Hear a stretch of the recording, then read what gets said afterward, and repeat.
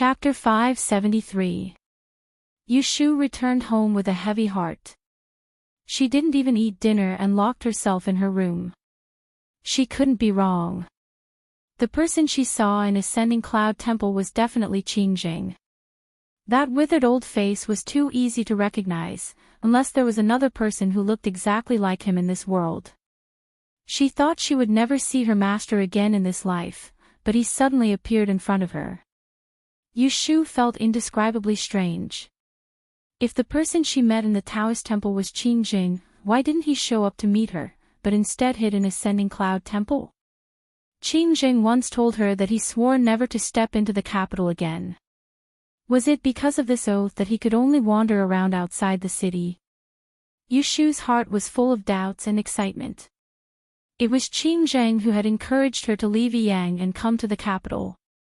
He had also given her the task of finding the book of mystic fairy Lu Ren, so the old man Qingjing must know the secret of the great and disaster in this book.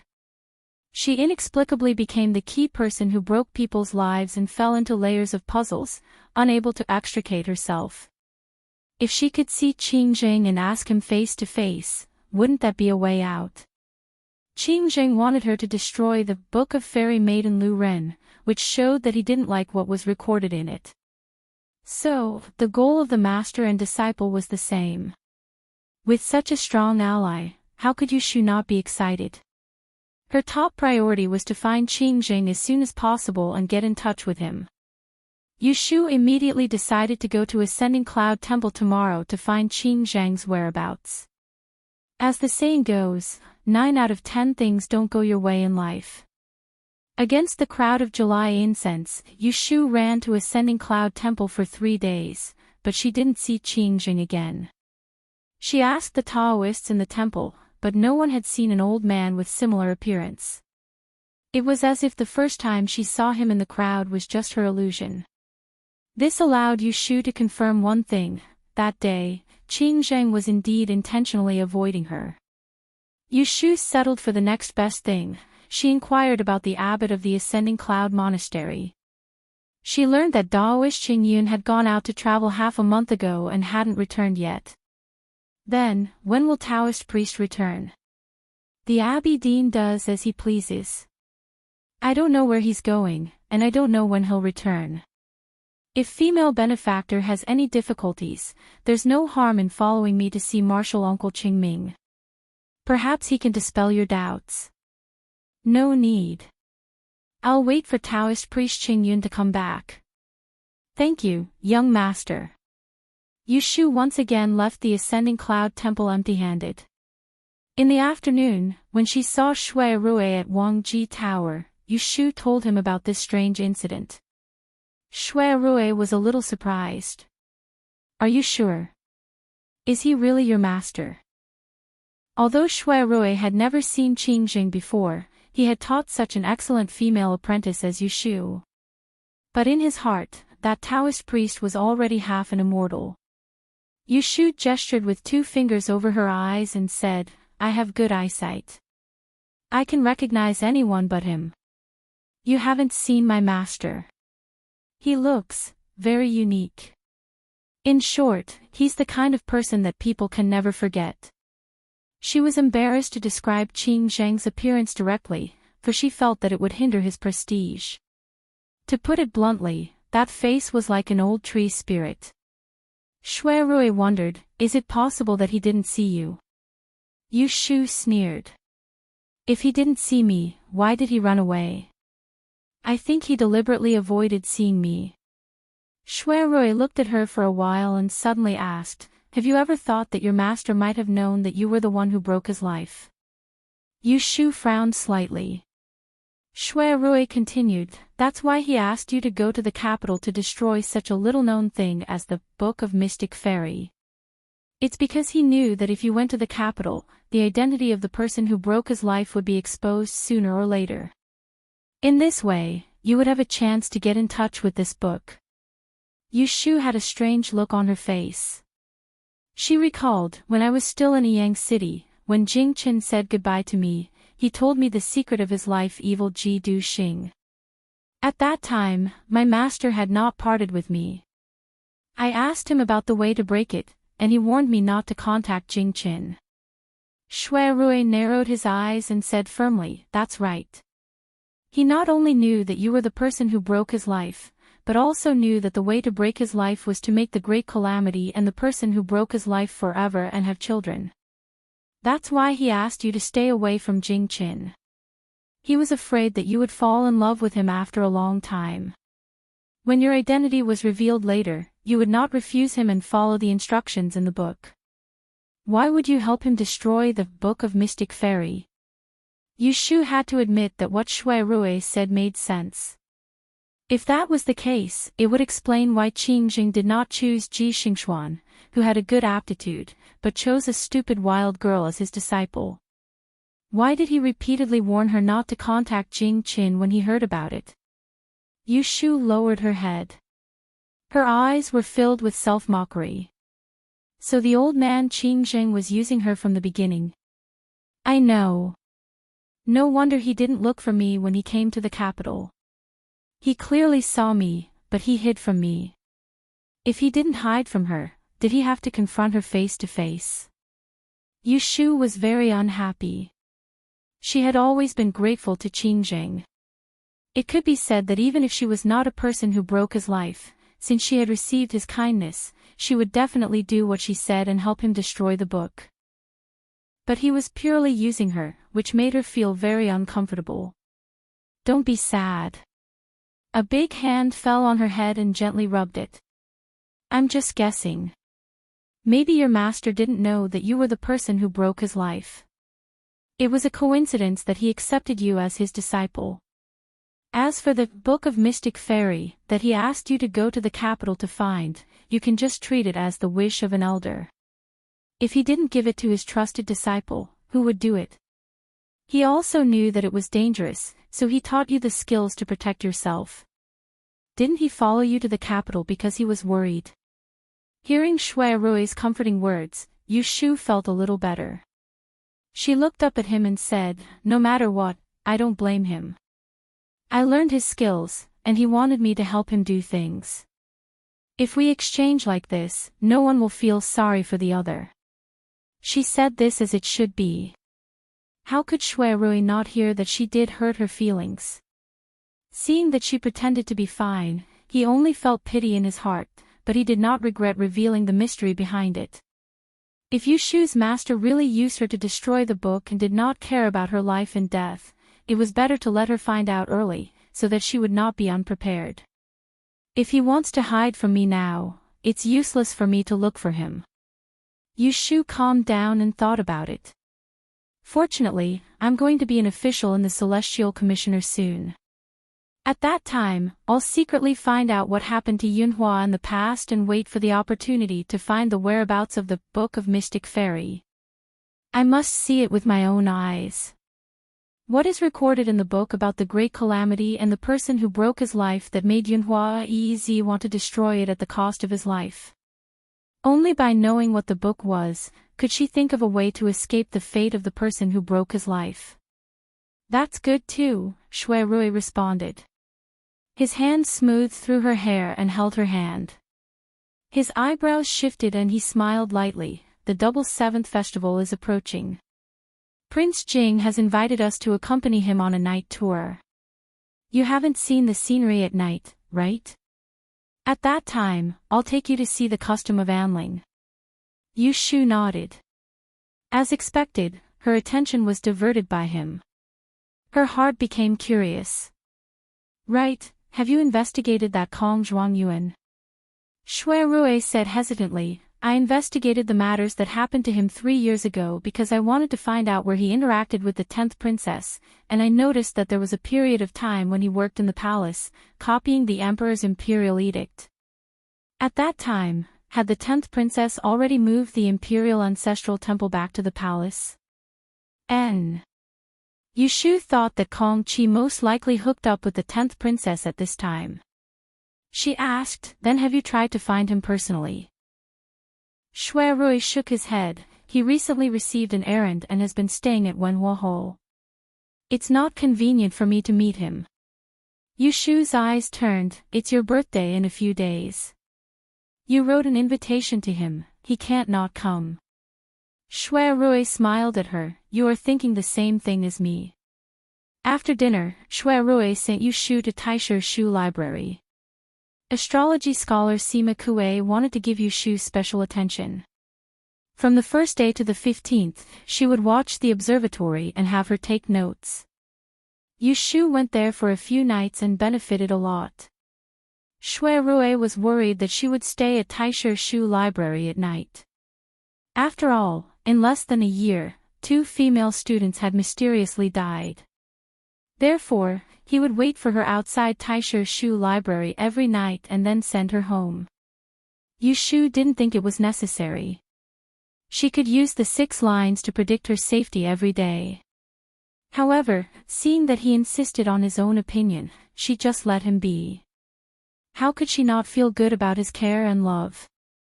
In the blink of an eye, it was the 7th day of July. Yu Shu didn't go out with Shui Rui. Instead, she went to Xia Jiang's guest house to pick up Xia Jiangmin. This was something that Lu Tan asked her to do. Xia Jiang had seen Lu Tan, the future son-in-law of the prince, a few days ago and agreed to let his daughter go out today. When he saw Yu Shu coming to pick up Xia Jiangmin, he politely asked her to wait in the living room and asked the servants to go to the embroidery house in the backyard to call Xia Jiangmin out.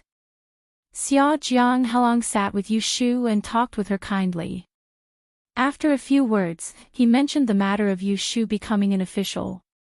I live in the capital city for a long time and am ignorant.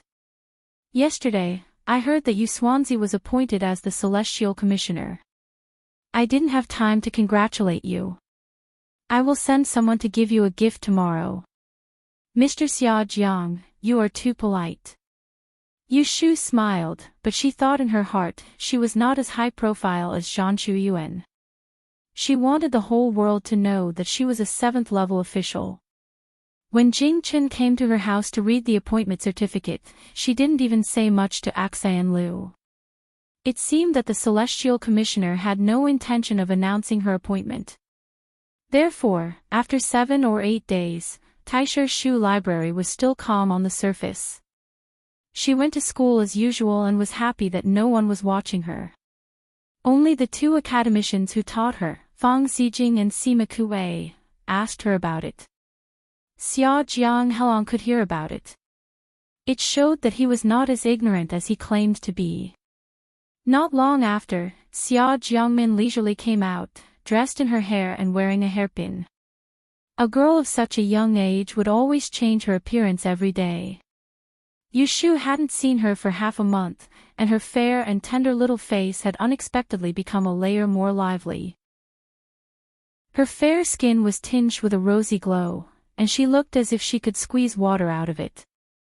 Yu Shu really didn't know what Xia Jiangmin used to pamper her. Ah Shu.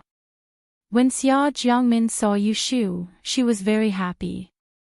Regardless of the fact that her father was still sitting there, she stepped forward and held her. It was obvious that they were intimate. Chapter 574. The second watch has arrived, begging for Little Pink. Yu Shu and Xia Jiangmin sat on the carriage and headed to the shore of the Lion Lake to meet up with Shui Rui and Lu Tan. On the way, Yu Shu pinched Xia Jiangmin's small hand and teased, "You are about to see your future husband. Tell me, what kind of person do you think he is?" Xia Jiangmin was so nervous that her lips were dry. How could she have the mood to think so much? She glared at her and said, "I hope that Prince Jing is not as fond of fooling people as you are." Yu Shu smiled, "You are also narrow-minded. Even now, you still hate me for pretending to be a man to trick you. But you can be at ease. I guarantee that Prince Jing is not a woman in disguise." Xia Jiangmin didn't know whether to laugh or cry. She pinched her and this time she relaxed. Yu Shu was chatting and laughing with Xia Jiangmin.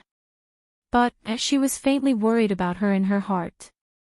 Lu Tan didn't seem like a man who could understand amorous feelings. Moreover, he was quite ambitious. So, she didn't know whether a woman like Xia Jiangmin would suit his taste or not. At dusk, there was still heat on the Lion Lake. The light from the lake swept past and there were many tourists. Most of them were young ladies and there were also groups of scholars. Shui Rui and Lu Tan had arrived a step earlier. They stood under a willow tree by the Lion Lake and waited. Because the two of them were handsome and had an extraordinary temperament, they attracted the attention of passers-by. But because of the tall guards on both sides of them, no one dared to come close. The two of them were chatting in private, but it had nothing to do with their relationship. Yesterday, 7th Imperial Brother was invited to the judicial office for interrogation in the middle of the night and only returned to the Wang Fu in the morning. Has Biao Xiong heard of any developments in the case? I have not been on duty these past 2 days and did not ask about the matter. If Wang Yi wants to know anything, I will go and inquire tomorrow. Lu Tan's face revealed a trace of disappointment. He shook his head and said, "There is no need to deliberately ask about it. When the case comes to light, it will naturally be made known to the public." Shui Rui looked at him and turned his head to look into the distance. He saw a familiar carriage coming from afar and smiled. He pointed to it for Lu Tan to see. "It's here." Lu Tan then shifted his attention. Following his finger, he looked into the distance. The youth's determined heart, at this moment, had a trace of strangeness. That extravagant two-wheeled carriage quickly arrived. When the driver stopped, the maid sitting at the side opened the door. She lifted the curtain and stood at the door to help the people. Yu Shu was the first one to jump out of the car. Lu Tan only swept a glance at her. Then, he was attracted by the graceful silhouette of a person who stooped down and stretched out her body. Then, a little light burst out from his eyes. She was at the age of green jade, with the posture of a lush mulberry, and a delicate face like a lotus. When she raised her eyes, there was a tinge of tenderness and timidity.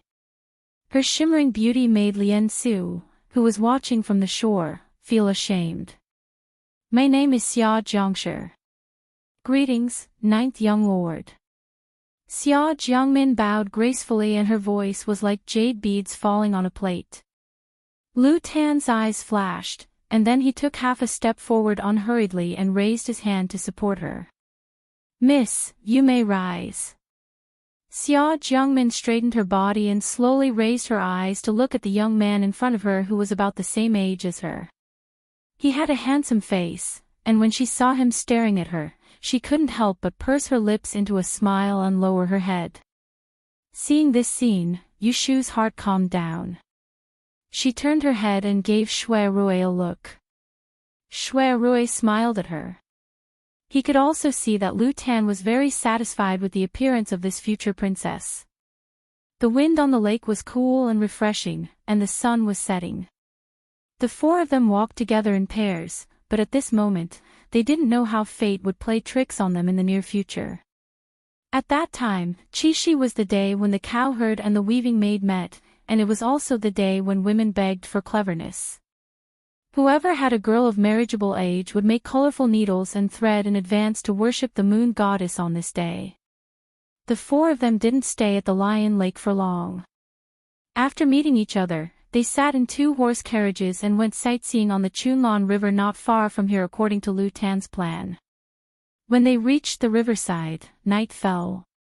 There were people in 2s and 3s on the riverside. It wasn't crowded, but this long stretch of riverside didn't seem empty. There were already rich families by the riverside who set up lanterns and occupied a good spot. They enjoyed the cool breeze of the river, ate fruits, drank wine, admired the stars, and talked about legendary love stories. There were also girls who would dress up beautifully on this day and show their faces outside, so that people would know that some family had a daughter who had just grown up, was virtuous, and loved beauty. It had become the custom of Enling to honor the Chunlan River on the Qixi festival. There was a story behind this. At this time, the scholarly great scholar Shui came in handy. When Emperor Anwu first took over the capital, there was a year when the northern border was invaded by barbarians.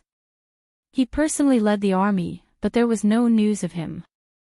Empress Ningzhen stayed in the capital, worried and hopeful. She would often pray on this Chunlan river that leads to the north.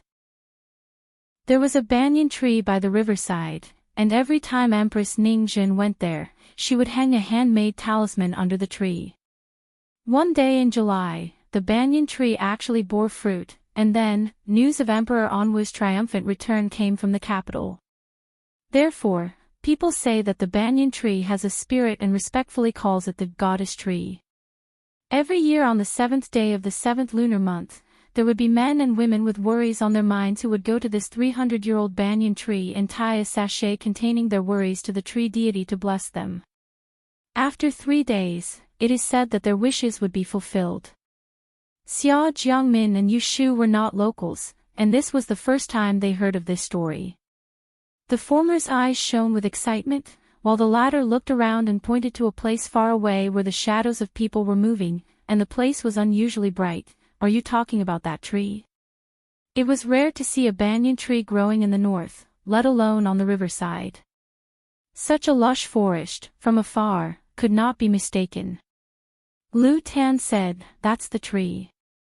Looking at the towering crown of the tree, Xia Jiangmin had an idea, and asked delicately, "Ninth young master, have you also made a wish on the tree of goddess?" Lu Tan turned to look at her, and smiled, "Not really. This is the first time I came to this river on the Qixi festival." After a pause, he asked, "Why don't we go take a look later?" Xia Jiangmin's eyes sparkled as she nodded. Her slightly curious look was somewhat childish, but it did not lose its beauty. Shui Rui said, "There's no hurry. Ninth brother has prepared a banquet, let's eat first before heading there." "That's settled then. Let's eat first, and fill our stomachs so that we can go for a night trip." Yu Shu clapped her hands and laughed. The four of them then climbed up to a restaurant on the riverside under the illumination of the lanterns. After the banquet, the four of them walked on the river with only 2 guards. They were dressed lightly and walked along the river. Not far from the green fog of the banyan tree, there was a small stall selling incense pouches, flowery ropes, and colorful threads. The craftsmanship was considered good. Seeing that there were many people buying, Xia Jiangmin also pulled Yu Shu to choose a few colorful ropes. As for the pouches and pouches that were used as fortune pouches, she was not interested in them. There were scholars who specialized in lending ink and paper around the banyan tree, decorating it with lanterns and streamers. The starlight shone down, illuminating the old banyan tree that was lush and green during the day, making it glow, as if the tree itself was glowing. This Nyang tree was thick enough for 5 people to encircle it. The layers of branches were bent, and the lower branches were already densely packed with colorful pouches. The higher the branches, the fewer the fortune pouches. Standing at the foot of the banyan tree and looking up, it was as if there were countless fruits, a very spectacular sight. Lu Tan accompanied Xia Jiangmin to write the fortune pouches. Yu Shu quietly pulled on Shui Rui's sleeve. The 2 of them stopped at the back, giving them some time to be alone. "Eldest brother, look, isn't it clearly a good match for Prince Jing?" Yu Shu tilted her head to ask. Shui Rui raised his head to look at the boundless blue banyan tree, his tone unhurried. "If they can be compatible, that would be the best." Saying that, he lowered his head to look at her, his eyes dark, just like you and me. Yu Shu silently raised her finger, using the cover of his wide sleeves to hook his palm. In the next moment, she was forcefully held by him. Yu Shu was shocked. There were so many people here and she was afraid of being noticed. She turned her head to glare at him and wanted to pull her hand back, but he held it so tightly that she couldn't break free.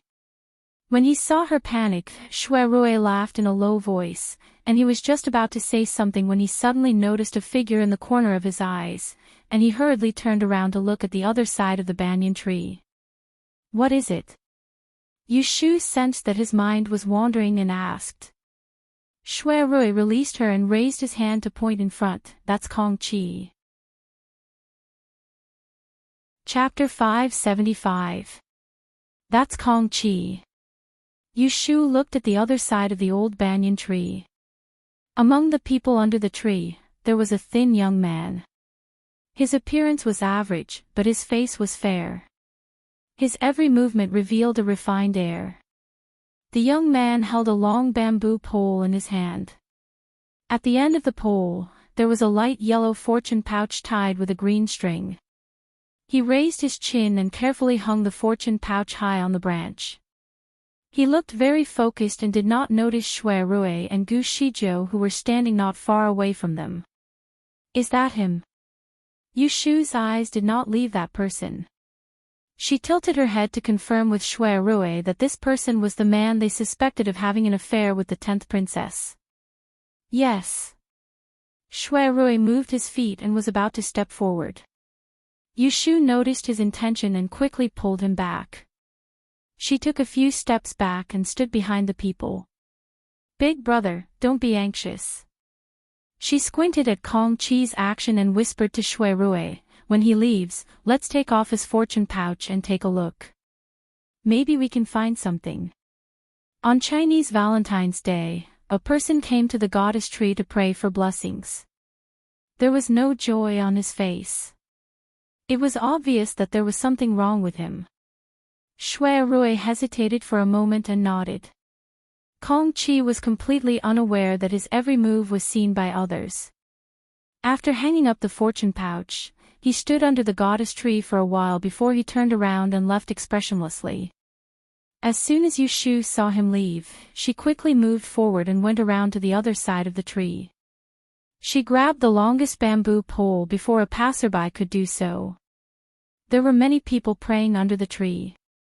If she brazenly went to take someone else's fortune pouch, the tree guardian would definitely stop her.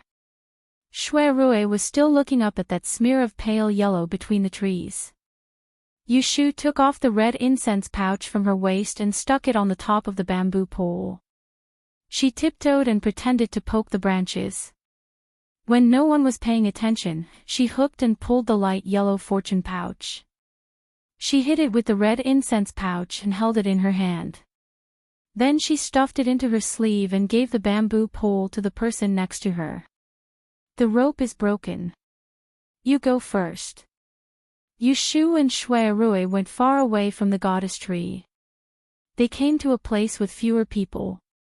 She took out Kong Chi's fortune pouch and gave it to Shui Rui. It doesn't seem to contain paper, needles and thread. Shui Rui took it but did not open it. He stared at the yellow incense pouch in his hand. He did not open it. Yu Shu poked him. Brother. Shui Rui raised his head and looked at her. If it was you, you already have a man you like, but you are engaged to another man.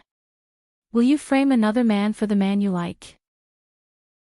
Although he knew that it was his wishful thinking, he still resisted the truth that was about to be revealed. Could it be that the woman who made him lose everything back then was really not worth it at all? Yu Shu was stunned when she heard his question. She thought that he still thought that the 10th princess was innocent. She raised her eyebrows and sneered. I am not the 10th princess. How would I know what she is thinking? You don't dare to look at it. Then let me do it. If the 10th princess was innocent, it proved that her divination was wrong. Should he believe her or a dead person?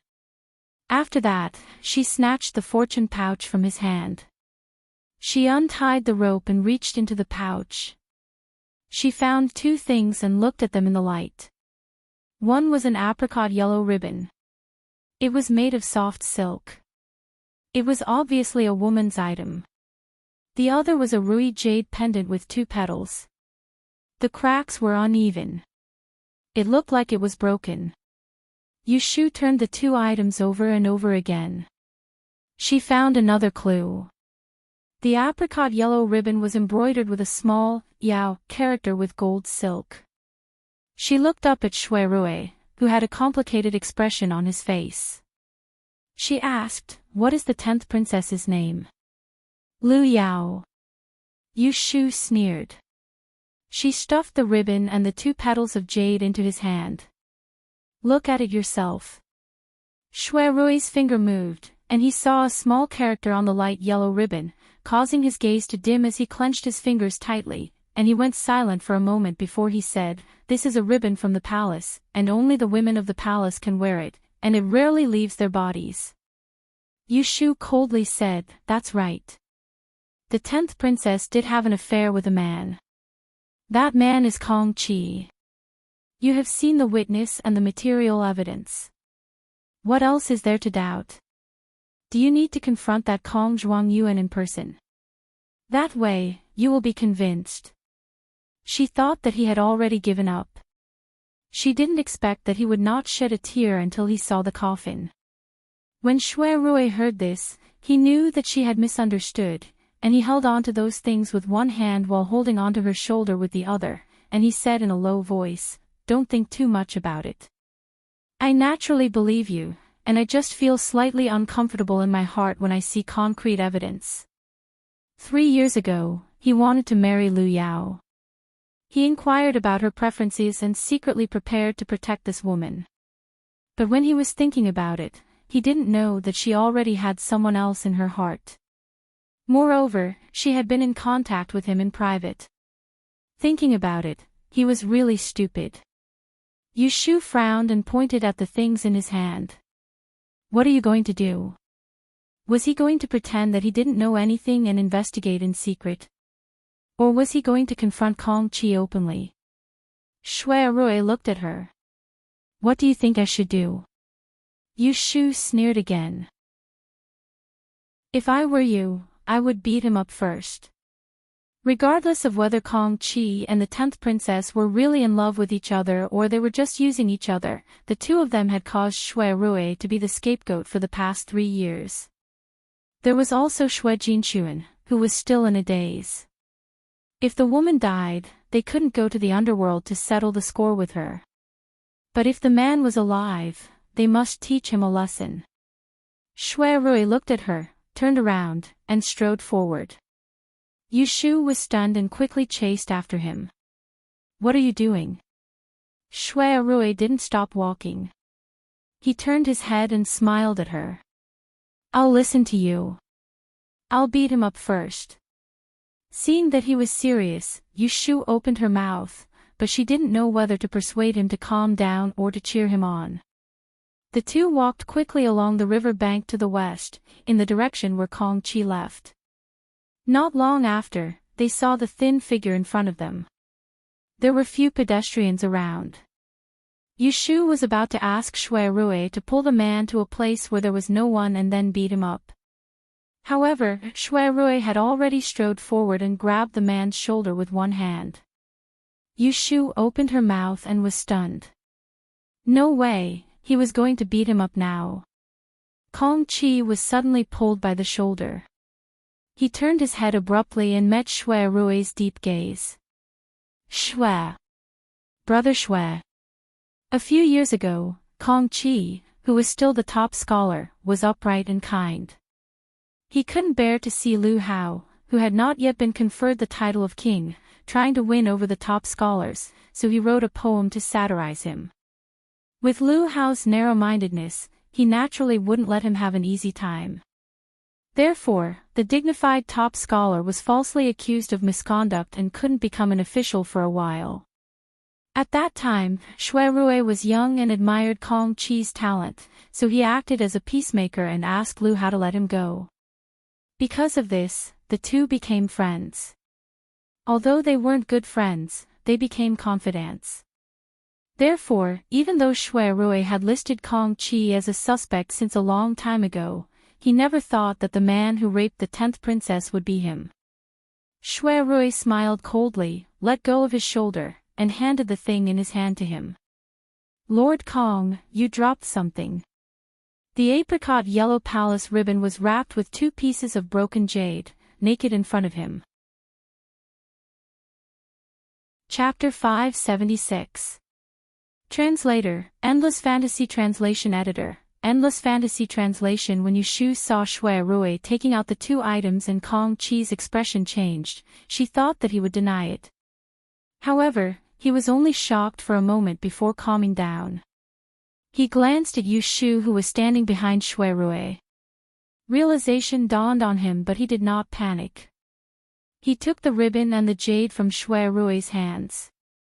"It's mine." Shui Rui narrowed his eyes and said coldly, "It's good that you admit it. Let me ask you, where did you get this woman's accessory?" Kong Qi lowered his eyebrows and said to Shui Rui, "It's not convenient here. Come with me." After that, she led Shui Rui to the embankment. Yu Shu went back on her heels, but kept a small distance between them. Far away from the crowd, the surroundings were empty. Kong Qi stopped and looked at the ripples on the river. She said to the people behind her, "Ever since I heard that the fortune teller can determine life and death, I have been waiting for the day you find me." Shui Rui's face darkened. No wonder he was not panicked when he was exposed. It turned out that he had a premonition that he would investigate the real cause of the 10th princess's death. "If I don't find you, are you going to pretend that nothing happened?" Kong Qi turned around and looked at him. Instead of answering, she asked, "What do you know?" "I know that after I asked His Majesty to appoint a marriage, there was a man who secretly seduced the 10th princess and had a private relationship with her. He forced her to choose the day of my aunt's birthday to jump off a building and frame my sister to escape from the marriage. I did not expect that the villain was you, Kong Qi."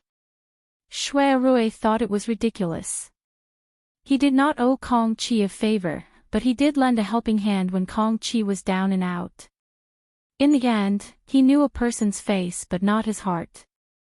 Hearing Shui Rui's mockery, Kong Qi smiled bitterly and shook her head. The fortune teller truly lives up to her name. He thought that Yu Shu's art of death alone could deduce all these, but he did not know that Shui Rui's judgment was also involved.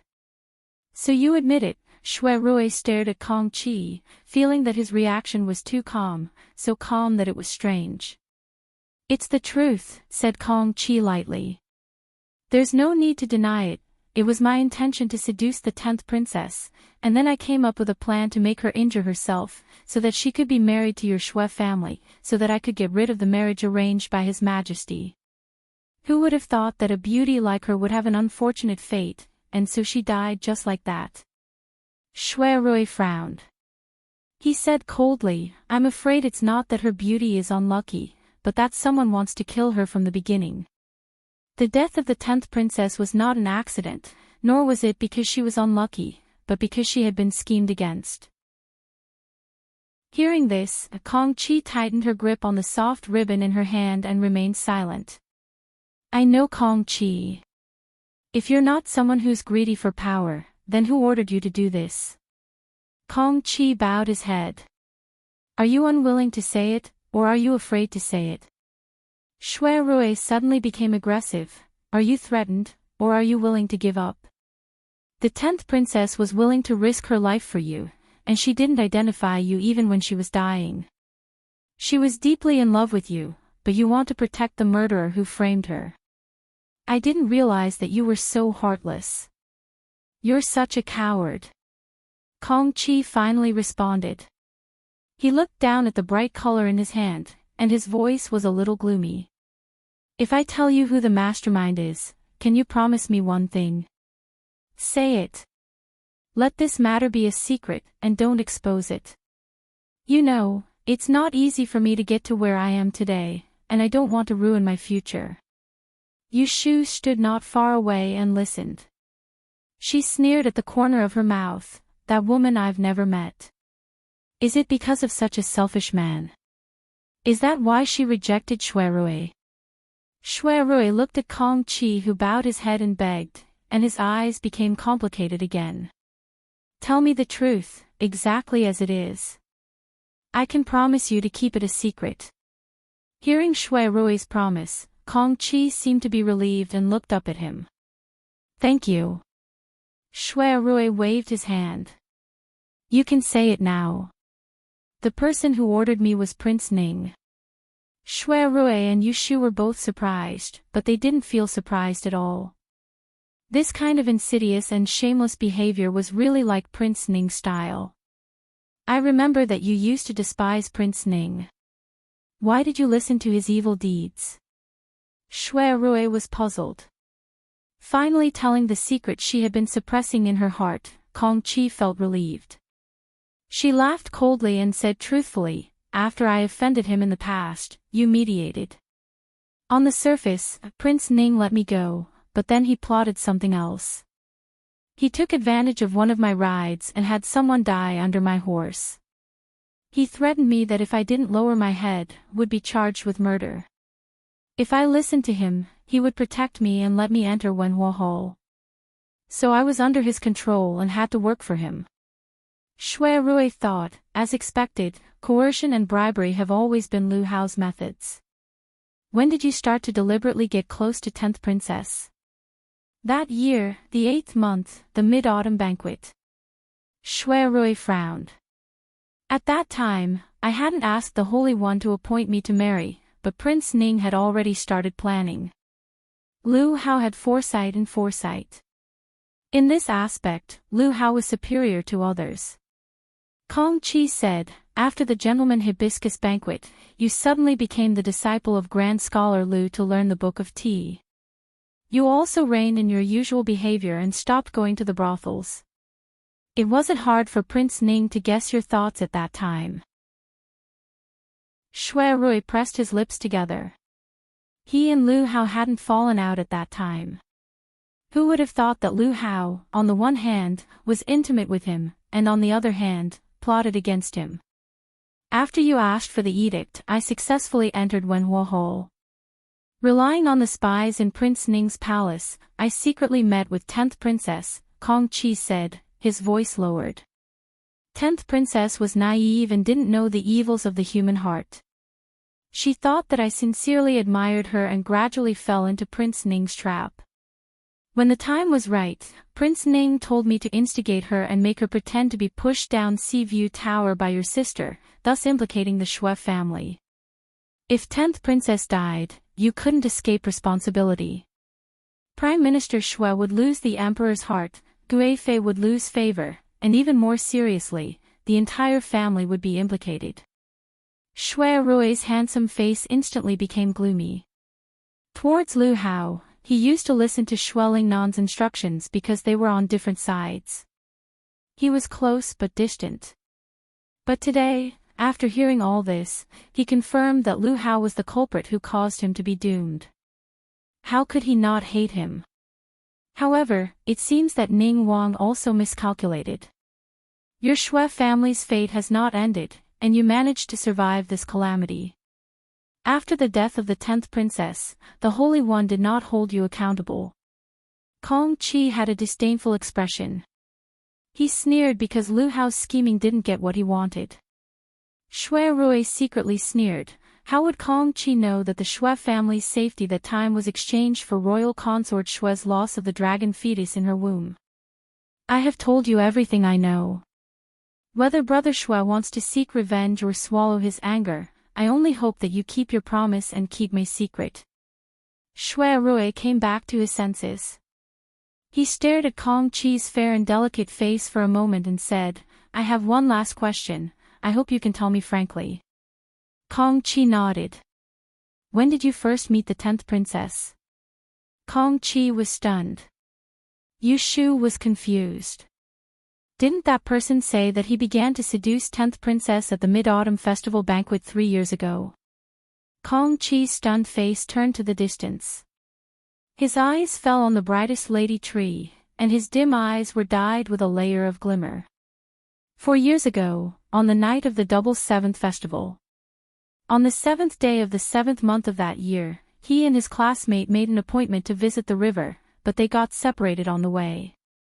On the way, he picked up a beautiful silk ribbon and waited by the roadside to prevent the lost girl from looking for it anxiously. Who knew that this wait would lead to a period of infatuation? His absent-minded look. In Shui Rui's eyes, the last trace of unwillingness in his heart was peeled off in exchange for relief. Shui Rui no longer said anything. He turned to look at Yu Shu, who was waiting not far away, and walked quickly towards her. Let's go. Ah. Yu Shu didn't know what was going on, so she was pulled away by his arm. She turned back and pointed to Kong Chi. Don't worry, the ribbon and jade are still in his hands. We have to take them back as evidence. No need. Shui Rui turned to look at her, and his dark eyes lit up again. He said leisurely, that is a token of love given by 10th princess to her beloved. What do I need it for? Yu Shu heard this and thought that he was envious of her. She rolled her eyes and said, it's just a lousy ribbon. How can you treat it as a treasure? I will give you a real treasure later, which will be thousands of times better than his. Shui Rui smiled, even if you give me a hair, I will treat it as a treasure. TSK, glib tongue. It's the truth. Don't you like to hear it the most? The two gradually went away, leaving Kong Chi standing alone on the embankment. He looked down at the yellow and crimson ribbons on his fingers and murmured, you knew that I lied to you, but you still listened to me and sacrificed your life for me. Is it worth it? A gust of wind blew, and the ribbon in his hand fluttered, caressing his fingers as if someone was comforting him. A line of salty tea fell silently, and Kong Chi closed his eyes. It's me who's incompetent. Right now, I can only protect your chastity after you die. If you're aware of this in the afterlife, please wait for me. After I've avenged you, I'll accompany you to cross the bridge of helplessness. Lu Tan had accompanied Xia Jiangmin to hang the fortune pouch on the goddess tree. When he turned around, he didn't see Yu Shu and Shui Rui. When he asked the guards, he didn't know where they had gone. What should we do? Xia Jiangmin eagerly looked at Lu Tan. Brother Zhou, should we stay here and wait for them, or should we look elsewhere? Just now, Lu Tan thought it was inconvenient for her to call him ninth young master, so he asked her to change the way she addressed him. Calling him ninth brother invisibly narrowed the distance between them. Lu Tan said, don't worry. They won't get lost with my cousin here. It's rare to see so many people tonight. Let's walk around, and maybe we will meet them. Xia Jiangmin nodded and did as he said. She had had dinner with Lu Tan, and when they were alone together just now, she found that he was not annoying. On the contrary, he was calm and generous, so she gradually relaxed and got along with him. Since she had decided to replace Xia Jiangying and be a princess, she would not back down. Xia Jiangmin quietly looked at Lu Tan's side face with distinct facial features. She gently bit her lips and felt a little perturbed in her heart. Would this person like her? Last night, after they had enjoyed themselves to their heart's content, Shui Rui, Lu Tan, and the others finally met up at one place. They boarded the same carriage and first sent the two young ladies back to their respective homes before they returned to their respective residences. That night, Yu Shu was relieved. First, she saw that Xia Jiangmin and Lu Tan got along well, and second, Shui Rui found out the culprit, Prince Ning, and the truth of the 10th princess's death was finally revealed. However, what she couldn't understand was that Shui Rui didn't seem to want to pursue Kong Chi's responsibility, but wanted to help them hide it according to the agreement. She could only guess that Shui Rui put all the blame on Prince Ning alone. There was still time for new hatred and old hatred. Yu Shu slept at home until the sun was shining. As soon as she got out of bed, she heard a report from outside that the Celestial Commissioner had come. Yu Shu went to the front hall to take a look. She saw that Kunling Bureau's brush supervisor Renijia came in with two attendants, his hands carrying sandalwood trays. On one tray was a set of vermilion official robes and black muslin neatly stacked. On the other tray were green boots, fish pouches and other items. When Renijia saw Yu Shu, he first saluted with his hands folded in front, and then explained the reason. The day before yesterday, a foreign envoy came. Because he admires our Daani school, he asked His Majesty to see it. His Majesty agreed to hold a land and water conference in the palace. All the masters of E above the 7th level in the capital must come, on the day of the Hungry Ghost Festival. Milord is of 5th level and your name is in the prison, so you should accompany the Imperial Secretary. This is the summer dress prepared by the Secretariat in advance, please try it on. I see. She didn't expect that she would have the opportunity to enter the palace so soon. Last time when she worshipped the ancestors in the Imperial Mausoleum, she didn't even see what the Emperor looked like. This time, she must see it clearly. Yu Shu took the official robes. Ren Rinjia was very careful, and the 2 attendants he brought were both female servants. They accompanied Yu Shu to the backyard to try on the clothes and teach her how to wear them. Yun Do stood at the side and couldn't help. She stared at her without blinking, not daring to make a mistake. The whole family knew that Yu Shu was going to be an official in the Celestial Commissioner, so they were very excited for the first few days. Zhao Hui was so happy that she couldn't sleep all night. She was afraid that she had a dream. Old Madam He got up early in the morning to burn incense, and even the servants who guarded the gate and ran errands in the courtyard raised their heads.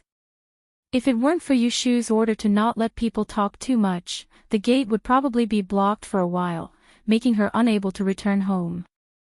Yu Shu changed into the female official robes and looked at herself in the mirror. She was quite satisfied. She had seen the official robes of the Celestial Commissioner before. Most of the high-ranking officials had the style of the Wei and Jin dynasties. They wore loose clothes with big sleeves and long hats, making them look like immortals. She didn't like those messy clothes. Fortunately, the style of the female official robes was very simple. The robes were vermilion, a little dark in color. The tight waist and tight sleeves made her body look straight. From the collar to the cuffs, there was a black border that was 2 fingers wide. The beautiful iris pattern was only visible in the light. There were 2 moon-white patches on the shoulders, each of which was embroidered with a blooming iris flower. The deep blue petals were wide open, like the wings of a butterfly. They rested on the shoulders and emitted a fragrant fragrance. It was extremely beautiful. Speaking of which, it was quite interesting. Officials of the imperial court had patches that represented their official rank. They were embroidered in different positions, and the types were also different. For example, military officials were embroidered with ferocious beasts on their backs. For civil officials, they were embroidered with birds on their chests. As for officials of the imperial court, they were embroidered with celestial phenomena on their shoulders. The female officials were different. They were embroidered with flowers and plants. Because female officials were rare and there were only a few of them in the imperial court, many people didn't know about them. For example, Yu Shu was a 5th grade official, and the patch on her back was the iris flower. Yu Shu didn't understand these things, so she asked the 2 female servants who worked in the Imperial Records Department, what about a 1st grade female official? What kind of pattern is on her shoulder? The 2 were stunned. After looking at each other, one of them said carefully, Your Excellency, we have never seen a 1st grade female official before. Yu Shu smiled, and her eyes flashed. She thought, why not? In the history of the Graydon dynasty, wasn't there Empress Ningjin? She was the first celestial commissioner. Chapter 577. The 9th day of the 7th month was Shui Rui's birthday. The young masters and mistresses of the Shui residence were not fond of extravagant banquets. Even Shui Rui, the eldest son of the first wife, was no exception. Last year when he returned to the capital, Shui Lingnan hosted a grand banquet. This year, as usual, he only prepared 3 to 5 tables in the residence and invited his colleagues and friends. In the morning, when Shui Rui woke up, the steward of the courtyard brought along a group of servants to kowtow outside his room to congratulate him. The manservants and servant girls who were presentable personally presented birthday gifts to Shui Rui. They could not be considered as rare gifts, but they were all from their hearts. Shui Rui smiled and accepted them, then asked Bauta to return to the back of his room. Has grandfather returned from court? Shui Rui asked the steward guarding the door. Shui Lingnan was of the first rank. Other than the winter and summer holidays, he had to enter the palace to attend to affairs. This was the so-called close minister of the emperor. Young master has not returned yet. Go, send someone to keep an eye on him. When grandfather returns, pass it to me. Shui Rui stood in the corridor and looked at the rising sun. He thought to himself, there is something that needs to be clarified today. Shui Lingnan had just returned from the palace and changed out of his official robes when he heard that Shui Rui had come to pay his respects. Is today Qingbai's birthday? Shui Lingnan turned to ask Su Li. As the second steward of the Shui residence, Su Li was Shui Lingnan's right-hand man. When Shui Lingnan was middle-aged, he once led an army at the borders. Su Li was one of his generals. Later on, he violated military discipline and was spared by Shui Lingnan. Su Li could not continue his career and stayed in the Shui residence. Master did not remember wrongly. Su Li took the cup of tea from a maid and lowered his head to smell it before handing it to Shui Lingnan. I have prepared a gift. It is a book on military strategy that you mentioned last month for young master to read. I had someone send it to the East Chamber early in the morning. Shui Lingnan nodded and looked at the white hair on his temples in the mirror. He sighed softly, I am getting old. I am not as energetic as the day before. I cannot remember things. Su Li lowered his head and said, Master is busy with state affairs. In order to share His Majesty's worries, I have racked my brains. How can I keep everything to myself? Shui Lingnan did not comment. After rinsing his mouth, he sent someone to summon Shui Rui to his room. As soon as Shui Rui entered the house, he saw Shui Lingnan sitting on the couch and greeted him. Although the grandfather and grandson lived in the same mansion, they did not see each other every day. The Shui clan's second master had listened to Shui Lingnan's arrangements when he first took office in the Ministry of War and moved to the West Manor. In the eyes of outsiders, this action was obviously a display of Shui Lingnan's firm determination to pass down the Shui clan's business to Shui Rui in the future. Have a seat. Shui Lingnan pointed to a chair not far from him. Not a few days ago. The grandfather and grandson had a dispute in the study over Shui Jinchuan's marriage. After the matter was over, they acted as if nothing had happened and continued to be Yan Jiangshuan's daughter. Today, you have grown a year older. In the future, you must be more prudent. You must be well-mannered on the outside and cultivate your character on the inside. You must not bring disgrace to the Shui family. Shui Lingnan reprimanded him. Seeing that Shui Rui was listening attentively and did not show any impatience, Shui Lingnan's expression gradually eased and he said, You came here in a hurry this morning. Is there anything else besides greeting me? People say that no one knows a son better than his father. This was because his son was taught by his father. Shui Lingnan also raised Shui Rui as his son. How could it escape Shui Lingnan's eyes? Shui Rui's eyes were looking at Shui Lingnan. He said, It's about my marriage. Shui Lingnan glanced at him and guessed what he was going to say. So he said, The Earl's daughter is talented and beautiful. What is there to be dissatisfied with? I am not dissatisfied with Miss Rui, but... Shui Rui turned his head and looked at the open door. Shui Lingnan understood and waved his hand for Su Li to disperse the servants outside. He closed the door and waited outside. Only the grandfather and grandson were left in the room. Shui Rui then slowly said, Some time ago, I dreamed of the 10th princess's soul. Shui Lingnan frowned and said in a low voice, She has been dead for so long and you still can't forget her. Why, are you telling me that it was her soul who told you not to marry? Shui Rui held the armrest and lowered his head. The 10th princess only said that she died unjustly and asked me to help her find the murderer. Grandfather also clearly understands that it was impossible for younger sister to harm the princess back then. The murderer was someone else, and their target was the imperial consort and our Shui family. Does grandfather not want to know who plotted against us from behind? Hearing this, Shui Lingnan was unmoved. He said coldly, things have changed with time. What is the point of looking into this? Even if you find the murderer, do you think His Majesty will help you? Shui Rui carefully looked at Shui Lingnan's expression and suddenly showed a trace of self-mockery. Grandfather, you already knew that the whole thing was instigated by Prince Ning.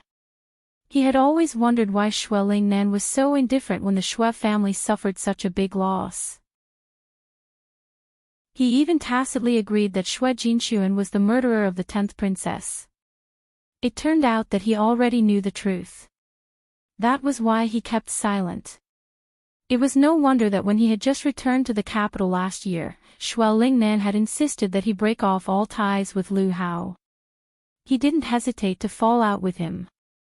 He said that it was because Lu Tan had returned to the capital, but in fact, he had seen through Lu Hao's sinister intentions and had wanted him to stay away. Is this your idea or His Majesty's? Shui Rui asked. He thought it was the latter. If the emperor was kept in the dark and didn't say anything, Shui Lingnan could use this to bring down Lu Hao. But he chose to swallow his anger. He had no choice but to swallow it. Hearing Shui Rui's words, Shui Lingnan's expression finally changed. He put one hand on his knee and looked at him, saying, "You are really old." Every time he saw Shui Rui, it would cause him to recall his eldest son that had died young. Sometimes, he felt hatred, and sometimes, he felt pity. He hated the child before him for causing his beloved son to lose his life, yet it was a pity that this extraordinarily quick-witted child wasn't the bloodline of his Shui clan in the end. Tell me, how did you know it was Prince Ning? Shui Rui said, Grandfather, you forgot. My sworn sister, Yu Shu, is good at the art of death. Shui Lingnan's eyes sharpened. He sat up straight. Can the art of death really determine life and death? He thought it was just an exaggeration. But the 10th princess's death was so strange. It was unbelievable that it could be calculated so clearly. Yes, but I can only make a rough guess. For example, I can know that the 10th princess committed suicide that day, that she had an affair with someone before she died, and that the villain behind her is a man named Xiao Ji. Then, I can deduce and investigate. Shui Rui didn't want Shui Lingnan to think that Yu Shu's art of death was omnipotent. Shui Lingnan could see that Shui Rui didn't hide anything from him. Disappointment flashed in his eyes. After the incident, this old man used some spies to investigate the 10th princess's contacts. I found that she had an affair with Kong Qi of the Hall of Civil Splendor. And that Kong Qi was under the control of Prince Ning because of a murder case. So I knew the real murderer. Shui Lingnan's eyes flashed with coldness. He told Shui Rui this secret. Shui Rui sighed in his heart. Sure enough, the older the ginger, the spicier. The Shui family had 100 years of foundation and deep roots in the court. Even he didn't know how many cards Shui Lingnan had in his hands. But I didn't make it public. I waited for His Majesty to punish me. It was important to know that the princess had an affair with an official. A prince murdered his sister. How could such a scandal be exposed? Sure enough, His Majesty didn't intend to pursue this matter. The emperor didn't investigate further, nor did he punish the Shui family. At that time, people thought that the Shui family was favored by His Majesty. But who knew that it was His Majesty who had a guilty conscience? Is that why grandfather tolerated it? What else could he do? Shui Lingnan sneered. A ruler is a ruler, and an official is an official. If a ruler wants an official to die, an official has to obey. Not to mention he had to take the blame for a prince. Shui Rui's face was as dark as water. Even though he had guessed the truth, it still sent shivers down his spine. Everyone envied the power of the Shui family, but who would have thought that even though Shui Lingnan looked good on the surface, there were also times when his teeth were knocked out and he had to swallow his blood. Everyone was like an ant under the feet of the emperor. Shui Lingnan looked at his expression. His heart was slightly at ease. Even though Shui Rui wasn't his grandson, this child valued friendship and loyalty. Just based on the Shui family's kindness in raising him, he wouldn't do anything to betray the Shui family in the future. On the contrary, if Shui Rui had other thoughts, he wouldn't tolerate him. Ning Wang is shrewd and is a person who can achieve great things. His Majesty favors him. It's clear that he has the intention of making the crown prince. But Ning Wang is narrow-minded. The day he ascends to the throne will be the day my Shui family is destroyed. Shui Lingnan lowered his voice. His eyes were shrewd. Because of this, he must stop His Majesty from making him the crown prince. Shui Rui deeply agreed. If the Shui family wanted to survive, Ning Wang couldn't be the ruler. It's just that Prince Jing isn't familiar with his thoughts. He's still young and inexperienced. Compared to the fully fledged Ning Wang, it will be difficult to change His Majesty's mind. Hearing this, Shui Lingnan restrained his expression. He lightly patted his knee and said to him, "This old man knows what to do.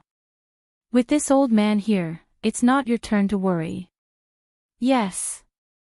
All right, this matter ends here. Don't mention it again." Shui Lingnan changed the topic. "As for your marriage with the Count, don't try to use the 10th princess's death as an excuse. Give me a valid reason and I may reconsider. Otherwise, the marriage with the Count is not negotiable." Shui Rui struggled for a moment. He sighed inwardly and stood up. He said softly, "Grandfather may think it funny, but grandson already has someone he likes. In this life, I will not marry anyone else but her." Shui Lingnan narrowed his eyes with a whoosh, his voice a little cold. "The person you're talking about, is she your so-called sworn sister?" Shui Rui's face froze. He looked at him with some astonishment and said, "Grandfather, why would you think so? The person I'm talking about is not my sworn sister." Shui Lingnan stared at him and said, "Then who is it?" Shui Rui lowered his eyes. He hesitated for a moment before carefully saying, "It's Prince of Dongjing, Jiang Huaying's sister, Princess Jiang Mia." This time it was Shui Lingnan's turn to be shocked. "Prince of Dongjing? What's going on? When did you know Jiang Huaying's sister?" "I've been away from the capital for 3 years. 2 of those years were spent in the northeast. That's how I got to know Prince of Dongjing. Jiang Mia is the daughter of a general. She is straightforward and doesn't care about trifles. In addition, she once saved my life. I will not let her down." Chapter 578. Shui Lingnan listened to Shui Rui's words and looked at him suspiciously. "If so, why didn't you tell me earlier?" The Jiang family was a conferred king with a different surname. They had been rooted in the northeast for generations and were a tyrant of a region. That Jiang Huaying was young, but he had already accumulated many military achievements. He had no children, but he had a younger sister who he doted on a lot. If Shui Rui had really taken a fancy to this princess, then Shui Lingnan felt that it was worth pondering over. Shui Rui said, "As soon as I returned to the capital, I went to the Supreme Court to take up my post. Only then did I realize that the emperor's heart is unpredictable. His Majesty is afraid of Prince Dongjing's influence. If the Shui family and the Jiang family were to unite by marriage, we would be suspected.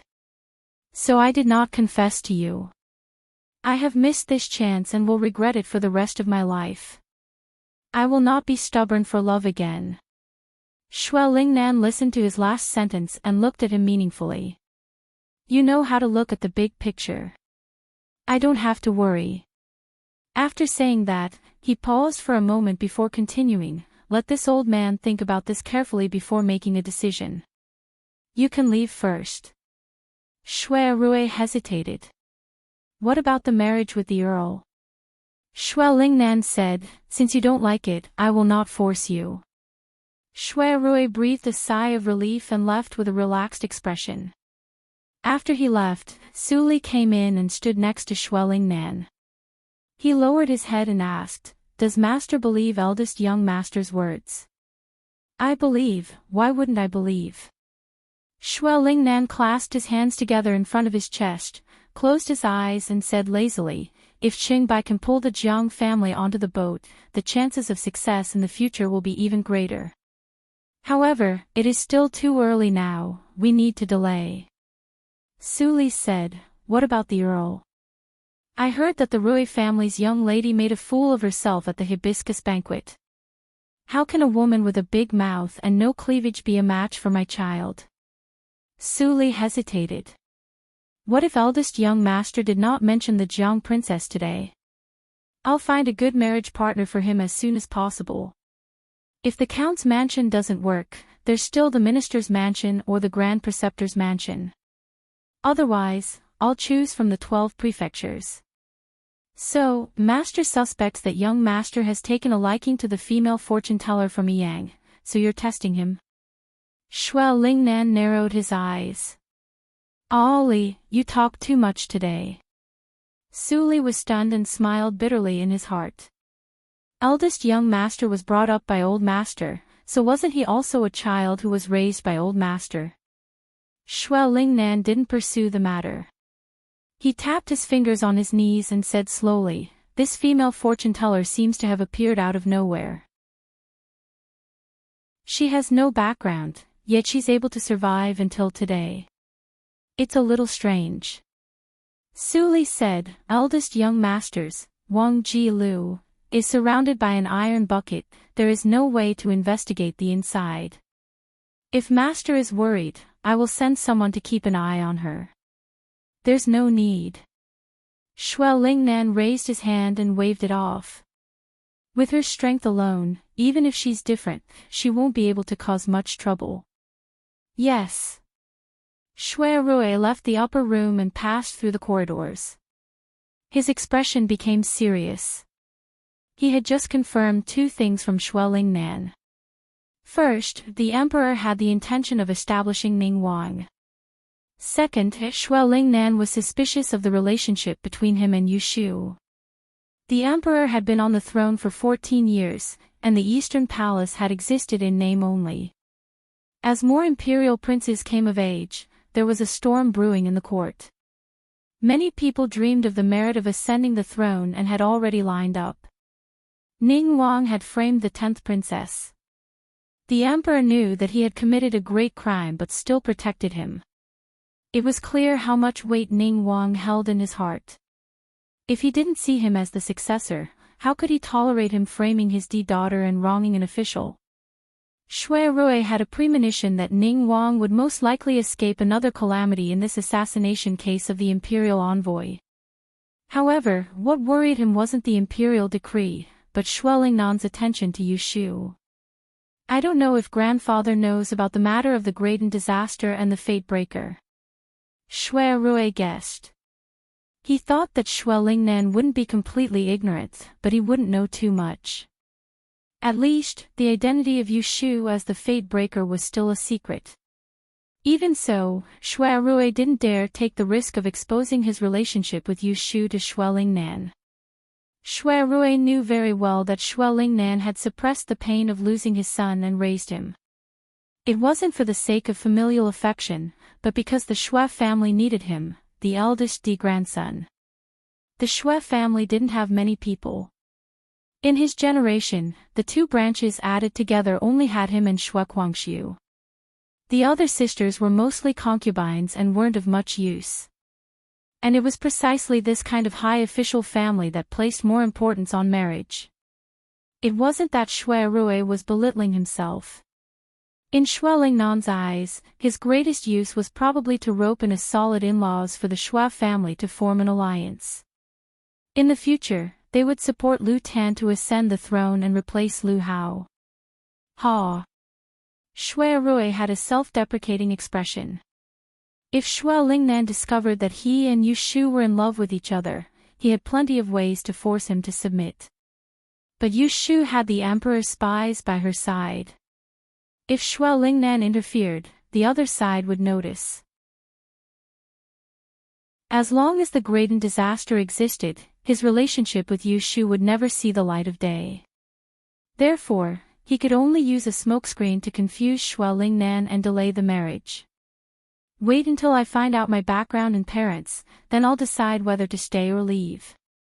He did stay in the Northeast for 2 years, and he did get to know the Prince of Dongjing and his sister. As for Jiang Mie, a figure flashed across Shui Rui's mind, and he instantly felt terrible. If she knew that I used her as a cover, she might whip me again. How could Shui Lingnan know that the Prince of Dongjing, Jiang Huaying's precious sister, the lively and lovely little princess he mentioned, was actually a witch? Shui Rui's birthday banquet was held in the evening. The first to arrive was Feng Zhaomiao. This guy sneaked out of the barracks and climbed over the wall to enter the Shui residence in the middle of the afternoon. He didn't dare to go through the main gate, for fear that he would be seen and heard by his father, the general, who would arrest him. After dark, Ruilin, Qi Mingxiu, and Lu Tan also arrived one after another, followed by a few colleagues of the Supreme Court, 2 of the same rank as Shui Rui, and a few of his subordinates. They all came to congratulate him. Soon, 4 tables were filled. The banquet was set under the veranda by the full moon pond. A round table could accommodate 8 people. Because Lu Tan and Shui Rui were sitting together, no one dared to act rashly. Only the Ruilin siblings, Qi Mingxiu, and Feng Zhaomiao were at the same table. There are still 2 empty seats. Who hasn't arrived yet? Qi Mingxiu pointed to the empty seat on the left of Shui Rui. Lotus Room hasn't arrived yet. Feng Zhaomiao stood up and stretched his neck to look around. Shui Rui also wondered why Yu Shu hadn't arrived yet. She said she would come with little 6 of the Axayan family. Maybe she was delayed on the road. Sitting next to Ruilin, Rui Zizhu and Shui Rui were facing each other across the 2 empty seats. They secretly looked at each other. Then let's wait before we start the banquet. Lu Tan smiled slightly. It's not good to leave the lady behind and enjoy ourselves first. Hearing this, everyone was puzzled. Feng Zhaomiao, who was confused, asked, "What lady are you talking about, Your Highness? Are you talking about Lotus Room? Don't you know?" Lu Tan looked around at everyone's puzzled eyes. He turned to look at Shui Rui and said, "Cousin sworn sister, Yu Swanzi, is now a celestial commissioner. Feng Zheng is a 5th-ranked imperial woman." As soon as this was said, everyone was surprised and immediately asked Shui Rui. Shui Rui glanced at them and calmly replied to everyone. At this time, Yu Shu and Axayan Lu also arrived at the gate of the Shui family. It's really bad luck to meet a spirit on the road. Axayan Lu got off the carriage and did not forget to pat his shoulder and head. He suspiciously said to Yu Shu, "It's cousin Shui's birthday. We bumped into a dead person and then came to see him. Is it inauspicious?" Yu Shu smiled and said, "What are you afraid of? I'm here." Saying this, she shook the slender gift box in her hand. She showed the contents to Axayan Lu on the road. Axayan Lu immediately clapped his hands and laughed. "Yes, you brought this treasure." Asking the driver to wait on the opposite street, Yu Shu and Axayan Lu took 2 steps towards the door. A figure flashed behind them. In a few steps, he walked in front of them and climbed the steps of the door. Axayan Lu tugged at Yu Shu. "Quick, look." Yu Shu looked up and saw that the person was wearing a cloak that covered half of his body. He even wore a dusty bamboo hat on a hot summer day, hiding his head and face. It was very strange. The person was stopped in front of the door by the guard. He stopped and threw something over. "I want to see Shui Rui." Quickly go and inform him. If you delay my business, you will suffer. Listening to the voice, it was a woman. TSK, what a fierce woman. Xian Lu whispered to Yushu. The person in the bamboo hat seemed to hear it. He suddenly turned his head and looked at the two people under the steps. He put his hand on his waist and said, "What did you say? Do you dare to say it again?" Xian Lu was not afraid of trouble. He was about to answer, but he was stopped by Yushu. Yushu smiled and said to the woman in the bamboo hat, "My sister is young and offended you. Miss, please don't blame her." Hearing this, the man glared at Yushu, snorted coldly, and turned around, ignoring the two of them. Xian Lu looked at Yushu unconvinced. His small eyes were asking, "Why are you afraid of her?" Yushu rolled her eyes. "Are you stupid? Don't you see that there is a long whip wrapped around her waist? I can't stop it when it hits you." Chapter 579. They meet a strange woman at the gate of the Shui mansion. Seeing that the woman shows a token for Shui Rui, Yushu is not in a hurry to go in. The woman in the bamboo hat stands on the steps with her arms crossed. Yushu and Xian Lu move a few steps away from her and whisper to each other. Lotus Room. I think this fierce woman knows cousin Shui. Let's wait and see first. Xian Lu is also curious about the woman's background even without Yushu's words. At the table, people taste the wine first before eating the soup. They are talking about the appointment of Yushu as a female official. When Shui Rui saw that Yushu had not arrived even after a long time, he became a little worried. He was about to send someone to look for her on the road when a servant who ran errands for the second gate came over and leaned close to him. "Young master, there is a woman outside the door who wants to see you. She gave you this." As he says, he hands something to Xiao Tianzi. It is not a card, but a sharp stone. Shui Rui is surprised when he sees it. He gets up and finds an excuse to ask everyone to drink first. Then he leaves the table in a hurry. They wait outside the door for a long time, but no one comes out. Not only the woman in the bamboo hat paces back and forth impatiently, but Yushu and Xian Lu also doubt whether Shui Rui knows this person. "Why don't we go in first?" Xian Lu says. She is hungry because she hasn't eaten anything in the afternoon. Yushu is about to nod when she sees a handsome man coming out of the door. He is neatly dressed and has a handsome face. It is Shui Rui. The woman in the bamboo hat sees Shui Rui before Yushu does. She takes a step forward and looks at him quickly. Then she sneers, "It's not easy to see you. Shui Dalong, you slipped away without saying a word. You never thought that I would come to your door one day." As soon as Shui Rui sees her, he is worried. "Did you come to the capital alone? Does your brother know?" The woman glared at him. I'm not telling you." Because they were standing in the light, the bamboo-hatted woman's position just happened to block Shui Rui's line of sight, so he didn't notice Yushu and Xian Lu standing not far away. In the eyes of Yushu and Xian Lu, the two of them had their own understanding of each other. "Hey, Lotus House, listen to this. Could it be that cousin Shui has done something bad outside, and they have come to the capital to seek revenge?" Yushu did not say anything. She thought, 3 years ago, Shui Rui left the capital. Other than a few months in Yang, I don't know where he went for the rest of the time. I also don't know where he met this woman wearing bamboo hat. Let's not talk about it.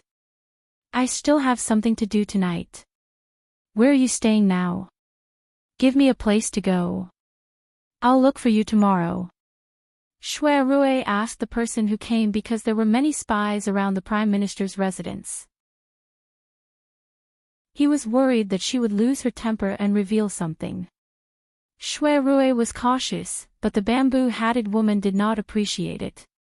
She sneered and said, "What's so important about you that you're in such a hurry to drive me away? Can't I even enter your house? Shui Rui couldn't help but chuckle when he saw that she was about to lose her temper just because she didn't like his words, and he replied with a question. Today is my birthday, and I've invited my relatives and friends to drink. Do you want to come? It's your birthday. Yes. What kind of scoundrel friends are they? I don't care about them. The bamboo-hatted woman changed the topic. Just now she was blaming Shui Rui for driving her away, but now she was disgusted and refused to go in. Shui Rui took the opportunity to say, then where are you staying? We'll talk tomorrow when we meet. No need. I'll come find you tomorrow morning. Don't make me wait, or you'll suffer. After saying this, the bamboo-hatted woman turned around and left. When she passed by Yu Shu and Xian Lu, she suddenly stopped and turned to look at him. She tilted her neck and said, Today is your birthday. It's not good for me to be empty-handed. Why don't I give you a gift? At this time, Shui Rui saw Yu Shu and Xian Lu. He was stunned for a moment and didn't hear what the bamboo-hatted woman said.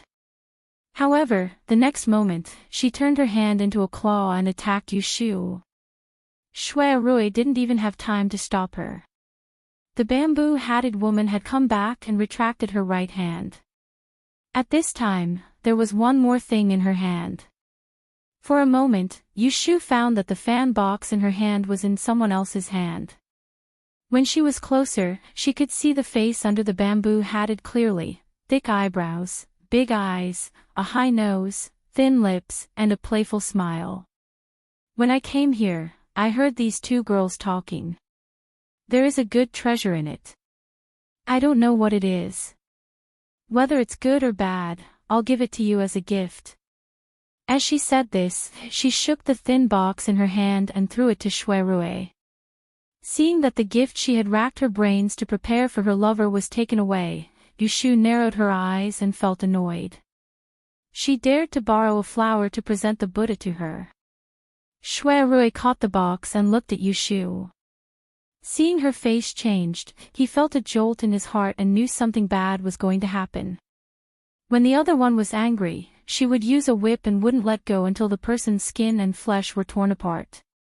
But when this one was angry, she wouldn't stop bleeding. If the two of them really made trouble here, it would be a big deal. Therefore, before Yu Shu got angry, he quickly walked down the steps, handed the thin box in his hand back to Yu Shu, and said gently, Shu, this is the sister of my old friend. I'll tell you in detail later. There was another meaning in his words. He was secretly telling Yu Shu that he would explain to her clearly, but it was not convenient for him to say it now. Yu Shu understood at once. She glanced at Shui Rui, took the fan box, and held back her anger. Seeing that Yu Shu didn't say anything, Xian Lu gritted his teeth and didn't say anything more. Seeing the attitude of Shui Rui when talking to Yu Shu, the woman in the bamboo hat raised her eyebrows and smiled coldly. She threw a sentence and turned to leave. Shui Dalong, your ability to hook up with girls is not reduced. Yu Shu turned her head and looked at the back of the man who was going away. She smiled and thought, if there is a chance, I'll teach you a lesson so that you know who is a girl. Seeing that the man had left, Shui Rui secretly breathed a sigh of relief and turned to Yu Shu, let's go in first. Yu Shu put the fan box in her arms, ignored him, and pulled Xian Lu into the door. Shui Rui touched his nose and knew that he was in the wrong. He thought about how to make her happy later and followed her footsteps. Yu Shu arrived late. Everyone had been talking about her, but now she was not shy at all. Feng Zhaomiao raised her head and wanted to punish her with drinking. Shui Rui wanted to stop her, but Yu Shu agreed readily. She drank 3 cups of wine in a row without frowning, which immediately attracted a burst of cheers. Feng Zhaomiao did not notice the warning in Shui Rui's eyes. She pestered Qi Mingxiu, who was next to Yu Shutong, to change her seat. She complained to her about how the great camp trained soldiers in the morning and dusk, so they could not even sleep in. After saying a lot of things, he finally got to the main point with a shy face. I have a good brother who couldn't sleep well a while ago. He always dozed off during the training the next day and was scolded by the instructor every day. Since his mother hung a crystal stone for him, he stopped snoring at night and was energetic during the day. He could eat 5 bowls of rice in one meal. I heard that the crystal was unique to a treasure house on Qinyuan Street, so I went looking for it. However, after paying a deposit, I had to wait for a month before I could get the goods. After asking around more carefully, I found out that the crystal was actually your handiwork. Hee, Lotus Room, look at this. Before Yu Shu said anything, Xan Lu said shyly, it's his birthday, but you took the opportunity to ask for a debt. Ruelin patted his leg and laughed, I was wondering why you sneaked out of the camp against the wind. It turned out that your idea was here. Feng Xiaomiao blushed at their words. He coughed and looked at Yu Shu eagerly. Yu Shu hid something in her heart and was not in the mood to tease him. She said, you are talking about the calming white crystal. I don't have it with me today. I will ask someone to send it to you later. Beijing's starting price for a piece of white crystal sculpture was 100 taels, which was much cheaper than the whole bracelet. So he sold all the stock he had at the beginning of the month. Now there was no price in the market. It was not surprising that Feng Xiaomiao couldn't buy it outside. Good. Feng Xiaomiao patted the table and poured another glass of wine for Yu Shu. He said, I saw that the boy was wearing a longevity gourd. It was said that it was made of a whole crystal stone. You must find me a bigger one than that gourd, so that I won't be laughed at by him. Yu Shu nodded. Xan Lu curled his lips and said, wearing a gourd is nothing. There is a whole set in the Lotus Room with 5 colors. There is only 1 pearl net. If you take off the crystal stone, there will be 17 or 18 gourds. Feng Xiaomiao said excitedly, is it the one she wore at the gentleman hibiscus banquet? Then he looked at Yu Shu and asked, why don't I see you wearing it today? Yu Shu took another sip of wine and said, I was in a hurry and forgot. At the same table, Rui Zizhu put her hand down on her knee. She touched the beads on her sleeve and took them off quietly. Rui Lin noticed her little movement and shook his head secretly. He knew that his sister got a string of pink crystal beads from her mother not long ago. She loved it very much and wore it alone today. He didn't expect that she would be outshone even though she didn't wear it today. The people at the table discussed animatedly, and they clinked their cups. Shui Rui gazed at Yu Shu without batting an eyelid. He was able to sense that she was absent-minded, and he thought that the incident that occurred outside the door had caused her to be displeased.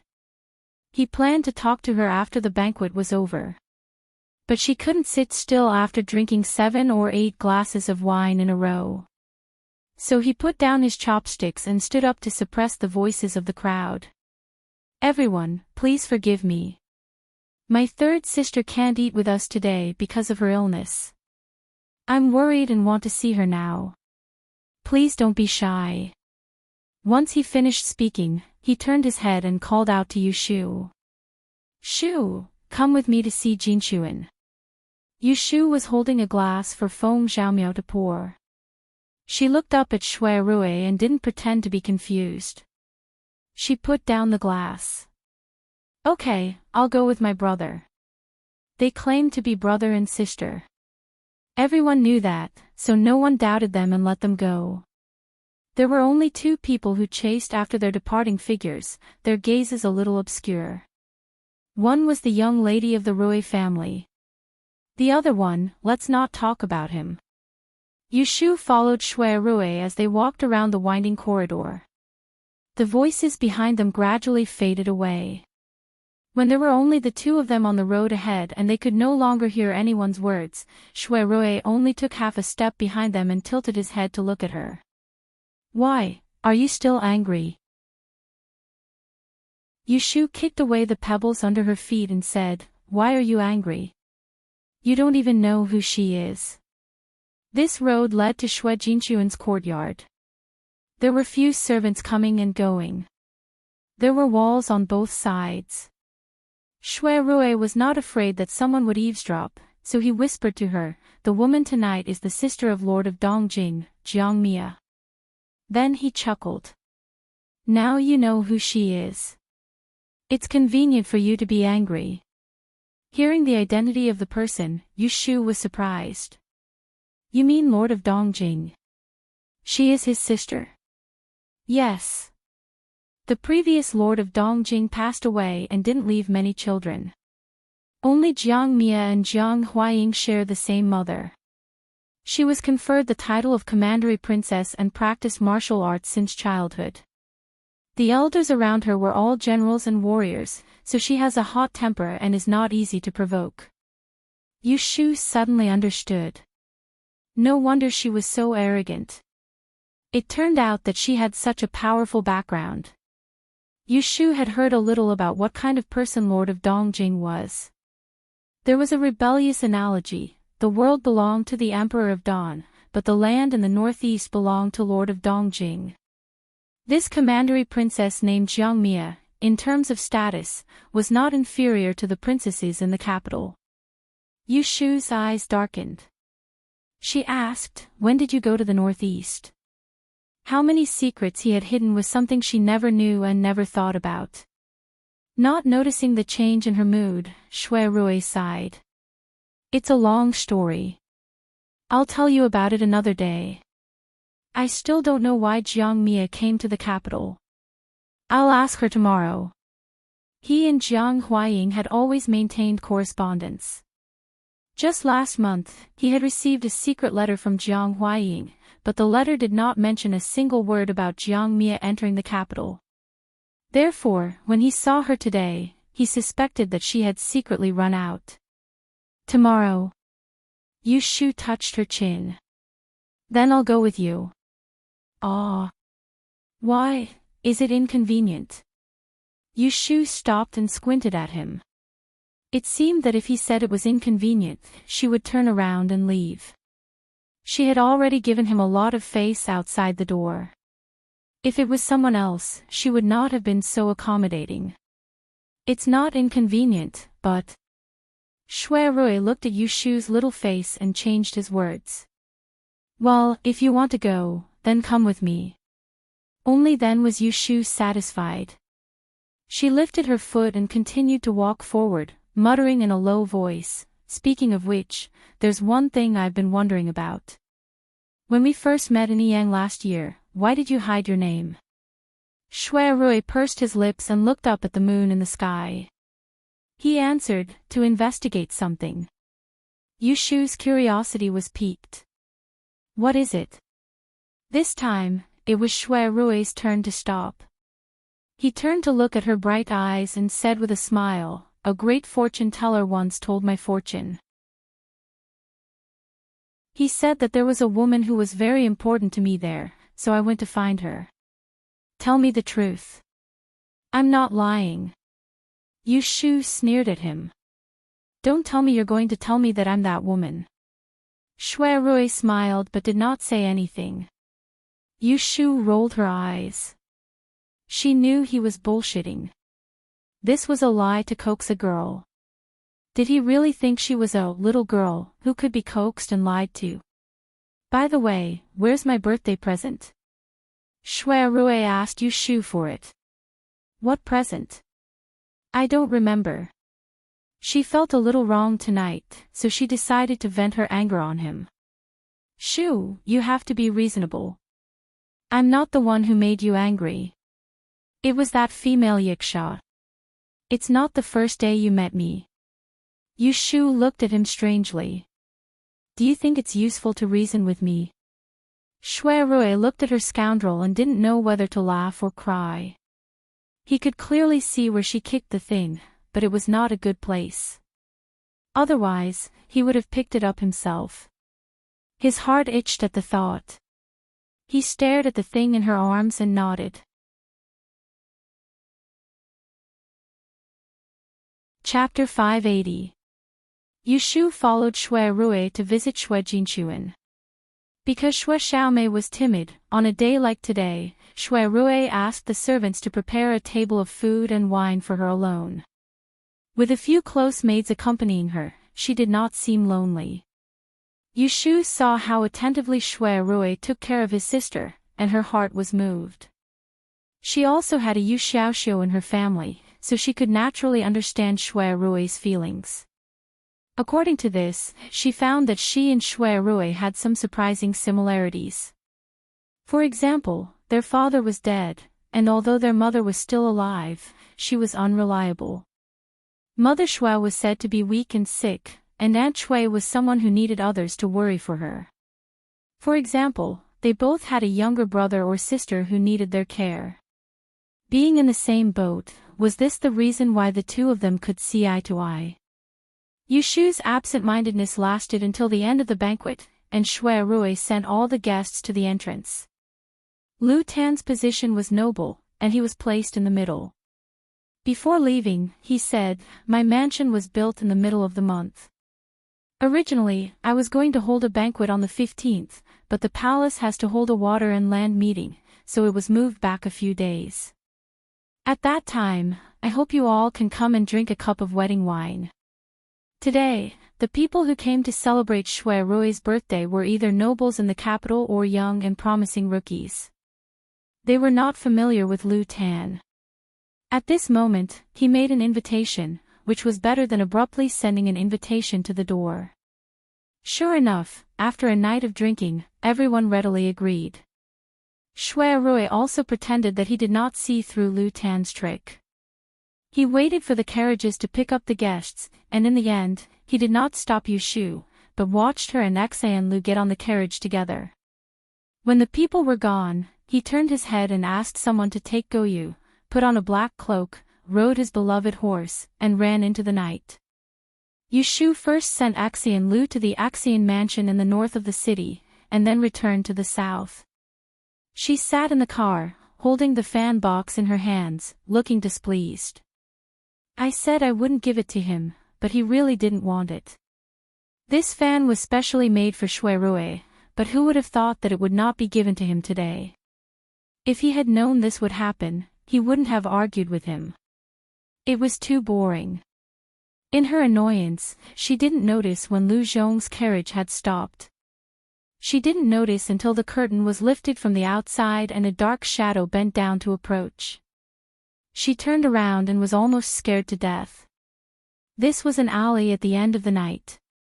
It was so dark that one could not even see their own fingers. Only with the lantern hanging from the front of the car, Yushu could clearly see who was outside the window. Her heart skipped a beat. Yushu. Xue Rui gestured with his hand on his lips and looked at both ends of the alley. When he did not see her spies following him, he lowered his voice and said to her, "Come down quickly." Yushu hesitated for a moment and then bent down to get out of the carriage. Xue Rui stretched out his hand and pulled her onto the back of the horse.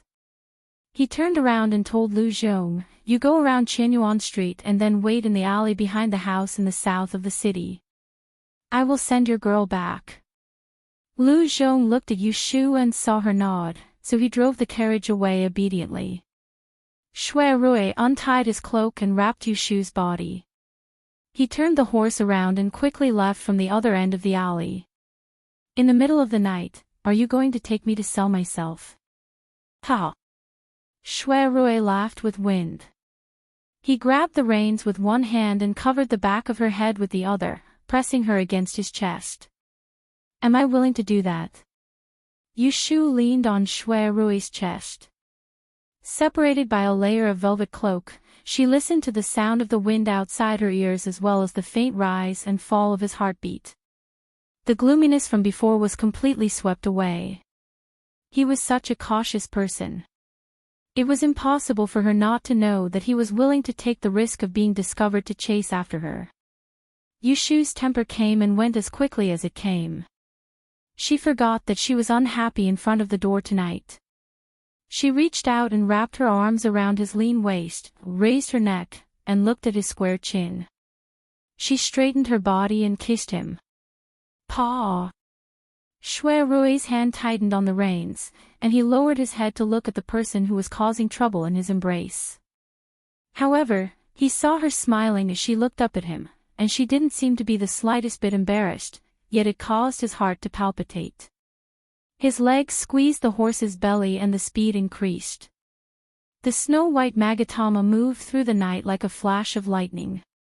It was so fast that one couldn't see the person on the horse. Yushu sat in front of him and buried her face in his chest to hide from the wind. After a while, she felt that the horse had slowed down. She lifted her head and pushed aside his cloak. She looked out and saw that they had actually arrived at the banks of the Chunlan River. It was different from the bustling scene of the Double Seventh Festival. At this time, there was no one on the Chunlan River. The moonlight was slanting and the wind was clear. There was a faint smell of moisture in the air. There was a long row of lanterns on the dam in the distance. It was like a water dragon, sparkling like its scales, and the watchtower on the shore was like its horns. This view of the river was broadening one's mind. At this moment, the unknown worries and fears were all washed away by the waves of the river. Shui Rui took off his cloak and put it on her shoulders. He wrapped one hand around her waist and the other held the reins as he strolled slowly with Magatama. "Are you still angry with me?" Yushu shook her head. "Then where's my present?" Yushu did not argue this time. She sat up straight and took out the fan box and stuffed it into his chest. "Here, this is for you." Shui Rui received it with a face full of smiles. He felt that it was a pity. He had already planned that if she was not willing to give it to him, he would take it for himself. Yushu did not know how many times she had escaped. She urged him, "Take a look and see if you like it." Shui Rui had received countless presents since he was young. But the excitement he felt now was far from what it was in the past. He had already made up his mind that no matter what Yushu gave him, he would treat it as a token of their love and treasure it well.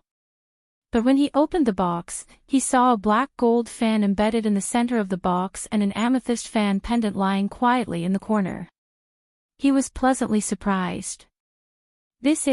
He let go of the arm around Yushu's waist and carefully took out the fan. He caressed the fan pendant that glowed with a purple light and slowly opened the fan. What entered his eyes was the green mountains of the distant mountains. The 16 fan ribs were straight, emitting a scholarly aura. Shui Rui had read many treasures and knew that this fan was a treasure with one look. Seeing the joy in his eyes, Yushu said with some pride, "This isn't an ordinary fan. It's made from a 100-year-old peach tree root. It's extremely effective in restraining yin and warding off evil. The silk surface is made from the silk of a cold silkworm. It's waterproof and moisture-proof, and can block sharp weapons. This amethyst pendant is also an item to ward off evil. I have kept it in the wind pond for the longest time. You have been in prison for a long time and have been contaminated with evil. After a long time, your luck has been ruined, so many bad things have happened. In the future, if you have this fan, you will not be afraid of those evil things."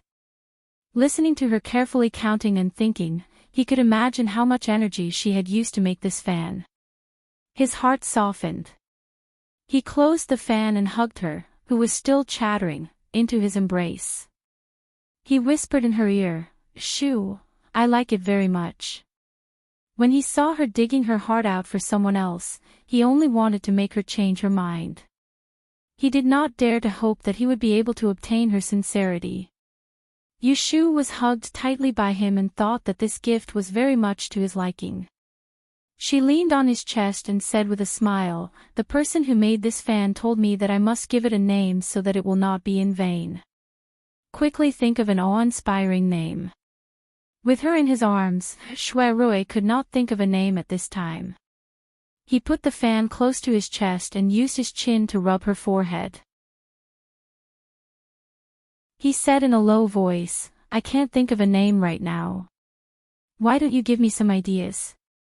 Yushu said, "I can't even write well, how can I give you ideas?" If the name is vulgar, it will be shameful. I don't know how to do it. Shui Rui said with certainty, you will. Yushu was feeling strange when a shadow fell over her head. The last thing she saw was his eyes that were as bright as the stars. Oh. Shui Rui nibbled on her soft lips gently. When he noticed her slight struggle and protest, he pinched her earlobe and coaxed her in a low voice, be good and let me kiss you. I'll have an idea later. Yushu wanted to laugh at his shamelessness, but she did not have the heart to reject him. Since there was no one around, it was fine to let him kiss her. So she pushed him twice and wrapped her arms around his neck.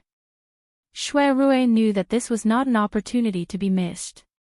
He hugged her waist tightly and entered her lips and tongue, tasting her.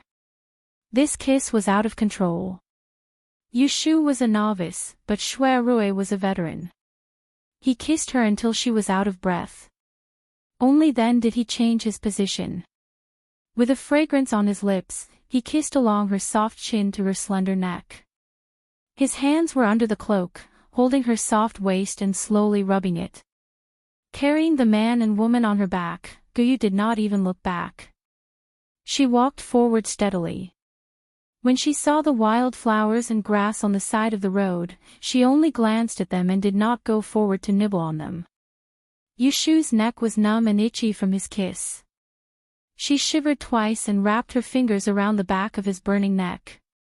She tilted her head to avoid him and said with a hot face, Do you have an idea? No. Shui Rui stuck close to her collar that had slid down and lightly bit her shoulder. He didn't dare to leave behind a mark, yet he was unable to endure the temptation of the faint layer of fragrance on her body. He clenched his palms and lifted her up gracefully, then carried her from the horse's back onto his lap. He made her sit up high, and his hands conveniently supported her buttocks. Yushu was at the age of growing up. The food she ate in Wang Ji restaurant was all pure food. She was not lazy and active. After half a year of recuperation, she looked slender, but the places that should have meat were not lacking. Not only were her two long legs straight, but her buttocks were round and perky. Shui Rui raised his palm and knew what was good for him. He rubbed it again, his eyes almost glowing green. Yushu saw that he wanted a foot after taking an inch. She was angry and embarrassed, so she hit his back twice. Shui Rui didn't feel any pain, and he laughed hoarsely before lowering his head and firmly kissing her left breast. He leaned his face to the side and listened to the sound of her wildly beating heart in order to calm the heat in his body. He knew very well that if he took another step forward, it would be difficult for him to guarantee that he wouldn't swallow her whole. Although he stopped thinking, he had no intention of letting her go. Shui Rui raised his head and met her angry eyes. He laughed and said, I have an idea. What? Yushu stared at him fiercely. You gave me this fan. It is called Mujiang. Yushu felt strange and said, Why is the fan empty? There is no river or water. What river is there to admire? Shui Rui laughed heartily, If there is no river, I will draw one. What I admire is not the river, but you. Chapter 581. Emperor Zhao Qing had agreed to the Dongying envoy's request. Yushu had thought that there would be many officials present who would object. Unexpectedly, no one spoke up except for Kong Qi, who had first asked the emperor to reconsider. She was surprised, but after thinking about it carefully, she understood that this situation had occurred. It wasn't because the civil and military officials, including Emperor Zhao Qing, were brainless. It was because in this era where cold weapons were still in power and shipping was not developed, an uninhabited island was less significant than two rare mutants. More importantly, the Onmyoji who knew how to bring the dead back to life was an irresistible temptation to the emperor, who had always yearned for immortality. Looking at Yamada Jiro's confident expression, Yushu couldn't sit still. After all, she was a modern person who had come back from 500 years in the future. She was well aware of the evil deeds these subservient Dongying people had committed in the land of Huaxia. How could she let them coax Jiaoyu Island away under her eyes? No. She had to think of a way. It was impossible for her to directly stand up and persuade the emperor not to do such a stupid thing. She had only been a new official for a few days. As a fifth-rank female official, her words carried more weight. How could the emperor listen to her and take back his order? In that case, he could only start from the Japanese and stop them from succeeding. Yushu glanced expressionlessly at the door of the main hall. She quickly calculated in her heart, I'm sure that the yin-yang technique that could summon wind and rain was just a trick. That's easy to deal with. As for the Dongying youth who claimed to be able to bring the dead back to life, I'll have to wait and see. With this thought, Yushu didn't rashly try to persuade the emperor. Instead, she chose to sit and watch. However, the development of the matter was a little unexpected. Your Majesty, Junior Supervisor Ren of the Celestial Commissioner stood up and suggested to Emperor Zhaoqing, today is the Hungry Ghost Festival. Your Majesty has to go to the Imperial Ancestral Temple to offer sacrifices. It's getting late, so you should go and prepare. In my opinion, why don't we let the envoys return to the post house to rest? Tomorrow, we'll invite the Onmyoji from Dongying to perform the art of resurrection for Your Majesty. Junior Supervisor Ren was the second in command of the Celestial Commissioner. As a second-ranked official, Emperor Zhaoqing still gave him face. That's fine. The aquatic conference will last for 3 days. I'll wait until the next day to see the art of resurrection. Although Yamada Jiro was disappointed, he was not afraid that the Celestial Emperor would go back on his word. He didn't move. Yamada Jiro wasn't afraid. Yamada Jiro. He represented the core of the power of the entire kingdom. He had helped the great kingdom for 300 years. Yamada Yuqing. Another thought. Qing's Ming Xiao Qing's thought. Celestial Ren was he Qing's S was emperor who. The imperial astronomer, who represented the core power of the Great Peace Division, had assisted this great nation for 300 years. How could he tolerate the contempt and scheming of a foreign envoy? On the first day of the Water and Continent Conference, the Japanese yin-yang spell masters destroyed the prestige of the Great Peace spell masters, and they parted on bad terms. When Yushu came out of the palace, the rain had stopped. Along the way, she heard the angry whispers of the Yi masters. Some could not stand the arrogance of the Dong. Some said that the yin-yang master who summoned the rain was using sorcery. Others said that they were up to no good. In short, none of them said anything good, but none of them hit the nail on the head. Yushu secretly shook her head and did not interrupt. Instead, it was Jing Qin who had walked to her side and asked her in a low voice, "What's wrong with you?" He lowered his voice and asked, "Did you see through the trick that Jintian yin-yang master used when he summoned the rain?" Yushu's eyebrows twitched. She turned her head and asked, "See through what?" "You said it was that strange red light." Seeing that she was playing dumb, Jing Qin shook his head and told her that red light wasn't anything demonic. It was a kind of qi that would appear when a martial artist's inner force reached a certain level. You should have seen him bite his finger. That red light was just an illusion created by him using qi to force his blood out. He started practicing martial arts at the age of 3 and started cultivating qi at the age of 5. At that time, there were uncle masters with profound inner force who helped him comb his meridians. He had mastered the inner force mantra of Jingyi sect 3 years ago. Ordinary martial artists might not be able to see through the tricks of the Dong. But in his eyes, there was nothing that could be hidden. Oh, I see. She also knew that the yin-yang master's ability to summon the rain had nothing to do with the red light. But after listening to Jing Chen's explanation, she understood what was going on. "I've told you everything I know. What about you?" "Ah. What about me?" Faced with her uncooperative attitude, Jing Chen could only make things clearer. In the palace, I saw you writing on the table for a long time. What were you calculating? Did he have eyes in the back of his head? She sat behind him, so he could see what she was doing. I vaguely remember. Jing Chen's voice became softer. There were people in front and behind them, so some words couldn't be heard by others. But it didn't stop you Shu from hearing it. You have a very strange method of calculating the future rain and rain. When you say it's going to rain, it will rain. It's very accurate.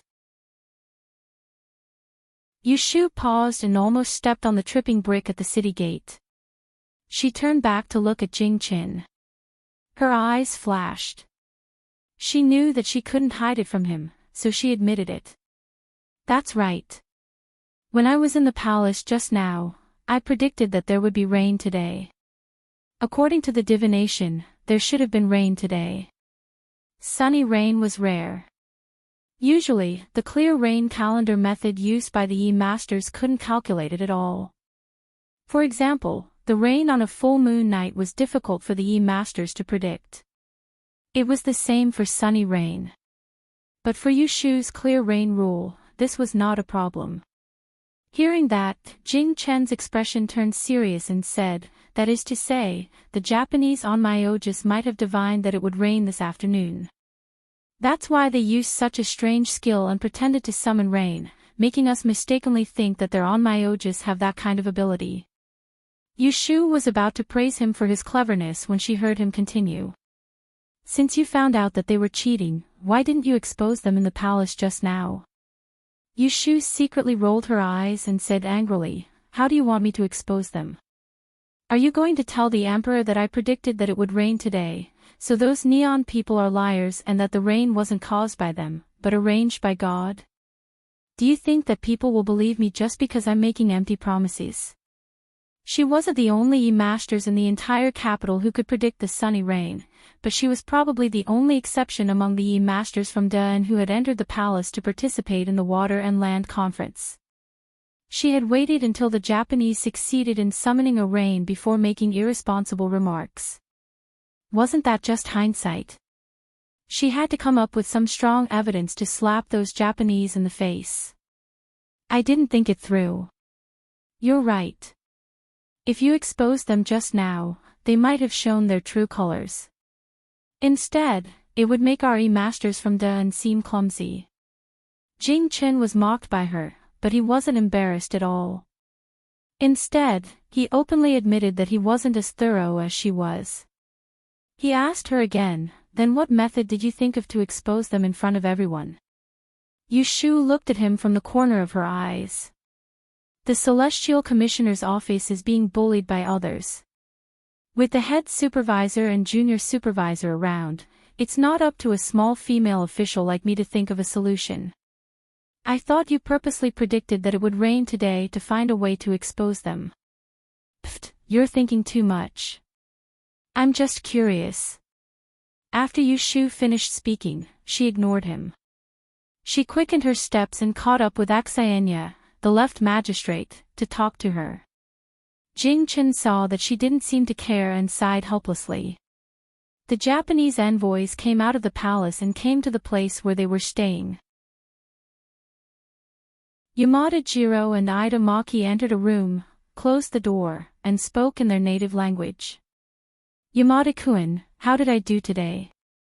Japanese, on my Oji, Ida Maki asked proudly. Yamada Jiro flattered him, haha, Lord Ida, you're too amazing. You've deceived the two Dawn Masters, especially that pretty boy who talks about Taoism. I don't think he's suspicious at all. He's too stupid. Ida Maki smiled and said, you're also very good. You managed to make the Emperor of Dawn agree to our conditions and hand over the island. If you do this well, I'll definitely report it to General Ashikaga and give you a big reward. Speaking of this, his smile stopped on his face and he muttered to himself worriedly, it's just that we have to wait for another night. Will there be any accidents? Lord Ida, don't worry. Those Dawn Masters are useless. They only know how to predict good or bad luck and talk big. They don't know the secret of resurrection. There won't be any problems. Yamada Jiro patted his chest and guaranteed. A hint of contempt flashed in Ida Maki's eyes. He shook his head and said, I'm not worried about those Dawn people. I'm worried about that monster, Kiko. Keep an eye on her. If she ruins General Ashikaga's plan, you won't be able to atone for it even if you have 10 lives. Hearing this, Yamada Jiro hurriedly apologized and said, Lord Ida, don't worry. Kiko's mother has been locked up by us. As long as she doesn't want to see her mother's ghost, she won't be disobedient. Ida Masanori nodded in satisfaction and turned to leave. In a room on the upper floor of the courier house, a fair-skinned and delicate Japanese boy was squatting on the bed with his arms around his knees, staring blankly at the empty space in the air. His pupils were dim and unfocused under his fringe. Suddenly, a stream of tears flowed down his cheeks. Mom, after leaving the palace, the group of Dawn Masters dispersed first. However, a group of Dawn officials were hurriedly stopped by an assistant official sent by Ren Chiming outside the palace gate. Lords, please wait. The junior supervisor wants you to go home first. After dinner, take a short rest, and then meet at the Celestial Commissioner's Conference Hall.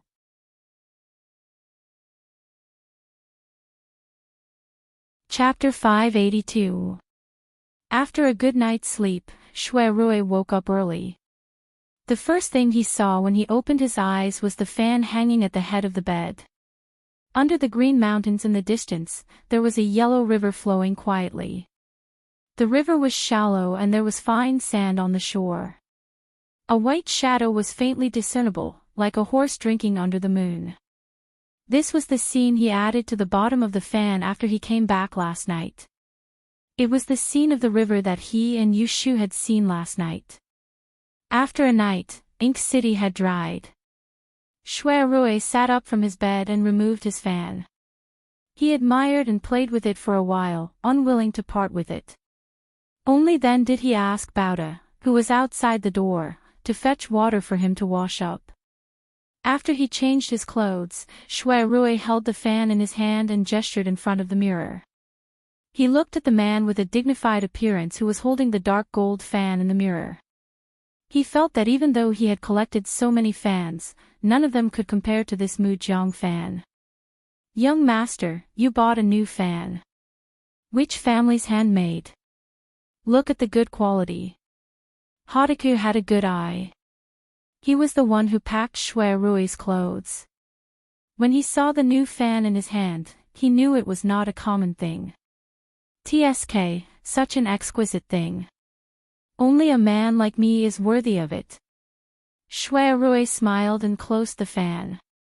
He was about to knock his head, but when he was about to knock his head, he retracted his hand and caressed it lovingly. Don't talk nonsense. I told you to keep an eye on the door.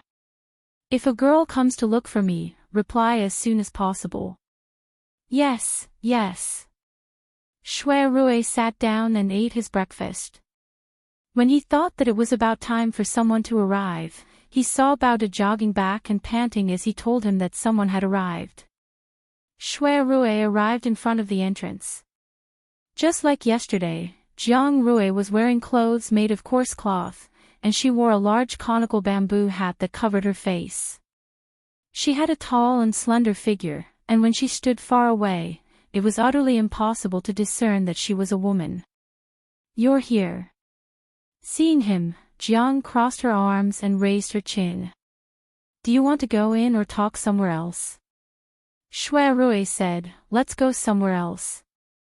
Last night, he had promised Yushu that she would be present when he met Jiang. Hence, he led Jiang to the Forgotten Opportunity Tower. Because there were 2 sedan chairs, there was no conversation along the way. Yushu was already waiting at Wangji Tower. After Jiang followed Shui Rui into the building, she looked around the courtyard and commented, this place is not bad, just a little narrow. When Shui Rui saw the maidservant standing outside the side hall on the first floor, he knew that Yu Shu was there, so he led Jiang inside. Hearing the voices outside the door, Yu Shu put away the money on the table and looked outside. Shui Rui was the first to enter the door. The two of them looked at each other and recalled the scene on the river last night. Their hearts were filled with sweetness. Due to the fact that there were people behind him, Shui Rui restrained the intensity in his eyes. "Why are you here?" Jiang came in and saw Yu Shu. She recognized that she had seen her outside the gate of the Shui family last night. She frowned and looked at Shui Rui. "Who is she? Why is she here?" Shui Rui introduced her to them. "Shu is my sworn sister. She is not an outsider. She also knows that I have stayed in the northeast." Jiang raised her thick eyebrows and looked at Yu Shu with a scrutinizing look. Yu Shu stood up with a smile and nodded as a greeting. "I am Yu Shu. Nice to meet you, Commandery Princess Chun Wei." After taking off the bamboo hat, Jiang's facial features looked more handsome. She was 1 or 2 years older than Yu Shu. They were both tall women, but Yu Shu was slender while Jiang exuded a vigorous aura. When Jiang heard how Yu Shu addressed Shui Rui, she knew that Shui Rui must have mentioned her to her last night. She slightly curled her lips and did not reply. Instead, she turned to Shui Rui and said, "Does that mean that my brother also has a sworn sister?" Shui Rui paused for a moment. When he saw Yu Shu's perplexed expression, he told her, "The Prince of Dongjing and I have become sworn brothers with different surnames. He is the older brother, and I am the younger brother. Sworn brothers were extremely righteous." Shui Rui did not need Jiang Huaying to become sworn brothers. In the future, he would also recognize Yu Shu as his sister. Yu Shu looked at Jiang's unhappy face as if she had gotten a great bargain. She secretly rolled her eyes and thought, sworn brothers and sisters? What sworn brother and sister? Did he think she was willing? Jiang was only unhappy, but she did not make things difficult. She picked a chair opposite Yu Shu and sat down. Her legs were spread out. Yu Shu saw that she did not care about trifles. She had the air of a woman in Jianghu. She was also a princess, but she was very different from Shi Wen's delicate appearance. Shui Rui also sat down. In his own territory, he did not have to worry about speaking. He then asked Jiang, "Does your brother know that you have come to the capital?" "Why? Do you think that I sneaked out?" Jiang sneered at him. "Without my brother's permission, how can I leave Ningdong City?" Shui Rui looked thoughtful. "There is no need to think about it," Jiang said. "The emperor is afraid of the 200,000 troops stationed in the northeast. He is afraid that my brother will rebel one day. So he ordered mother and I to come to the capital as hostages." Such treasonous words were spoken casually by her, and Shui Rui frowned. He actually didn't hear the slightest hint of the emperor's actions. Of course, he would not say it so directly. He used the empress's mouth to summon us to the capital. A few generations ago, there was an empress in the Jiang family. Coincidentally, she was related to the current empress, Madame Rui. In terms of seniority, Jiang could call Madame Rui aunt. Such a distant family relationship was also used as an excuse. The emperor's meaning was clear. Jiang and his mother, Madame Wei, either obediently entered the capital or they did not come. Then, it would mean that he, Jiang Huaying, had disloyal intentions. In this case, before Jiang and her mother entered the capital, this matter should not be made public. Otherwise, if someone had evil intentions, they could set up an ambush on the way. If anything happened to Prince of Dongjing's mother and sister, it would be a disaster. "You just arrived in the capital yesterday. Where is old madam?" "Mother is still on the way. She will arrive in a few days. I got rid of the escort team last night and came first. Imperial brother has a secret letter and asked me to hand it to you personally." Jiang completely ignored Yu Shu, who was also present. When she spoke, she did not hide anything. She took a bamboo tube from her waist and threw it to Shui Rui. Shui Rui raised his hand and caught it. He unscrewed the bamboo tube and took out Jiang Huaying's handwritten letter. He saw that there was a layer of wax on it. He looked up at Jiang. Jiang coldly snorted, "Don't worry. I didn't open it. I don't know what is written on it." Shui Rui's eyes flashed. He knew that Jiang Huaying's action was clearly telling him that the contents of the letter should not be revealed to Jiang. He lowered his head to read the letter. Jiang then moved her eyes to Yu Shu. Last night, they met in front of the door. She just thought that she was a passerby and didn't take it to heart. Now that she looked at her, she didn't look like the little girls who surrounded Shui Rui in the past. She looked gentle and quiet. She was not beautiful at all, but she was in good spirits. "Are you called Yu Shu?" Yu Shu was also looking at Jiang. Seeing that she suddenly spoke, she nodded and said, "Yes." "How old are you this year?" 16. Jiang smiled at her, and her expression softened. She was no longer as cold as she had been to her before. "I am a little older than you. You are quite pleasing to the eye. You can call me sister."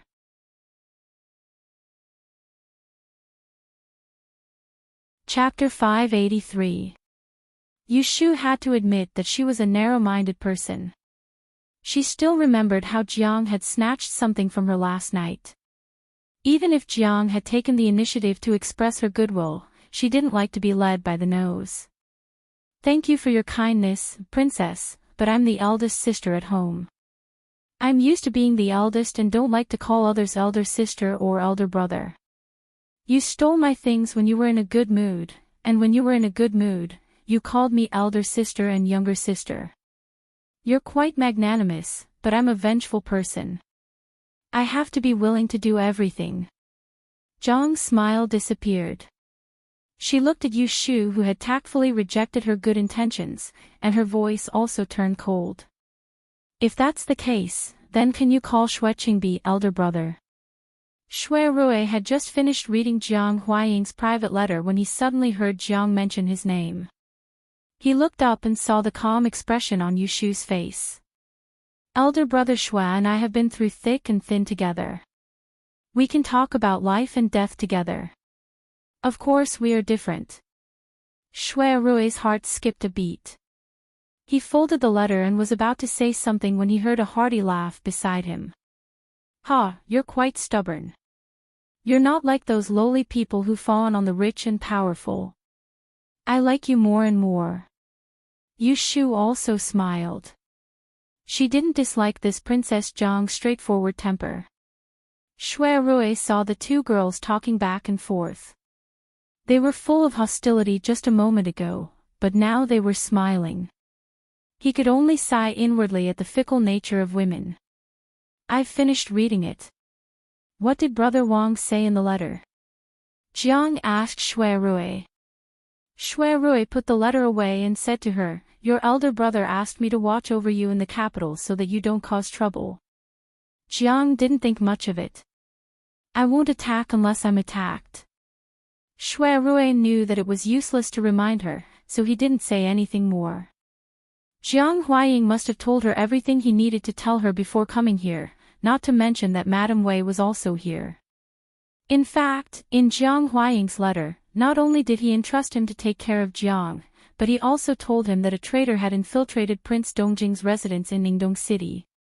It was no longer safe for him and Shui Rui to privately pass on information. Thus, when Madame Jiang and her daughter secretly entered the capital, he didn't send a letter to Shui Rui in advance. Instead, he had Jiang carry a letter with her and pass it to him. "Where is the princess staying? Why don't you stay at Wangji Tower before Madame Wei arrives at the capital?" Yu Shu suggested. "All right," Jiang readily agreed. She then said, "Shui Dalong, this is my first time coming to the capital. Shouldn't you show your hospitality as a host?" Shui Rui didn't want Jiang to live in his place, but since Yu Shu said it first, he couldn't refuse her. So he nodded and said, "Yes, I am. I will welcome you back at noon." Jiang was delighted. She patted the armrest and stood up, saying, "I am going back to the inn to get the horses. Wait for me." After saying that, she didn't wait for Shui Rui and Jiang Huaying to send her off and left. Seeing that she had left, Shui Rui turned around and said to Yu Shu, "Jiang is a straightforward person. Jiang is a straightforward person. Although she is a bit moody, she is not a bad person. You will know after spending a few more days with her." Yu Shu raised an eyebrow and said, "Are you trying to tell me that she is not a bad person, so you don't want me to be calculative about what happened last night?" Shui Rui coughed. "I am not afraid that you will be calculative, but I am afraid that she will act rashly and accidentally injure you. She has practiced martial arts since young and is used to killing. When she fights, she doesn't hold back." Yu Shu supported her head with one hand. She wasn't scared by him at all. Instead, she smiled and said, "All right, I will not provoke her." With these words of hers, Shui Rui was at ease, and he was in the mood to take out the Mu River fan in his sleeve before he opened it and shook it. When Yu Shu saw the additional picture on the fan, her eyes lit up. She moved closer and took the fan to take a closer look. When she saw clearly that the picture on the fan was the scene of the river they swam through last night, she couldn't help but smile and praise, "It is really well drawn." There was no one outside the door. Shui Rui pulled her sleeve and pulled her to sit on his lap. He put one hand around her waist and the other hand held the fan with her. He tilted his head to look at her face and said gently, "I wanted to draw you and me on the painting, but I thought it would be too ostentatious, so I only took the river scenery. Look, this white is the Magatama, and the two black dots on it are you and me." As Yu Shu listened to his explanation, she realized that there was a small white horse by the river in the painting. There were two even smaller black dots on the horse's back. She had to move closer to her eyes to barely distinguish that it was two people. She laughed and her eyes darkened. She leaned on Shui Rui's shoulder and said softly, "I have wronged you. You are my lover, but you can only do it secretly. You can't let outsiders know. I'm the one who wronged you." Shui Rui's gaze was heavy, and he lightly pressed his chin against her forehead. "If I had enough power and influence, I would be able to protect you completely and allow you to have no worries in the future. Yet now, I can only advance step by step with you." When Yu Shu heard him taking care of her, she only felt warm. How could she think that he was not good enough? She swept away her worries and said, "You are the young and promising Shao Qing of the Supreme Court, the eldest young master of the Shui family. Among the younger generation in Anling City, who can be better than you? The eldest young master of the Shui family." Shui Rui smiled bitterly in his heart. He couldn't help holding her hand tightly. He really wanted to ask, what if he was not the eldest young master of the Shui family? That might not necessarily be the case. Isn't there a female fortune teller here who only appears once every 10 years, a young imperial lady? Shui Rui suppressed his impulse and spoke in a serious tone. Yu Shu sat on his lap with her back to him. She couldn't see Shui Rui's expression just now. Hearing his compliments, she was happy for a while. Then she pushed his arm away and got up from his arms. She tidied her clothes and said with a smile, "I didn't sleep well last night. I will go upstairs to rest for a while. You wait here for Jiang." Shui Rui also slept in the middle of the night. But he was used to staying up late, so he didn't feel tired. So he let her be. Jiang led the horse back to Wangji restaurant. Shui Rui asked people to prepare a table of dishes and wine. He and Yu Shu entertained her. After dinner, Jiang was very interested in going out for a walk. But Shui Rui had to go to the Supreme Court to work. So Yu Shu naturally became her companion.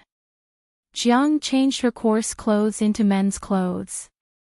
She looked like a handsome young man. It was not appropriate for Yu Shu to wear a skirt and wander around with her on the street. So she also changed into a barter gown in the color of green radish. The two went out. They didn't take a carriage. Instead, they strolled west along Horse Street.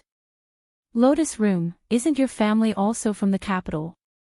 During lunch, Yu Shu took the initiative to mention this name to Jiang. She didn't want Jiang to call her sister anymore. Yes, I'm a southerner. I came to the capital last year for the Great Yen examination. Yu Shu blurted out, putting the cart before the horse. In fact, she was persuaded to participate in the Grand Yen examination after she came to the capital and met Shui Rui. Jiang was surprised. Oh, you are also a barter master. Yu Shu nodded and didn't say much. During lunch, it was mostly Jiang and Shui Rui who were chatting. She didn't say much. Jiang didn't ask her much, so how would she know her background? Unexpectedly, Jiang's eyes lit up when she saw her nod. She pulled her and said, "Then you should know how to gamble. Let's go. Take me to a place to see what the big gambling houses in the capital look like." On the other side, the Supreme Court. Shui Rui was buried in a pile of files. Suddenly, his nose felt itchy. He rubbed it and remembered something. He slapped his forehead.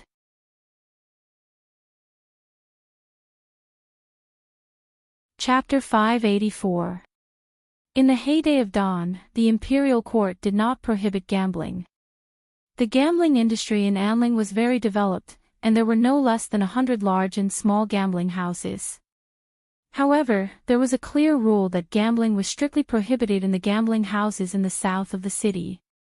Therefore, if the masters wanted to play, they could only choose a place in the north of the city. Yu Shu agreed to Jiang Mia's request and took her to Qinyuan Street. There was a section of this street that ran through the capital, full of gambling houses and restaurants. It was very lively day and night.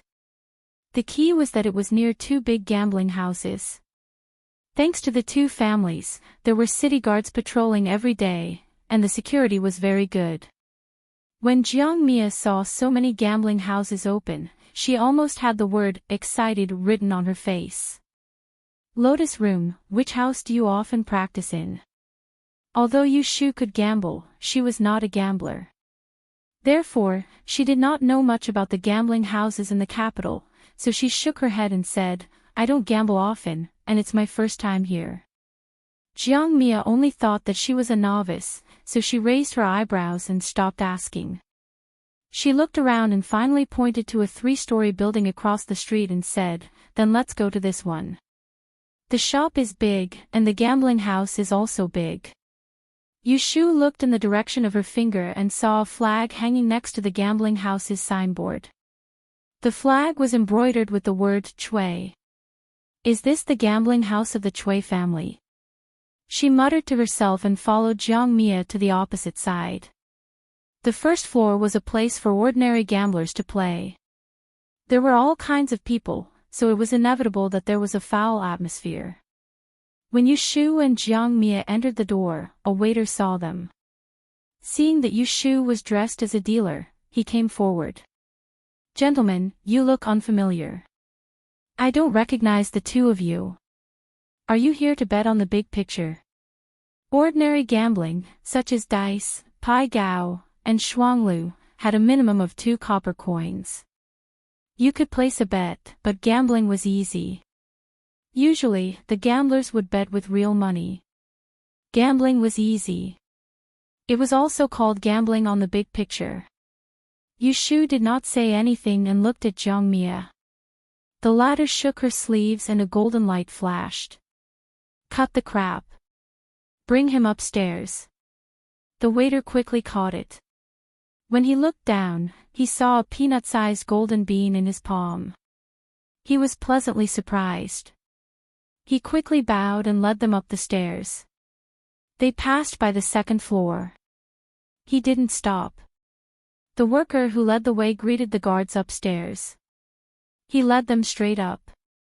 The waiter turned his head and introduced, "Sirs, our casino has a total of 3 floors. There's no need to talk about the bottom floor. The second floor was divided into 2 halves. One half was for trading. Half of them were places for rich men to gamble. As for the third floor, just the gambling alone is played in a different way every day. I'm not boasting, but the bankers here are all famous Master E on the Great Yen list. There's no such thing as cheating, so please enjoy yourselves." At the foot of the capital city, although Master E wasn't a valuable person, his status was still a notch higher than others. For him to come to a gambling house to preside over a gambling house seemed like a waste of his talents.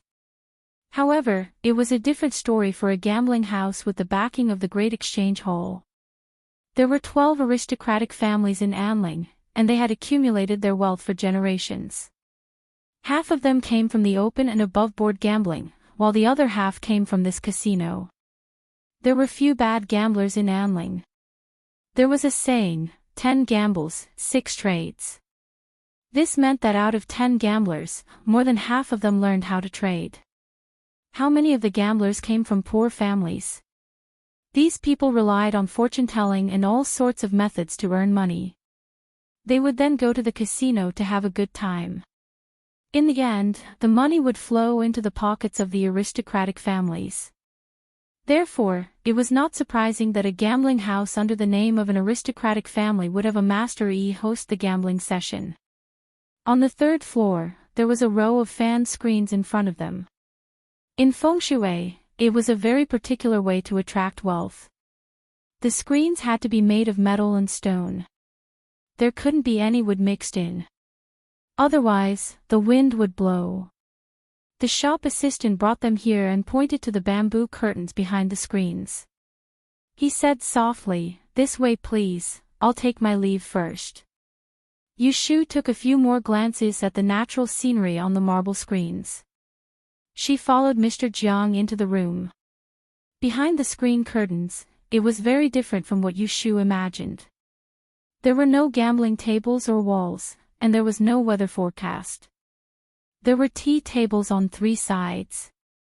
The windows were bright and the tables were clean.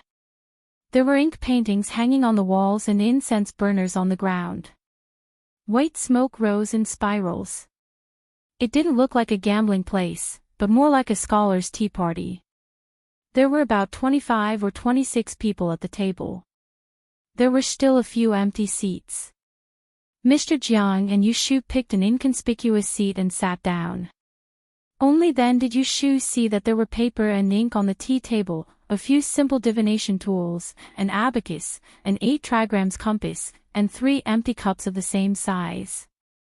She didn't know what they were used for. A little old man in a red gown sitting at the next table looked at the 2 young people. He held a teacup and said with a smile, "Young people, you came at the right time."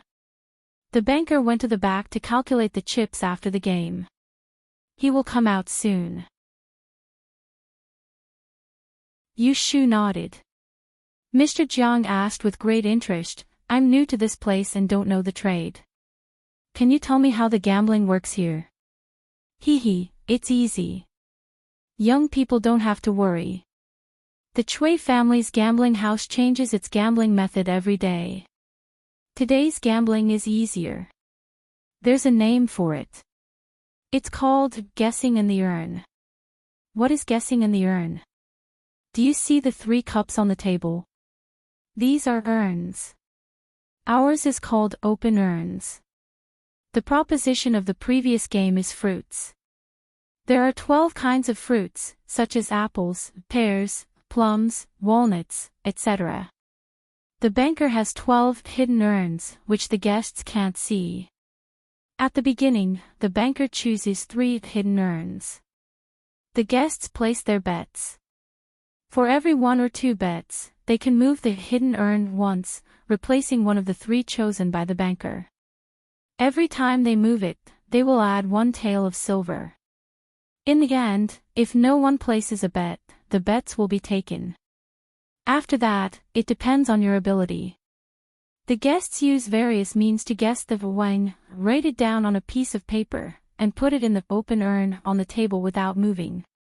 After all the bets are taken out, the banker has 3 hidden urns, the gamblers have 3 open urns. Finally, the banker opens the hidden urn, and the guests have 3 open urns. If you win 1, you will get 1% of the bet. If you win 2, you will get 10% of the bet. If you win all 3, TSK, then you will get 100% of the bet. Not only will you win the entire game, but you will also get the 12 hidden urns in the banker's hands. You must know that the proposition of the hidden urns are all melted with real money. When Yushu heard this gambling method, she laughed. This guessing urns was clearly a simplified manual version of a slot machine. The gambling was based on probability. The probability of each of the 12 hidden urns appearing was 1/12. In the end, the probability of guessing all 3 urns correctly was less than 1%. On the other hand, the probability of the banker losing money was so small that it was negligible. Do you understand? Jiang Mia asked Yushu. I think I understand. Yushu's reply was half a beat slow as she silently calculated the probability in her heart. However, Jiang Mia joked, it doesn't matter if you don't understand. Just watch me gamble. Yushu was quite surprised. She originally thought that Jiang Mia brought her here to gamble for her, the master, to give her an idea. Why did it sound like she was just a decoration? But she didn't hear Shui Rui mention that Princess Chun Wei had also learned how to gamble. Jiang Mia turned her head to talk to the old man next door, asking about the other gambling methods in this gambling house. At this time, a small door on the west side opened. 4 boys walked out first, followed by a young man with a fair and clean face. He wore a black robe with a long veil over it. The banker has come out. When Yushu heard the old man's voice, she turned her head to look and was stunned for a moment. This person wasn't. There were many guests present, so the black-robed banker didn't notice that there were a few new guests. He stood in front of a long table and cupped his hands to the crowd. Everyone has waited for a long time. Let's talk about the rules first. Jiang Mia noticed that Yushu's expression wasn't right. She poked her across the table, what's wrong? Yushu hesitated for a moment, then leaned over and whispered, the banker is a young lady from the Chui family. Her name is Chui Axian. Although Yushu had only seen Chui Axian once at the gentleman's hibiscus banquet, she had a deep impression of this young lady who was said to be Ji Xingxuan's good sister when she was alive. She was in cahoots with Princess Shiwen and dared to defecate on her. Oh, there was also her younger sister, Chui Yun, who owed her a slap. Was this what it meant to be enemies on a narrow road? Chui family, 12 prefectures. Yes. Jiang Mia asked strangely, why is a young lady from an aristocratic family acting as a banker in a gambling house? Yushu looked pensive and didn't say anything. Chui Axian didn't know that someone had recognized her. After explaining the rules, she clapped her hands and the 4 boys behind her placed the 12 hidden jars on the long table one by one. The theme of this round is the 12 zodiac animals. There are 12 golden portraits in the jars, and each one is worth 4 taels of gold. Our rules remain the same. If someone can win 3 jars, this set of golden portraits will belong to that person. 1 tael of rotten gold and 10 taels of snowflake silver. This set of objects was worth at least 500 taels. Yushu calculated. As a 5th rank official, her monthly salary was only 50 taels. It was no wonder that so many businessmen liked to come to gambling houses. Gamblers relied on cheating and luck, but they had more tricks up their sleeves. If they dared to win a round, they wouldn't have to worry about money. You have some skill. Jiang Mia patted the armrest of her chair, looking eager to try. Yushu had to admit that her heart was also itching. She had earned a lot of money from the crystals, but it was all in Pei Jing's hands and she hadn't withdrawn a single sum. The mansion in the north of the city had been repaired, but it was still lacking in flowers, birds, fish, stones, and feng shui. She also needed to buy a few strong martial arts guards from the Ministry of Offerings. She was short of money everywhere. As she thought of this, she reached for her waist. The next moment, the corner of her mouth froze.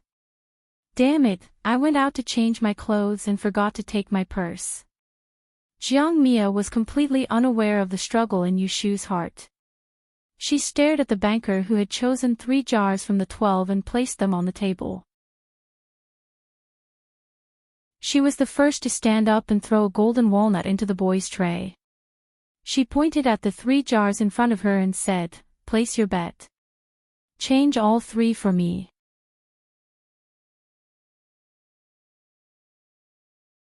Chapter 585. Cui Axian recognized Yushu, and a strange look flashed through her eyes. She thought about the reason why she had personally stayed in the gambling house for the past 2 days. In the final analysis, it was this female fortune-teller's credit. There was a treasure house on Qinyuan Street that recently sold a kind of feng shui pendant called crystal.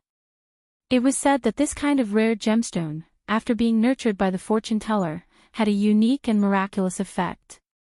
Among them, there was a kind of yellow crystal, which could be worn close to the body. It could bring fortune to people, so any small piece could be sold at a high price of hundreds of taels of silver. Originally, the large gambling house and the crystal trade did not interfere with each other's business. However, the bad thing was that some quick-witted buyers would come to the large gambling house to gamble after buying the topaz. In one day, 9 out of 10 games were won, and for 3 days in a row, they gambled away tens of thousands of taels of silver. This big gambling house lost a month's business. If this happened a few more times, they would have to close down. The manager of the gambling house reported this matter with fear and trepidation. Second Master Cui realized the seriousness of the situation and persuaded the old Master Cui. So the next day, Cui Axian was sent to hold the fort. As for why Cui Axian was sent here, it had to mention the secret of the Cui family, spirit speech.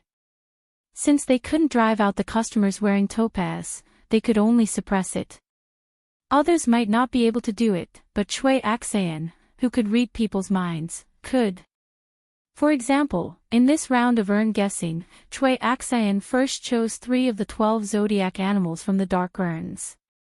When a customer placed a bet and came forward to choose a replacement, she only needed to listen to their words to know which portrait they wanted or did not want.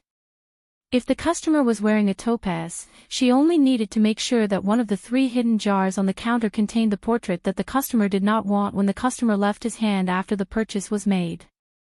As the banker, she couldn't move the hidden urns, so how could she guarantee? What a joke. Which gambling house didn't have a swindler? These 12 jars were all marked. Among the guests on the 3rd floor, one of them was an imposter from the casino. When the game started, they just needed to look at her eyes and move the jars.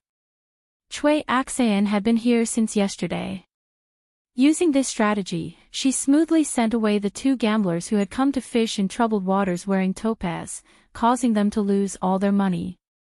Today, those 2 people were sensible enough not to come again. She thought that she could have a peaceful day. Who would have thought that Yushu, the main culprit, would deliver herself to the door? Cui Axian's eyes flickered as she quickly sized up Yushu with an idea in her mind. He turned his attention to the woman who was placing her bet. She seemed to be Yu Lianfang's companion. Although she was dressed in men's clothing and had a tall stature, it was obvious that she came from a rich and noble family. She looked very unfamiliar. Such a generous person, when was there such a person in Anling City? Jiang Mia placed her bet. She wasn't in a hurry to replace the 3 jars on the table. Instead, she propped up her chin with one hand and looked at the remaining 9 jars on the long table, seemingly in the midst of choosing.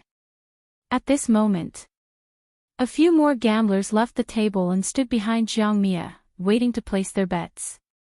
Some of them were talkative and even gave suggestions. They pointed at this and that and said yes. Jiang Mia frowned and ignored all of them. Seeing this, Cui Axian smiled and said, "Customer, have you chosen? Which ones do you want to move?" Jiang Mia didn't know that Cui Axian was luring her to talk. She pointed at the long table and said, this one, and this one." Cui Axian's hands didn't move, but the boy behind her stepped forward. He replaced the 3 jars that Jiang Mia had chosen with the 3 jars on the table. Following that, another gambler stepped forward and moved one of the jars. Because it was the 4th time that it was moved, the bet also became 4 taels of silver. Jiang Mia took 2 steps to the side but didn't leave. Instead, she focused her attention on the 3 jars that she had chosen at the beginning. The bets on the plate became bigger and bigger. In the time it took to drink a cup of tea, a tray was piled up. Of the 20 or so guests present, other than Yushu, almost everyone had placed their bets. The minimum bet was 3 to 5 taels of silver, and the maximum bet was dozens of taels of silver. As time went on, the bets needed to move the jars became bigger and bigger.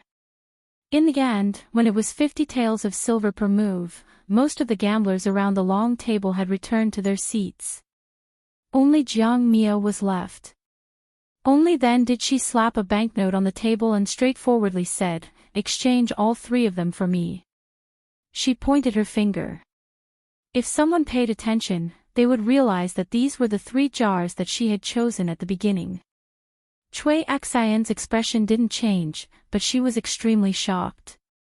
This was because she had used her spirit language to discern that there were 2 of the 3 jars that the other party had chosen on the table right now.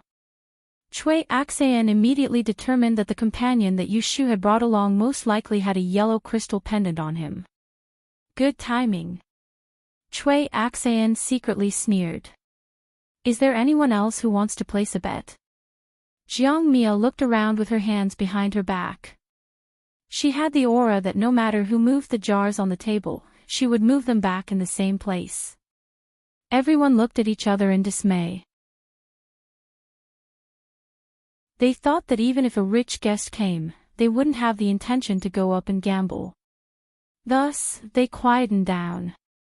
When Cui Axian saw how extravagant Jiang Mia was, her eyes lit up again. "I'm not afraid of you gambling well, but I'm afraid that you're not good at it." Yushu had been sitting in the corner and watching coldly. She was puzzled. Does this royal princess Jiang really have some skills, or does she not care about money at all? The swindler, who had been placed among the guests, looked at Cui Axian with a questioning look in his eyes. However, Cui Axian didn't give him any extra looks. She picked up the bell on the table and shook it twice. Since no one is placing a bet, then it's time to place your bets. As soon as the bell rang, the gamblers who had just placed their bets began to move on the spot. Those who counted the sticks, those who dialed the dice, each of them used their supernatural powers to divine which 3 portraits were hidden in the 3 dark jars on the table. Taking advantage of this time, Cui Axian also asked a servant to take out a small scale and counted the bets on the tray in front of everyone. Yushu saw Jiang Mia take out a pen, write 3 notes, and stuff them into the jars on the table. Then, she sat down and drank her tea. She couldn't help but ask, "How confident are you?" Jiang Mia seemed to be in a good mood. She tilted her head and said, "When I gamble, I only win and never lose. If I lose, there's only one possibility." "What?" "There's a swindler in the casino." Yushu couldn't help but laugh. What kind of logic was this? She won legitimately, but if she lost, it had to be someone else who cheated. "You don't believe me?" Yushu didn't deny it. She only said, "It seems that your luck is very good." She touched the 2 extra topaz beads she wore under her sleeves. She thought that since Jiang Mia was so confident, there was no need for her to do anything unnecessary. Soon, the banker calculated the bets for this round. There were 1,378 tails, not counting any excess. After placing your bets, please place the jars on the table properly. If you move them, it will be regarded as cheating. I hope you won't break the rules. Don't make things difficult for me. Chui Axian rang the bell for the second time as a warning. Seeing that all the gamblers stopped, she took a copper hammer from the boy and said, "This round is full of bets. If you win 1 jar, you win 13 tails. If you win 2 jars, you win 137 tails. If you win all 3 jars, you win 137 tails. If you win all 3 jars, you win the banker." In addition to the entire bet, there's also a set of 12 pure gold portraits as compensation. The first jar, open. As soon as she finished speaking, she knocked open the first jar on the table with the hammer. From the broken pieces of pottery, a 2-inch tall golden elephant was revealed. The boy stepped forward and showed it to all the gamblers. It was a tiger statue. Voices rose and fell. There were a few who guessed correctly. The second jar, open. It was a rat statue. There was a chorus of hisses. The third jar, open. It was a monkey statue. Some of the gamblers' faces turned ugly. Obviously, they had placed a big bet. Another one didn't win. A tiger, a rat, and a monkey. The gamblers, please stand up. I'll go forward and check the jar. Yu Shu looked around. Only 3 people stood up. It seemed that only one of them had one. When she turned her head again, she saw the person next to her standing up. Yu Shu was more or less surprised. She had guessed correctly. So she asked, "Which one did you guess correctly?" Jiang Mia tilted her neck and twirled her hair with one hand. "Guess." Yu Shu shook her head. She hoped that Jiang Mia would win all 3 so that Chui Axian, the banker, would lose money. After a while, Chui Axian checked the 3 gamblers. All of them had won the same jar. The boy carried a silver plate and returned the money on the spot. Even the money they had bet was returned. There was no mistake. When Chui Axian came in front of Yu Shu and Jiang Mia, the former first cupped her hands and said, "Mr. Yu, do you have time today?" She understood that she did not reveal Yu Shu's identity. Otherwise, she would not be able to continue today's game. Because Jiang Mia heard that the banker was a young miss from one of the 12 prefectures, she saw that she was so polite to Yu Shu. She looked at Yu Shu strangely. Could it be that the younger sister that Shweta Lang recognized was not just a showisher? Yu Shu sat upright and did not move. After receiving Chui Axian's greeting, she did not frown at her coldly like an enemy. She only said lightly, "I'm here to accompany my friend to play. You do what you need to do, don't worry about me." Chui Axian tactfully turned to Jiang Mia and said with a smile, "This gentleman has good luck. How many did you win?" Jiang Mia waved her hand, "Can't you see for yourself?" Chui Axian did not care about her bad attitude. She picked up the jar on the table and opened it. "Congratulations, you won 2 jars." Chui Axian checked the 3 notes and took the banknotes and tails from the boy and placed them on Jiang Mia's table. "This is your winnings of 137 tails, plus your bet of 159 tails. It was rare to win 2 jars. Hearing this, the gamblers at the scene looked at Jiang Mia with envy.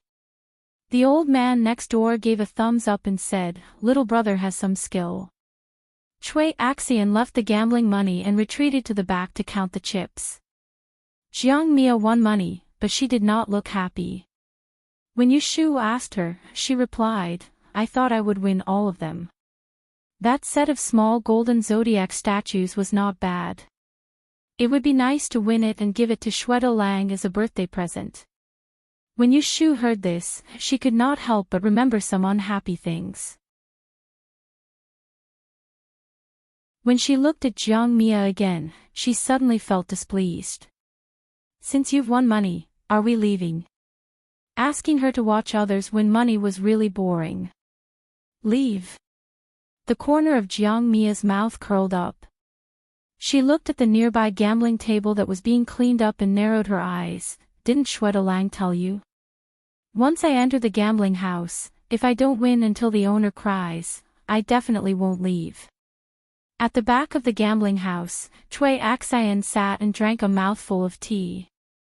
She ordered the steward standing in front of her and said unhurriedly, "The people outside are here to cause trouble. Go and get a few more sets of metal tools. Today, I want to make a set so that they will lose so much that they won't even be able to leave this door."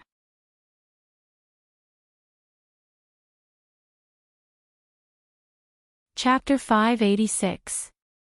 The words of the Assistant Minister of the Ministry of Justice, Lord Lee, revealed the identity of the condemned criminal, and also verified Abe's words.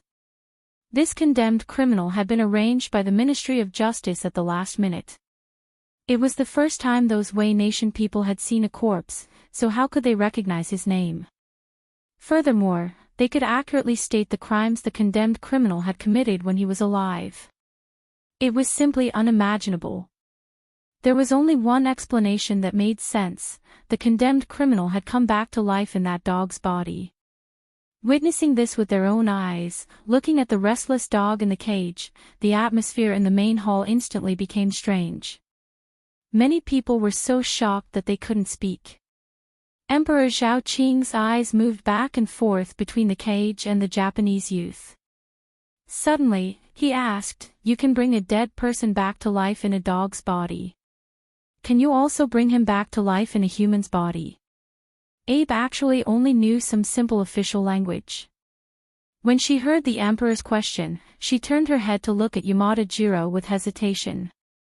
However, Yamada Jiro didn't translate for her.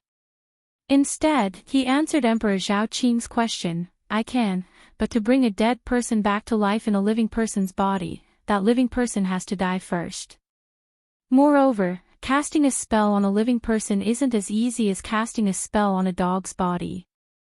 This is because animals don't have complete intelligence, so it's easier for them to accept a human soul. However, a living person has a complete soul. Unless you first turn him into an idiot, then you can cast a spell in his sleep and change a dead person's body." After hearing his explanation, Emperor Zhao Qing's eyebrows rose up high. With a thought-provoking expression, he looked at the Japanese youth who could bring the dead back to life. Under her seat, Yushu's heartbeat was abnormal under her calm appearance. A dead person's soul coming back to life in a living person's body. Wasn't this kind of strange thing a true portrayal of her own experience? She didn't believe that a tuft of hair or a candle could summon a soul and bring a dead person back to life. However, when she looked at the peculiar Japanese youth, she recalled the gaze he had looked at her during the Water and Continent Conference yesterday. That uncomfortable feeling was as if someone had seen through her. Could it be that he could tell that the thing in her body wasn't the original? No, impossible. How could this be possible? Yushu quickly denied this thought, telling herself not to scare herself.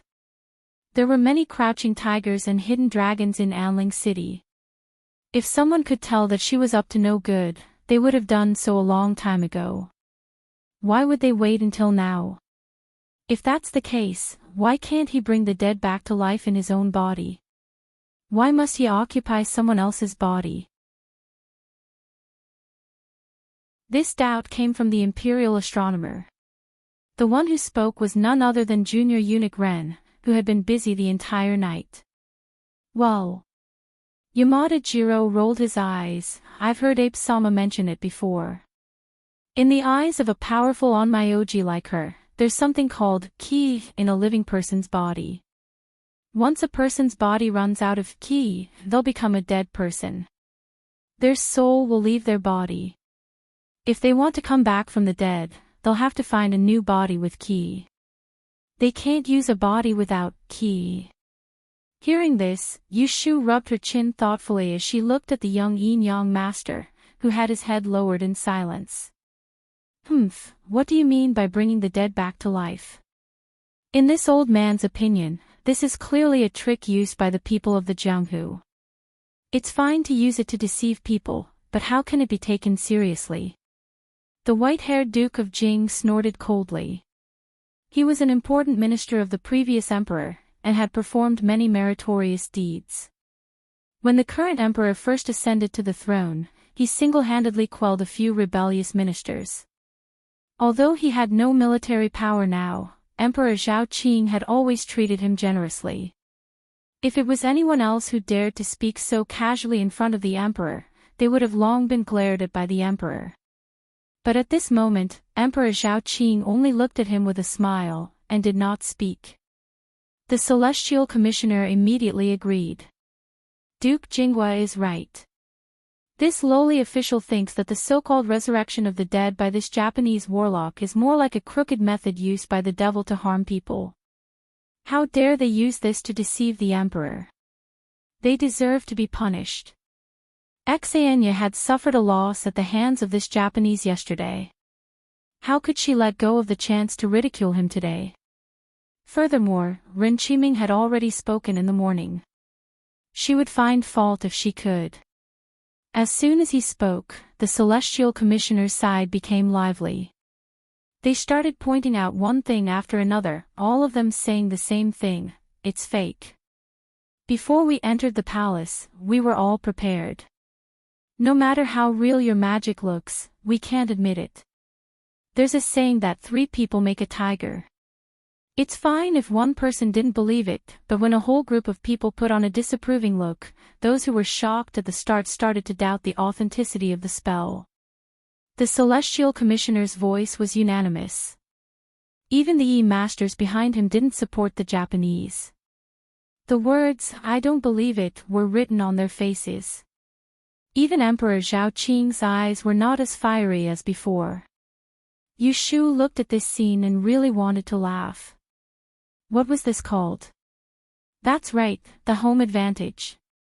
Emperor De and is wise. Yamada Jiro probably didn't expect that these people would lie with their eyes open. He immediately showed an expression of being humiliated. He knelt down in front of Emperor Zhao Qing with a red face and neck. I came to pay my respects to your majesty with sincerity. These 2 Onmyoji are precious to our country. They are comparable to tens of thousands of troops. Yesterday, Lord Ida used magic to summon rain. Today, Lord A brought the dead back to life. Your majesty saw it with your own eyes. How can it be fake? I think some people are unwilling to admit that their skills are not as good as others. Today, there are envoys from other countries here. Aren't some people afraid that people will say that the E-Masters of Yurda and are narrow-minded? In addition to Japan, there were also several small countries, such as Siam and Korea. They could understand Chinese and were indeed shocked by Abe's skill. At this time, although they didn't help the Japanese envoys, it could be seen from their faces that their thoughts were probably the same as the Japanese envoys. They thought that the De dynasty was going to bully others. Emperor Zhao Qing narrowed his eyes and looked at the Japanese envoys who knelt down in front of him. There was some coldness in his eyes.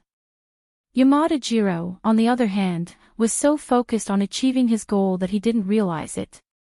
He only cared about defending himself and indignantly said to the imperial astronomer, "You keep saying that our yin-yang technique is a lie. Then, may the masters of your country explain clearly which part of it is a lie. If they can't, please don't slander us."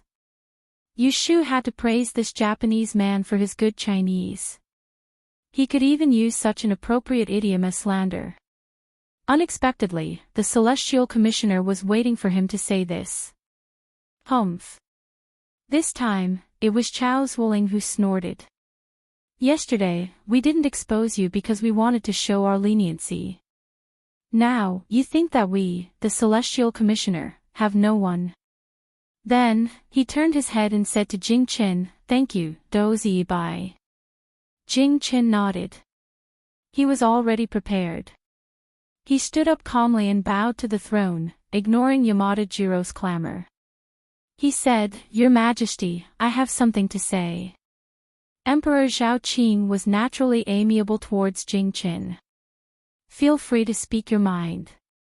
Yesterday, the Onmyoji from Japan performed the Onmyoji summoning wind and rain. It was amazing. However, there are some people in the Dan Kingdom who can do this. Oh. Emperor Zhao Qing was interested. When did such a talent appear? Why didn't I know about it? Jing Qin explained, "Actually, it's not difficult. As long as one can accurately predict the weather of that day and make preparations in advance, anyone can summon the wind and rain. If I may be so bold, I would like to ask you to try and verify its authenticity." When Emperor Zhao Qing heard this, he was a little disappointed. He really hoped that Dan had a Master Yi who could summon the wind and rain. If there was a drought or water shortage, he could send someone there with a wave of his hand. Even disaster relief would not be needed. If there was such an extraordinary person, he could use an uninhabited island to return the disaster. Why not? When Yamada Jiro heard Jing Chen's words, he was stunned for a moment. Panic flashed across his face, but he still bluffed and said, "It's easy for you to say. Then please summon the rain and let us see if it's true." Jing Chen looked out of the hall and thought about the speculation of the Master Yi in the morning. He couldn't help but turn back and look at Yu Shu, who was sitting below. He saw that she was holding a teacup and watching the show calmly, without any hint. Yamada Jiro misunderstood his action and thought that he wanted to stall for time. He hurriedly said, "Don't you want to summon the rain? Let me make it clear first. Yesterday, it only took an incense stick of time for Master Xiangtian to summon the rain. Don't try to fool us. If it takes too long, even if it rains, it won't be summoned by you." After saying this, he put on a pleading expression and looked at Emperor Zhao Qing. Emperor Zhao Qing also hated this Donging envoy for not being sensible. He was probably very confident in his nephew. Without saying anything, he ordered the servant, "Go get an incense stick and light it." The people on the Celestial Commissioner's side who knew the situation more or less showed a worried expression. However, there was no turning back. Jing Chen didn't want to argue. He took a step and turned to walk out of the hall. His back was slender and his clothes fluttered in the wind. The figure of his back was imprinted in the eyes of others. He was like an immortal returning with the wind. In an instant, it made the hundreds of Master Yi inexplicably more confident and hopeful. Yu Shu, on the other hand, looked at Jing Chen's back as he disappeared outside the palace gates and shook her head lightly. The Grand Tester, who was sitting at the head of the table, turned his head and glanced at her, but no one noticed. After Jing Chen went out, everyone stared at the incense stick. Probably the Celestial Commissioner and the other Master Yi officials had never been so united as today. They all hoped that God would do them a favor and not doze off at this critical moment. Buzz, buzz, buzz, a deep bell rang in the distance, echoing up and down the Fengqin Palace. It was just the evening and the summer sun was setting in the west. The incense stick burned very fast. It didn't seem to have been burning for a long time. It was only as thick as a thumb, but it was still calm outside the hole. There was no sign of a storm. Until the last bit of incense ashes scattered into furnace dust, there was no rain. The Celestial Commissioner was silent. Yamada Jiro's face was filled with joy. He smiled proudly at the other side and then knelt down in front of Emperor Zhao Qing. "Your Majesty, what else do the Master Yi of the Holy Dynasty have to say?" Emperor Zhao Qing looked in the direction of the Celestial Commissioner expressionlessly. Only those who were familiar with the temperament of this emperor who had been on the throne for more than a decade knew that this was a sign of his anger. The Great Commissioner, who bore the brunt of the anger, stood up slowly and knelt down calmly. "I have failed in my duty." His kneeling was very serious. The celestial commissioner and the others all stood up and knelt down along with him. I have sinned. Yamada Jiro didn't know that he had angered the emperor. He was just proud that he had the upper hand. He asked Emperor Zhao Qing. Your Majesty, please honor the agreement. My country will exchange the island with 2 on my Ojas.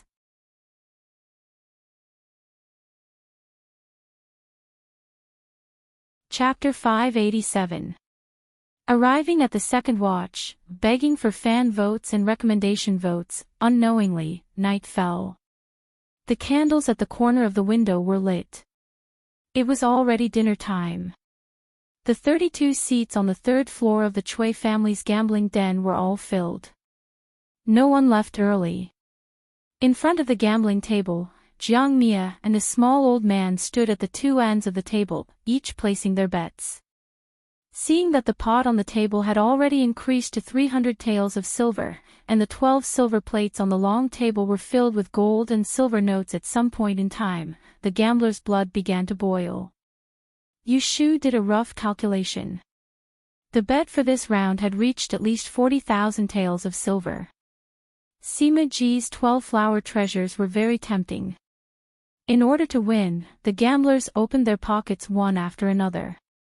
The lowest bet was 100, and the highest bet was 1,000 taels of silver. Right now, only Jiang Mia and the swindler were competing with each other. This one, move. That one, move. Move. Jiang Mia was smart, but the swindler was quite difficult to deal with.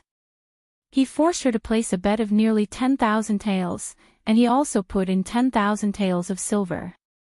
Looking at the silver notes falling on the table like snowflakes, Jiang Mia still showed no signs of stopping. Although Yu Shu knew that she already had a plan, she still felt worried for her. While Yu Shu was worried, Jiang Mia was so excited that her cheeks turned red. From her point of view, the bigger the bet, the higher her chances of winning. Cui Axian looked coldly at Jiang Mia, who had taken the bait. Her fingers hidden in her sleeves kept changing their movements. Only the swindler could see what she was doing through the dark-colored cloth. According to her instructions, he placed his bets one by one, moving the 9 hidden urns on the long table. Sometimes it was 1, sometimes it was 2. Gradually, Jiang Mia sensed that something was wrong. She did not have much money left. At most, she could place 2 more bets. However, she could not gather the 3 hidden urns she wanted. It was as if this swindler knew what she wanted and was deliberately keeping her in suspense, not letting her get what she wanted. How could it be? Jiang Mia shook off this strange thought. She watched as the swindler placed 2 more bets. Out of the 3 hidden urns on the table, there was only one that she was interested in. She gritted her teeth and put down the last 2 bets. It moved. Then, the swindler also placed a bet. Jiang Qia's face stiffened as she watched the 3 jars on the table being replaced with the ones she didn't want. At this moment, she was out of money. Nothing could be worse than this. Even if she only guessed one right in the end, the banker would have to return the bets she had placed earlier to her. But now that she had missed a single one, she would end up losing everything. She had really underestimated the Zhuang clan here. Jiang Qia's face suddenly darkened. Did he think that by forcing her like this, she would just let it go? Dream on. Young man, do you still want to place a bet? Old Qian asked with a smile. When Yu Shu saw that Jiang Mia's face didn't look good, her heart skipped a beat. It can't be, right? That's not right, the probability is not right. With Jiang Qia's luck, those 9 jars should have been filled long ago. How could she have used up 10,000 taels of silver and still not come across any? Yu Shu furrowed her brows. She felt that there must be something fishy going on here that she didn't expect. What could it be? I don't have any cash left. Can you bet something here? Jiang Ye asked coldly. Cui Axian lowered her head and pursed her lips. When she raised her head, she revealed an appropriate smile. There are rules, but it depends on what Mr. Hua is betting. If it isn't worth more than 1,000 taels of silver, we won't accept it. Jiang Ye shook her hand and took out a piece of paper from her bosom. She handed it to Cui Axian. What is this? You should recognize it. At first glance, Cui Axian saw that it was a deed for a house. When she took a closer look, she was immediately shocked. She saw a line of black and white words written on it, Huading Street, Chaoyang Residence, 45 mu of land. What kind of place was Huading Street? It was a street close to the imperial city. There were only 7 or 8 households on the street, and all of them were mansions of princes and ministers. Let's put it this way, the residence of the left minister, Yin Tian Ho, was built on Huading Street. Cui Axian came from an aristocratic family, so she could naturally tell that the deed was genuine. However, 45 mu of land was almost the size of a prince's residence. What kind of noble status did this woman have to be able to take out such a deed? How much can you bet on this piece of paper? Jiang Qia casually took out the deed to the prince's residence that Jiang Huaying had given her before she came to the capital as the stake. Not only was she a gambling addict, but she was also giving this young miss of the Cui family a warning. If she knew what was good for her, she should not provoke her. Cui Axian was a slick person. How could she not understand Jiang Qia's intentions? She held the deed that couldn't be valued inside. She quickly came up with a plan. She hid her shocked expression and said to Jiang Ye. According to the rules of the casino, this deed is worth 200,000 taels. The moment she finished speaking, everyone was shocked. A piece of paper was worth 200,000 taels, and this was after the discount. She must be joking. Only Yu Shu knew Jiang Qia's identity. Although she couldn't see what Jiang Qia gave Cui Axian, she guessed that it was the deed to the house and the land. TSK, 200,000 taels for a bet. It's really infuriating to compare oneself with others. Yu Shu muttered to herself. She recalled the days when she was in Yang, where she worked herself to the bone just to earn a few copper coins. Now that she saw how Mr. Jiang didn't care about money, she couldn't help but feel a little unfair. How was Cui Axian going to deal with this? Yu Shu gloated. If Jiang Qia lost, she would be offending her. If Jiang Qia won, she would lose a lot of money if she won all 3 jars. 200,000 it is. Continue betting. Jiang Qia waved her hand and pointed at the jars on the table. It seemed like she would not stop until the 200,000 taels were spent. Cui Axian quickly exchanged glances with the swindler. The latter understood and took out the last banknote and placed it on the table. He smiled bitterly at Jiang Qia and said, "This old man will only bet this 1,000 taels. I'll bet it all." After saying that, he had the servant change the jars on the table. He turned around and walked away. He had made up his mind and left. Thus, what was supposed to be a big bet ended so hastily. In the corner, Yu Shu secretly felt that it was a pity. If Cui Axian had been more stubborn and not scared by Jiang Qia, she would have been able to take the opportunity to make a lot of money. With 200,000 taels, even if she only won one by chance, she would have gotten 2,000 taels. Forget it. She was too greedy. Winning a few hundred taels was also not bad. Jiang Qia raised her eyebrows and smiled. The gloominess on her face disappeared and she placed another bet. When she saw that the 3 jars on the table were all changed to the one she wanted, she was satisfied and returned to her seat with her hands behind her back. She picked up her teacup and took a sip. She turned to Yu Shu and said, "Did I say anything wrong?" "What did you say? Are you going to make the boss cry?" Yu Shu asked in return.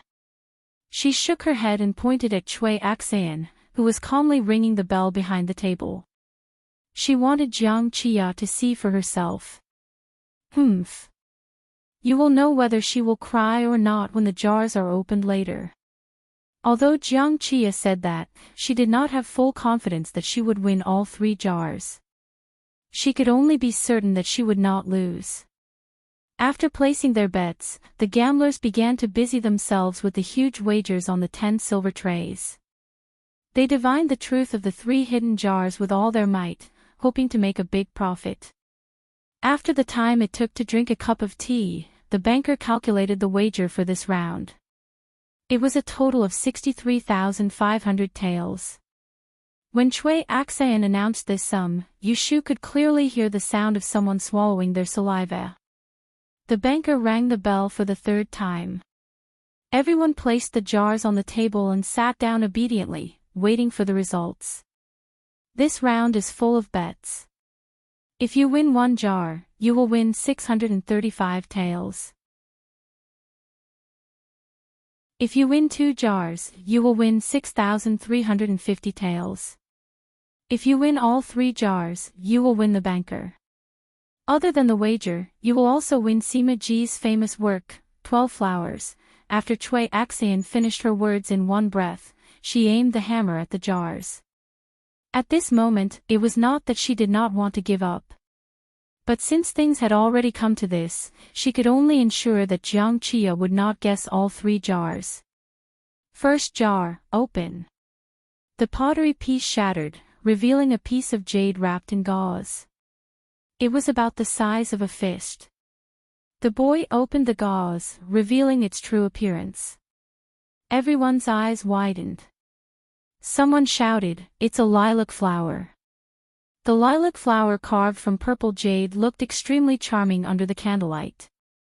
Jiang Qia's lips curled up. Yushu also smiled. She had earned 600 taels of silver. Cui Axan was very clear what Jiang Qia and Yushu had chosen. She took a deep breath and knocked on the 2nd jar, "Pa." After a moment of silence, someone shouted again, "It's an orchid." Jiang Qia frowned and revealed a disappointed expression. The 3 jars she had written in the jar were lilac, osmanthus, and jasmine. Now that one had escaped, she would not be able to win the banker.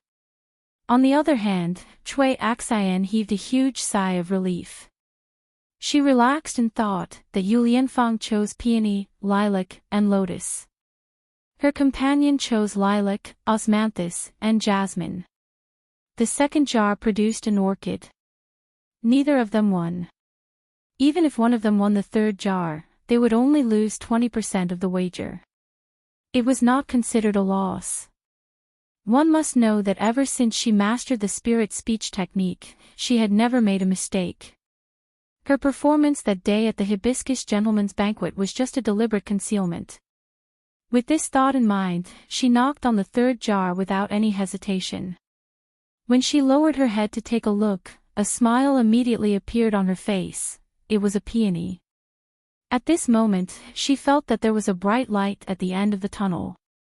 Compared to Cui Axan's good complexion, Jiang Qia's face could not hold back. What bad luck! She turned her head and looked at Yushu who was sitting beside her. Suddenly, she was not pleasing to the eye. "What are you laughing at?" "It's all because you, a novice, placed your bet and ruined my luck. If I had known earlier, I wouldn't have come with you." Hearing her vent her anger, Yushu actually did not refute. 1 lilac, 1 orchid, and 1 peony. "May the guest who won the bet stand up and wait for me to examine the jar," Cui Axan said. Jiang Qia stood up. Yushu also stood up. There were 2 other guests. Cui Axan intentionally went to examine the 2 guests first. She handed over 600 taels of banknotes and several silver ingots to each of them before coming to the 2 of them. "How many did Mr. Hua win?" Jiang Qia unhappily said, "If I said I won 3, would you believe me?" Cui Axan good-naturedly smiled and reached out to look at her jar. She opened it one by one and there was nothing wrong with it. "Congratulations, you won 1. Here is 635 taels and the money you bet. Please keep it well. Chui Axayan returned the deed that was like a hot potato to Jiang Chia. She felt relieved. She turned her head and looked at Yushu. Her smile had a different meaning. The friend that Mr. Yu brought today is very lucky. Yushu pursed her lips and smiled. Are you saying that my luck is bad? How could that be? Chui Axayan shook her head and picked up the jar on the table. As she opened it, she asked, how many did you win? If I said I won 3, would you believe me? Chui Axayan didn't take Jiang Chia's words seriously. She just laughed it off and opened her second jar. When she saw the name of the flower on the note, she froze. Peony. How could it be peony? Shouldn't she choose peony and lotus? Chui Axayan was afraid that Yushu would notice something was wrong with her, so she opened her third jar in bewilderment. When she saw the 2 small words written on it, she was really dumbfounded. Seeing this, Jiang Chia's eyebrows jumped. She raised her hand and snatched the 3 notes from Chui Axayan's hand. After reading them, she was dumbfounded. You, she stared at Yushu and couldn't think of anything to say for a moment. Ha ha ha. Yushu sat down on the chair and finally couldn't hold it in anymore. She raised her head and laughed out loud. She felt excited and ridiculous at the same time. Tears were about to come out of her eyes. Who would have thought that a small ingot of silver could be exchanged for 60,000 taels? She, who came out to buy soy sauce, became the biggest winner of today's game.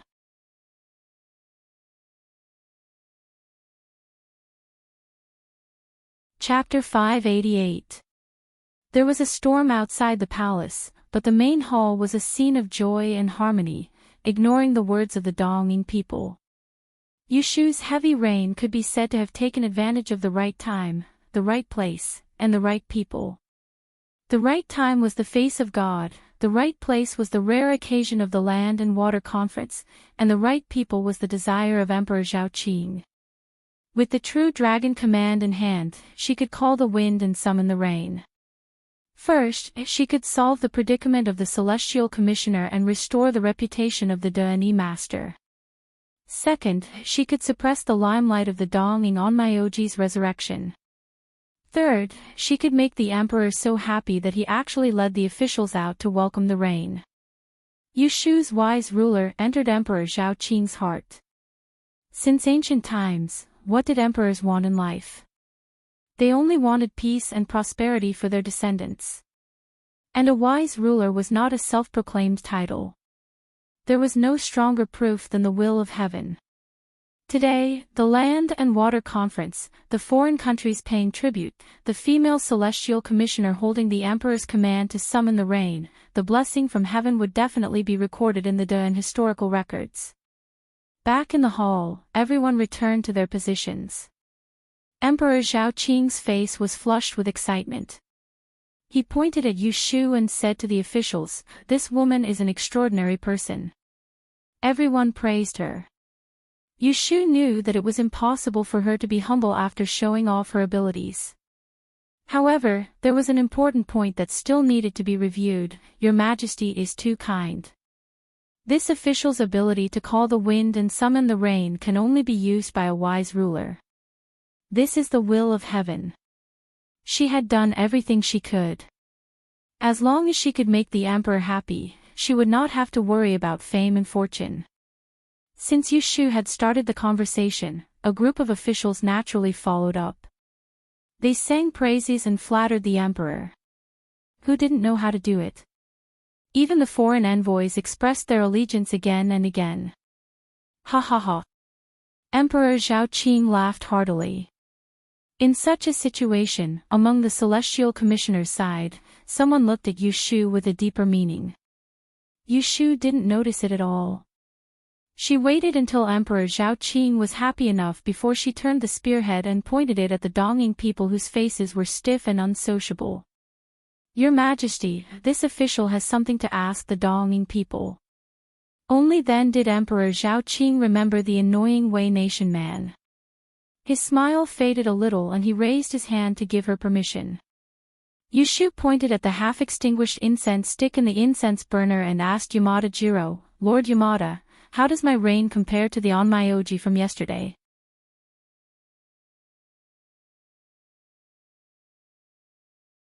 Yamada Jiro was so angry that his mouth was almost crooked. His plan was ruined. How was he going to explain when he returned? "Your Majesty, a king doesn't go back on his words." In a moment of desperation, he didn't care much and knelt down. "Your Majesty promised yesterday that you will give the island to a small country after seeing the technique of bringing the dead back to life. Are you going back on your words?" Emperor Zhao Qing's face turned cold. Yushu's eyes flashed. Just as she was about to speak, she heard a clear voice from outside the hall. "Your Majesty, a king doesn't go back on his words. But you have to be able to bring the dead back to life." Everyone in the hall turned around. Yushu turned around and saw a person wearing a green and black robe and a square hat striding in. It was second young master Zhu. Zhu Muzhao looked at his only son who arrived in time. A smile appeared on his calm face. "This subject has offended you. Your Majesty, please punish me." Zhu Qingjue went forward and knelt down. As he lowered his head, he stared at Yushu strangely. Emperor Zhao Qing raised his eyebrows and looked at Didier. He didn't blame Zhu Qingjue for barging in. He raised his hand and signaled him to stand up. "Zhu Erlang, why aren't you on duty at the Imperial Hospital at this time? Why did you come to Fengqing Palace?" From Emperor Zhao Qing's tone, it was obvious that they were close. Zhu Qingjue stood up and stood beside Yushu. He said, "This subject has something to report." Permission granted. Zhu Qingjue immediately took out 2 items from his sleeve pocket. One was a white candle, and the other was a paper bag. These 2 items were used by Onmyoji from Dongying to bring the dead back to life. As everyone knows, this subject is the direct disciple of the Southern Miao King of Medicine. I'm good at identifying poisons. After my examination, I discovered that the white candle contains the oil of the 5 poisons insect and the ash of the talisman paper is mixed with the demonic fragrance grass. When roasted with fire, the smoke will cause hallucinations. The former can make people faint while the latter can make people mad. It's the same for dogs and other animals. It turned out that after the box containing the dead prisoners and the cage used to lock the dogs were carried away, the candle and the ash of the talisman paper were taken away and sent to Zhu Qingjue. Yushu narrowed her eyes and thought. She turned to look at the Celestial Commissioner. Seeing the calm expression on Diane's face, she knew that it was his meticulous arrangement. She couldn't help but admire his foresight. So, bringing the dead back to life is fake. Deceiving the emperor is the real thing, Zhu Qingjue said coldly. Being exposed on the spot, Yamada Jiro immediately panicked. He didn't dare to raise his head to look at Emperor Zhao Qing's expression. He could only bluff and shout at Zhu Qingjue, "Don't slander me. I'm a Dongying envoy who came to congratulate an emperor. How would I have the guts to deceive the emperor? Calling the wind and summoning the rain is real, and bringing the dead back to life is also real. You're framing me. You're being wrongly accused." Zhu Qingjue couldn't be bothered to argue. He directly opened the bag of ash and threw it at him. Yamada Jiro was caught off guard. He inhaled the ash and sneezed.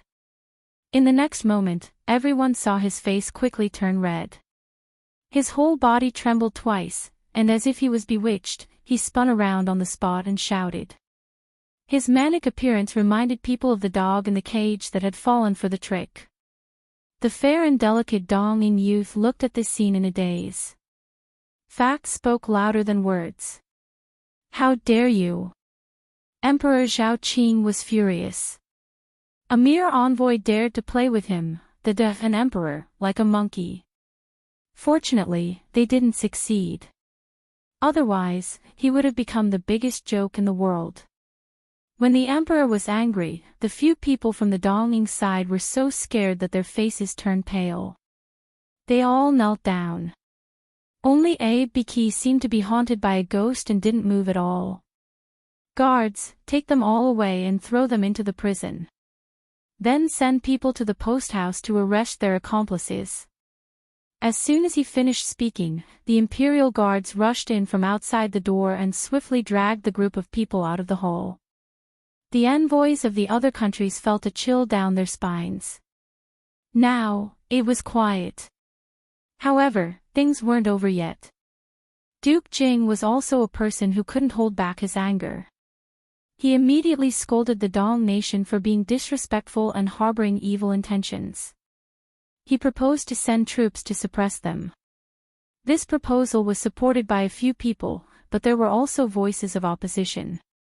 I think that we should first investigate the whole matter clearly.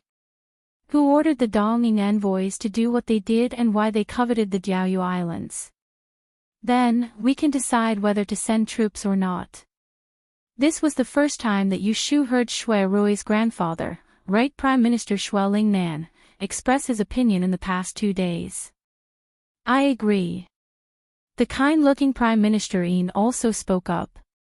After the two sides persuaded, Emperor Zhao Qin calmed down. He immediately issued an order for the Supreme Court to interrogate them. The Ministry of Justice and Swan Temple would assist in the investigation and Shui Lingnan was appointed to supervise. After dealing with the group of Dongning people, Emperor Zhao Qin looked back at the two young people who were still standing in the hall. Hearing the sound of rain outside, he felt a little better and drank some tea. He said, "The Celestial Commissioner has done a meritorious deed by summoning the rain and the Court of Imperial Physicians has done a meritorious deed by exposing the drug. How do you think I should reward them?"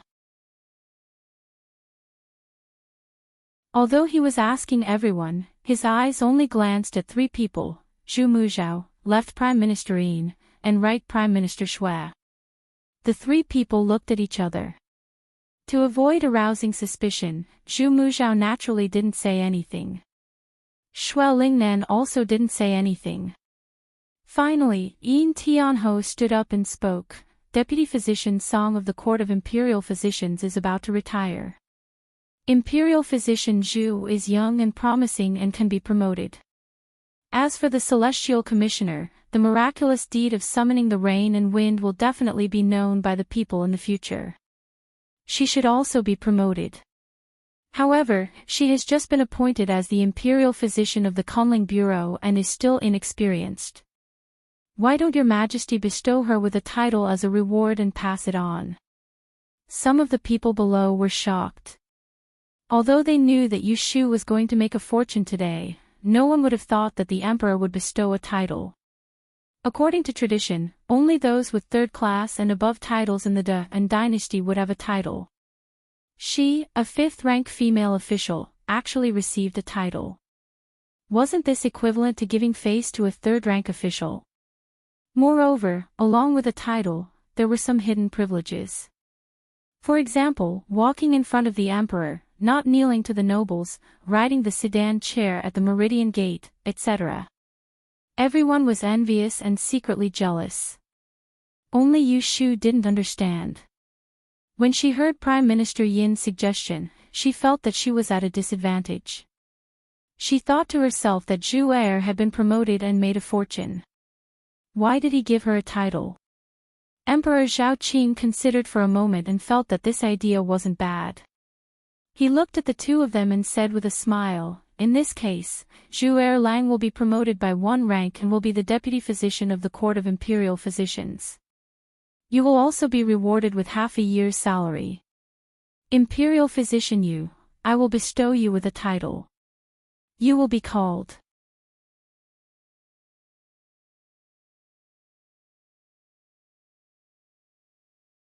Chapter 589. Shui Rui returned from his office in the Supreme Court of Justice. It was already dark, but he still did not see Yu Shu and the rest. His eyelids kept twitching. Just as he was about to go out to look for them, they returned. Shui Rui instantly had a bad premonition as he stood at the corridor and looked at the two people who walked in leisurely with their bags in their hands while chatting and laughing. After a while, after listening to the two women's confessions, his premonition became true. Jiang Mia had indeed gone to gamble with Yu Shu.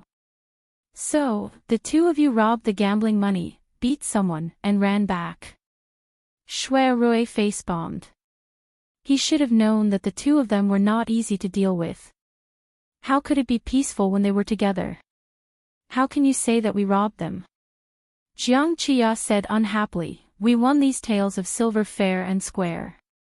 If it wasn't for the fact that the casino wanted to renege on their debt, I wouldn't have bothered to teach them a lesson.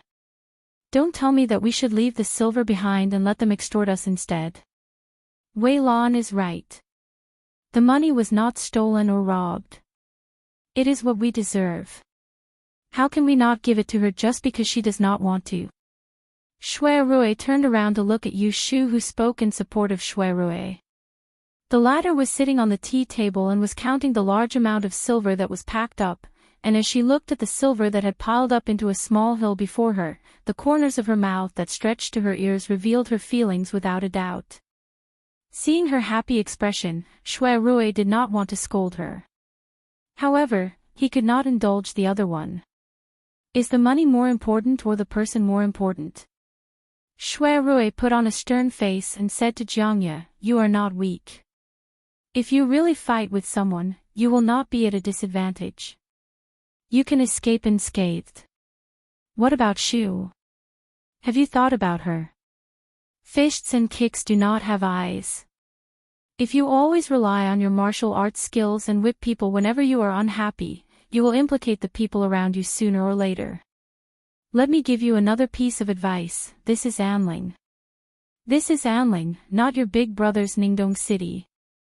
Hearing his cold reprimand, Jiang Ya's face darkened. She wanted to refute him but did not know where to start. She could only glare at him before turning around and walking out of the living room. When Yu Shu saw Jiang Mia leaving in a huff, she stopped counting the money and said to Shui Rui, you can't blame her for this. She was standing up for me, and she wasn't the one who started the fight. Big brother misunderstood her. Those words just now. That's a little harsh. Shui Rui's expression softened. If I don't speak harshly, she will get into trouble in a few days. You just got to know Jiang Mia. Didn't he know what kind of person she was? She was a tyrant in Ningdong City. No one dared to provoke him. Now that she's in Anling, there's no Prince of Dongjing to restrain her, and no one can control her. I wonder how she'll behave. As the precious daughter of the previous Prince of Dongjing and the younger sister of the current Prince of Dongjing, Jiang Mia never needed to care about anyone's feelings in Ningdong City. Compared to the pampered princesses and princesses in the capital, she was 10 times more arrogant and spoiled. Yu Shu had not seen Jiang Mia's domineering and fierce side. She only thought of her as a bad-tempered and straightforward girl, so she naturally did not understand Shui Rui's worries. All right. What's done is done. Let's not dwell on it. Let's talk about something happy. Yu Shu waved the stack of banknotes in her hand and said with a smile, Big brother, do you know how much money I earned tonight? Shui Rui did not want to spoil her mood. He looked at the white banknotes on the table and sighed at her luck. I'm afraid it's 10 or 20,000. Yu Shu wagged her finger and said proudly, more than that. Just the money I brought back tonight is almost 30,000 taels. In addition, Cui Axian also gave me an IOU. As she said this, she showed the IOU to Shui Rui. There was still Cui Axian's fingerprints on it. Shui Rui was speechless when he saw this. He did not know whether to be angry or laugh at Yu Shu's despicable behavior. Are you going to take this IOU to the Cui family to ask for money? Shui Rui shook his head. If I were you, I wouldn't do that. Why? Do you want to say that the Chui family will deny it and I won't get the money? Shui Rui did not explain directly. Instead, he tested her. You are going to be the celestial commissioner. You can't be clueless about your superiors. That's not necessary. Yushu stretched out her fingers and counted. First supervisor is the eldest son of the Zhu family. Below him, junior supervisor Ren Qiming is a member of the Ren family. He is also the son-in-law of Count Zhongyong. Below him, there is no need to mention Jing Qin. The left magistrate Chao, who is half a rank higher than him, is the grandfather of the deceased Chao Yuling. The left magistrate is Xania. I have seen her before. The right magistrate was originally Ji Huaishan, but he is dead. These 7 people were in charge of the 3 departments and 2 bureaus of the Celestial Commissioner. Their power was not to be underestimated. It seems that you have done your homework. Shui Rui smiled. It is just that you did not pay enough attention. It is true that Ji Huaishan is dead. The position of the right magistrate has always been empty. However, after his death, the Celestial Bureau, which was originally in charge of him, has been handed over to the deputy magistrate. This magistrate is the first master of the Chui family, Chui Shui. Magistrate of the Celestial Commissioner. Yushu did not know much about the many positions of the Celestial Commissioner. This was the first time she had heard of this position. Yes, this Chui Shui is Chui Xan's father. Speaking of their family matters, it is worth mentioning. The head of the Chui family, Chui Taigong, was once an academician of the Imperial Historian's Library. Later, he retired due to illness. Chui Shui is his eldest son. Unfortunately, he was born of a concubine. Chui Taigong's first wife gave birth to the second master, Chui Min. However, this first wife passed away after a few years. Chui Taigong later married another wife, but she did not give birth to any children. The 2 masters of the Chui family did not get along. Chui Taigong favored the second son, who had lost his mother, and neglected the eldest son. Fortunately, Chui Shui worked hard in his early years and passed the Dian exam. Gradually, he was able to sit in his current position. As for the second master, he was not outstanding in learning. It was only because Chui Taigong was biased that he handed over the business of the Dian store and the gambling house to him. Therefore, even though the first branch is the Celestial Commissioner, they still have to listen to the second branch in the residence. Do you know why Chui Axian, a young lady of an aristocratic family, was brought to the Xiang prince's residence when she was still a baby? To put it nicely, it was because Princess Xiang wanted to raise another daughter. However, in the end, she did not formally accept her as a foster daughter. She accompanied Shiwen all day long and took care of her daily life. She was only better than a servant. Was Chui Shui really willing to use her daughter to curry favor with the nobles? Wasn't it all because of the second branch? After listening to Shui Rui's explanation of the Chui family's affairs, Yushu rested her chin on her hands and pondered. No wonder Chui Axian said that she could not make the decision and refused to give me the gambling money. She was afraid that her second uncle would get hold of her weakness. As she was thinking, she suddenly raised her head and asked Shui Rui, "Big brother, do you know about the Chui family's art of spiritual speech?" Shui Rui nodded. He had been the eldest son of the Shui family for more than 10 years. There was nothing rare in Enling that he did not know. I find it strange. Such a powerful family heirloom technique should be passed down to the male and not the female. That Grand Duke Chui is biased towards the second branch. Why did he let Chui Axian learn it?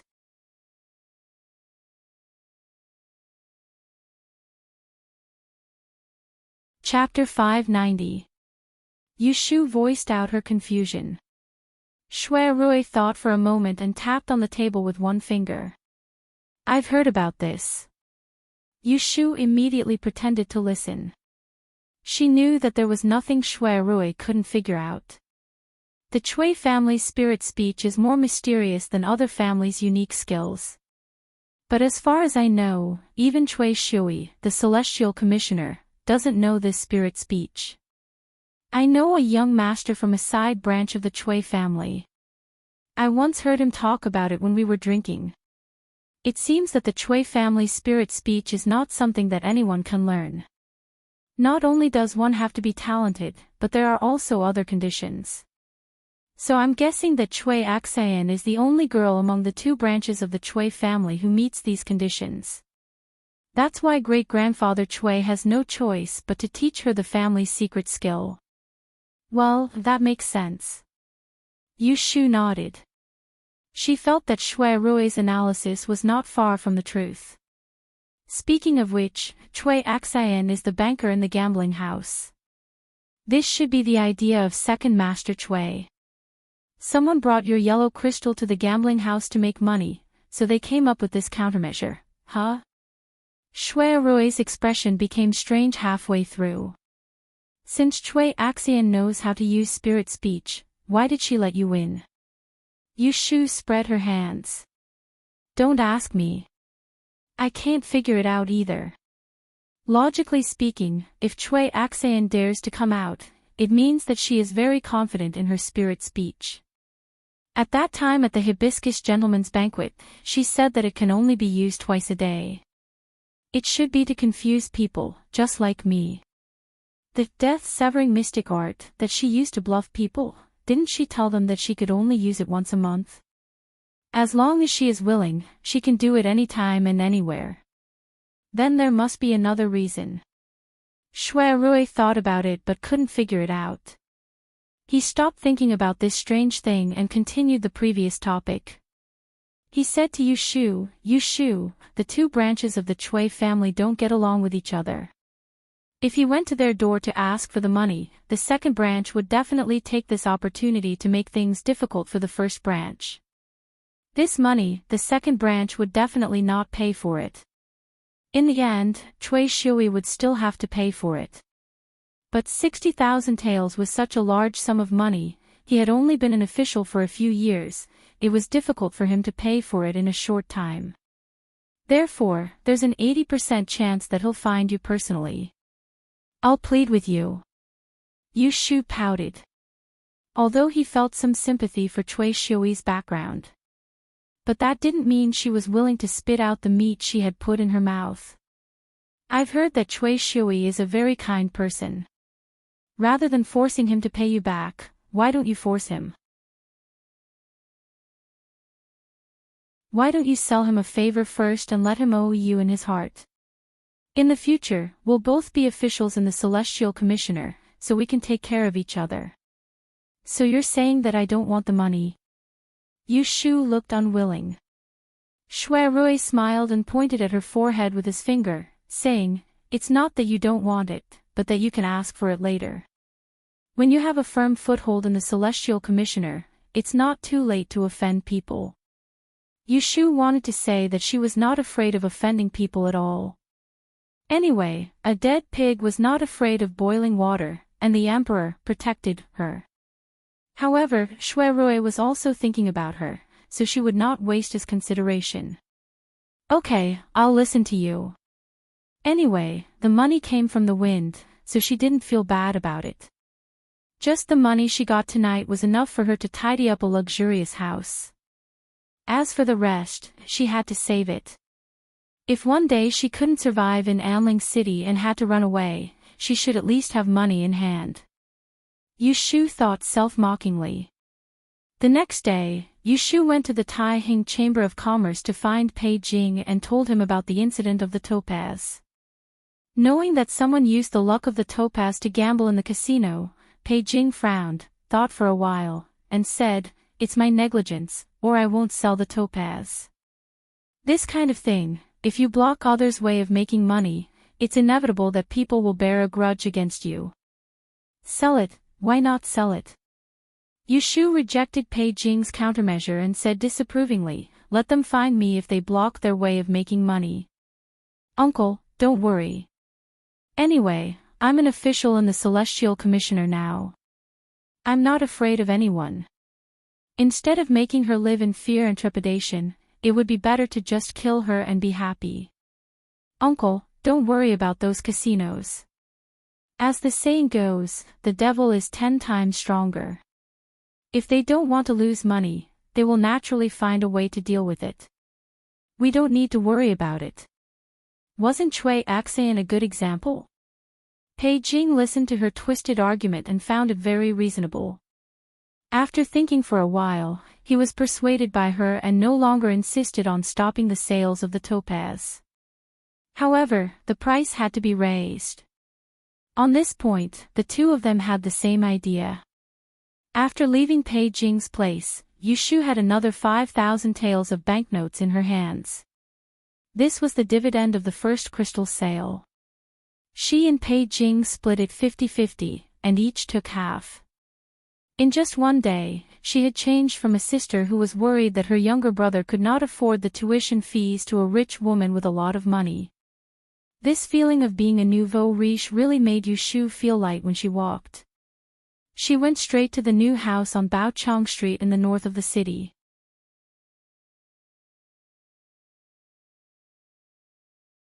As early as a few days ago, Chiu Jiming sent a letter to her, handing over the blueprint of the house, and it was considered completed. The only thing left was to change the door keys, and then people could live in it. Yushu originally planned to move in the middle of the month, but now that she had a lot of money in her hands, she was not in a hurry. In the morning, at Pei Jing's place, she drew up a list of all kinds of flowers, birds, grass and fish, rooted trees, silver ponds, ancient calligraphy, antiques, and bronze wares. She entrusted them to Pei Jing to buy for her. These were all used to arrange the feng shui. The feng shui of a house could even affect the owner's luck and fortune, and it could also be used for protection. For example, the fire in a haunted house was often said to be haunted, but in fact, it was the bad feng shui that made people feel uneasy. A while ago, she flipped through a notebook in the Philosopher's Building in the LoveLore Library. It recorded that in the study of feng shui, there were 3 grades of good houses. The lowest grade was suitable for the room and home, and the next grade was full of happiness, and the highest grade was the purple qi from the east. As a dabbler, she didn't want to have the feng shui of the purple qi from the east. The so-called purple qi was taken from the holy qi of Laozi. Other than the emperor, there was no other place to borrow this thing. She couldn't pull the emperor to guard the house, right?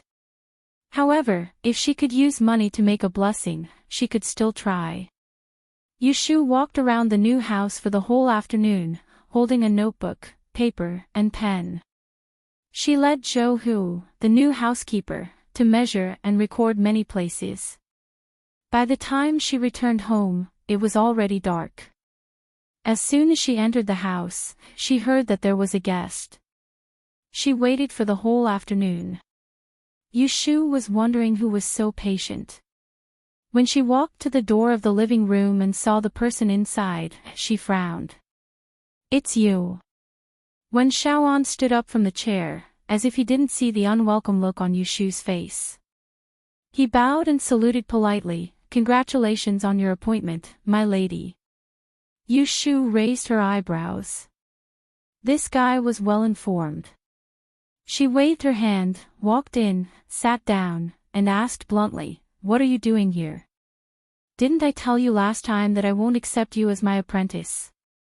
When Shaoan straightened up, looked at her, and said seriously, "Today, I'm not here to be your apprentice, but to ask for another favor."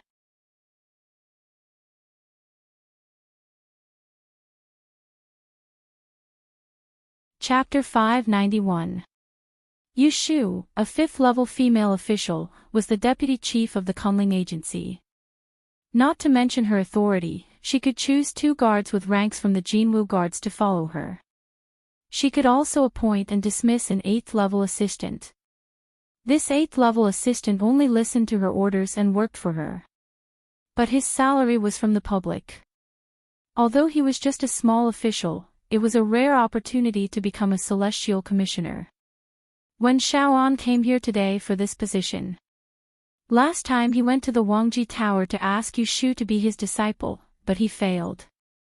Not only did he not give up, but he also paid more attention to her news. Hearing that she was promoted to a female official, he paid a visit again after careful consideration and recommended himself. Hearing Wen Shaoan's intention, Yu Shu laughed and said, "You are good at planning, but why should I give this opportunity to you? As long as I spread the news, many people will come to beg me. There are many people who are better than you." That day when she went to the Celestial Commissioner to go through the admission procedures, she heard these things from the reception officer. But she didn't have time to choose suitable people for the time being. 2 days ago, she met Situ Qinglan in the Taishe Library. Situ Qinglan also vaguely expressed that she was willing to work for her. Academician Sima also recommended 2 people to her. Wen Shaoan was good. He was young and mature, steady and smart. But he only wanted to climb up. She admired strong-willed people, but she didn't want to keep such a person by her side. Now he knelt to beg her to be his teacher for a way out, but he might betray her for other purposes in the future. Indeed, there are many people who are better than me. Wen Shaoan's face was tense. He calmly faced Yu Shu and said seriously, "But you can't find a second person who is more obedient than me." Hearing this, Yu Shu's expression changed. She raised her eyebrows and suddenly became a little interested in him. "What do you mean?" Wen Shaoan had rehearsed his script countless times before he came. He took a deep breath and said, "If you agree to let me serve under you today, I, Wen Shaoan, am willing to be at your beck and call. As long as you command me, there is nothing I don't dare to do or can't do. If I am the slightest bit negligent, you can punish me however you like." Yu Shu looked at him thoughtfully. After a while, she said, "You're right. Are you saying that you plan to sell your life for me? Not bad. You'd better think this through. Even if you serve me like an ox or a horse, I won't accept you as my disciple and teach you the death severance mystic art." Wen Shaoan laughed at himself. "Don't worry. I know now that the death-severing mystic art is not something I should be dreaming about." When he first came to the capital, he was filled with hope, thinking that passing the Great Yen examination would give him a chance to stand out. He didn't expect that he, an 8th-rank fragrant husband, couldn't even be ranked in the Anling city, which was full of talents. He became Lord Jing's disciple at the Double Suns meeting, but so far, he had only seen Lord Jing twice. The first time was when he went to ask for a place to study in the Taishe Library and was rejected. The second time was at the banquet in the Xian Spring Garden. He sat in the corner and looked around, but didn't know anyone. It took him some time to figure it out. He was just a nobody, and he didn't have enough hands to climb up to those princes and grandsons. He had been in the capital for a year, but he had accomplished nothing except for the Great Yen. He didn't want to waste time like this and run into walls everywhere like a headless fly. He desperately wanted to find a direction and do something serious. Therefore, he had set his sights on Yu Shu because he had seen the word opportunity on her more than once. "If so, I'll think about it. You go back first and wait for my news." This time, Yu Shu didn't refuse Wen Shaoan, but gave him an ambiguous answer. Wen Shaoan wasn't disappointed and instead let out a sigh of relief. If she didn't refuse, that meant there was still hope. "Then I will leave first. Thank you for your hospitality." Wen Shaoan clasped his hands in farewell and turned to leave. Yu Shu had a better impression of him. His shamelessness was annoying, but his perseverance was admirable. It seemed that when he was rejected by her last time, he did not pester her further. It was a good thing that he knew when to advance and when to retreat. It was not perfunctory that she told Wen Shaoan to go back and wait for news. In fact, when he said that he would work for her, she had already changed her mind. She was going to become the Celestial Commissioner and secretly investigate the secret of the Fairy Maiden Lu Ren book. For the sake of her future plans, she needed to have someone she could trust under her. It wasn't a good thing to have an ambitious subordinate, but if this subordinate was a sensible person and obedient enough, then it would be a different matter. However, before she replied to him, she first had to confirm that the pitiful background that Wen Xiao and had told her was true. How would she confirm it? Should she find someone to inquire about it from the Wenchen family in the north? There was no need to bother. She had the little azure stove and the Tihu incense. On the 15th day of the 7th month, the emperor issued a decree to hold a land and water conference to entertain the foreign envoys. He called upon all teachers above the 7th grade in the capital to attend the conference. Yu Shu finished trying on her official robes. There were less than 2 days left, but before the start of the Land and Water Conference, there was another piece of big news. The case of the assassination of Imperial Envoy Zhou Qing was investigated by the Supreme Court. It was instigated by the 11th Prince, Lu Yi. All those involved were to be beheaded in public. Considering that Lu Yi was young and ignorant and had been instigated by a traitor, he was exempted from responsibility. The emperor issued an edict to expel him from the imperial palace and imprison him in the Rising Cloud Monastery in the suburbs to reflect. When Shui Rui returned from the Supreme Court, he went to Yu Shu's home to bring the news to her. In the end, it was still Lu Yi who took the blame. Yu Shu frowned. But it was clearly not Lu Yi who did it. Even if Lu Hao hid his tail well, can it be determined that Lu Yi was the mastermind just from a secret letter on the assassin's body? Shui Rui shook his head with a slight sneer on his face. A few days after Lord Gua took over this case, one of the eunuchs in Lu Yi's palace confessed that Lu Yi sneaked out of the palace one night to meet LV Jinliang. Who is Lu Jinliang? He's Lu Yi's cousin, the 4th young master of the Lu family.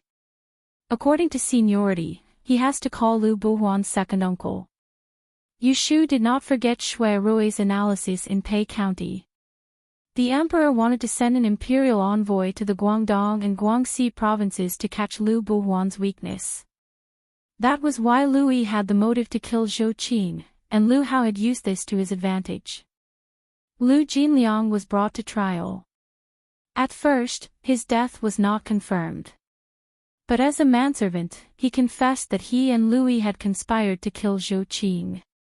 This coincided with the secret letter that was previously discovered. Because there were 2 witnesses, the Supreme Court could carry out the punishment. Under the heavy punishment, Lu Jinliang quickly confessed his guilt. The Supreme Court's punishment was the most severe of the 3 departments. According to the law, once the conditions were met, even if the person was a relative of the emperor, the punishment would still be carried out. Yu Shu frowned. The eunuch by Lu Yi's side and Lu Jinliang's manservant are actually Ning Wang's people. The answer was undoubtedly yes. I also did not expect Ning Wang to have such a card up his sleeve. Shui Rui sighed. He had long expected that it would not be possible to use this case to bring down Lu Hao. Then what about the Death Warrior's waist token from Ning Wang Fu? Yu Shu did not forget about Shui Rui's framing. The Supreme Court can't possibly think that Lu Yi wanted to frame Ning Wang. Shui Rui was silent for a moment before he said, Ning Wang told the Supreme Court that there was a Death Warrior in his Fu who was punished last year for failing to perform his duties. Afterwards, his whereabouts were unknown. Official Gua asked him to identify the corpse. Ning Wang admitted that the assassin I stabbed to death was the Death Warrior that he had removed from the list. Yu Shu hissed. She slapped the chair and cursed in a low voice, too shameless. Lu Hao's plan to kill 2 birds with 1 stone had been broken by Shui Rui's sword. And Shui Rui's counterattack had not been able to trap Lu Hao. A few lies had allowed him to muddle through. Only he could think of such a thing. However, when the emperor heard about the case, he still reprimanded Ning Wang for not being strict with his subordinates. He grounded him in the Fu for 3 months to reflect on his actions and fined him half a year's salary. After this incident, consort Lu's family completely became enemies with Ning Wang. Lu Jinliang clearly confessed under torture and was pushed out as a scapegoat to protect Lu Yi. Lu Hao and Lu Yi's falling out was in line with Shui Rui's wishes. In this matter, Lu Hao had shot himself in the foot. Not only did he lose a good brother, the two spies that he had painstakingly planted were also exposed. Faced with this result, the happiest person was not Shui Rui and Yu Shu, but Lu Tan, who had been watching the show from the side. Consort Lu had been implicated and demoted to a Lu Pin. Lu Yi had been kicked to the outskirts of Jing. This time, the emperor had openly sent an imperial envoy to the Guangdong and Guangxi to investigate Lu Buhuan. What the Lu family was about to face was perhaps a decline. In short, Lu Yi had no chance of inheriting the throne. At the same time, Lu Hao had lost a helper. It can be seen how immoral this Ning Wang is, Yu Shu sneered. Lu Yi followed him around all day and did not do anything wrong to him. If he could do something like cutting off his own arm, in the future, if this kind of person really becomes the emperor, none of us will be able to live well. Shui Rui deeply agreed. At this point, the case of the imperial envoy's decapitation was considered over. Shui Rui had also heard that the palace was going to hold the Water and Land Conference. Knowing that Yu Shu and Jing Chen would be attending, he had some misgivings in his heart. When he thought that the two of them would soon be together day and night, his sense of crisis ran out.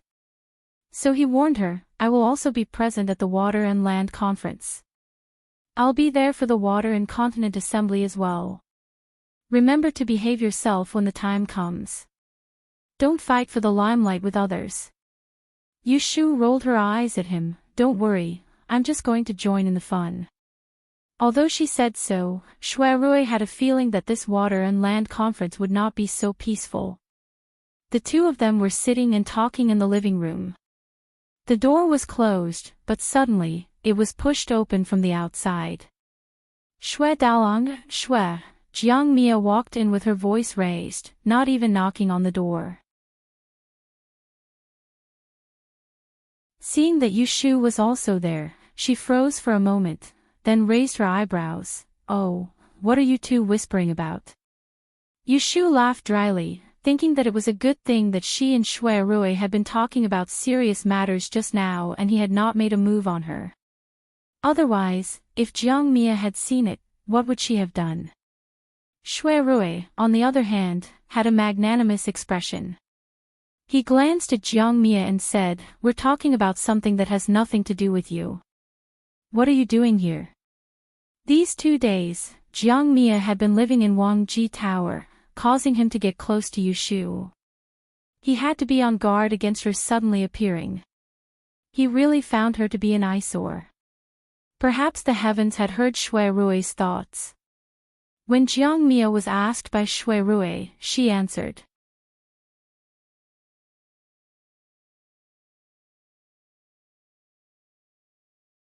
Chapter 592.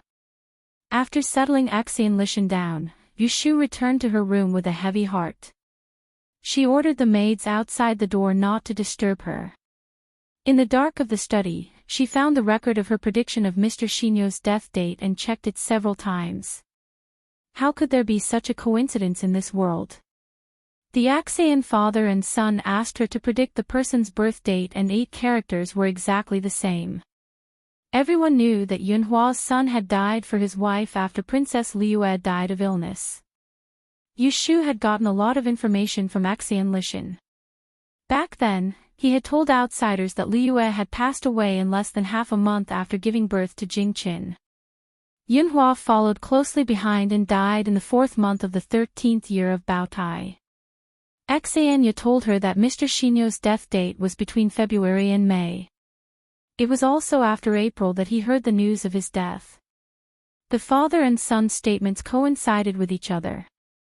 It was obvious that Yunhua Yi's son was Mr. Xianyu.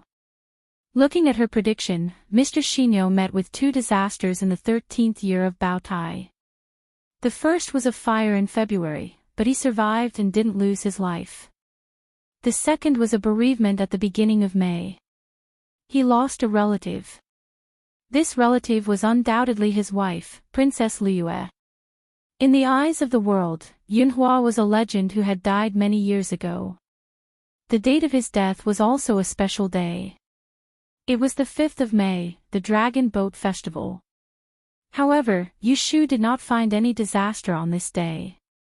There was no sign that he was about to die. Obviously, Yunhua faked his death. However, everyone thought that he was really dead, regardless of whether they thought that he had been killed or that he had committed suicide for love. She tried hard to guess what happened 20 years ago. She guessed that Yunhua disappeared after the fire. So Axianya said that the last time she saw him was in February. She guessed that after Yunhua disappeared, the royal family could not find him, so after Princess Liyue died, they made up the story that he died for love. They let him die. So was Yunhua still alive? Yushu was not sure. Only when she used the law of time of calamity to predict the disasters for him in the past 20 years could she confirm whether he was dead or alive. 20 years. This is not something that can be calculated in 1 or 2 days. It will take at least half a month. Yushu rubbed her forehead anxiously. Suddenly, her fingers paused and she opened her eyes with joy. Right, I can use the 6 lines. The art of 6 lines could not determine life and death, but the art of 6 lines had a section on good or bad luck. It could use the birth date of a child to determine whether the parents were healthy or not.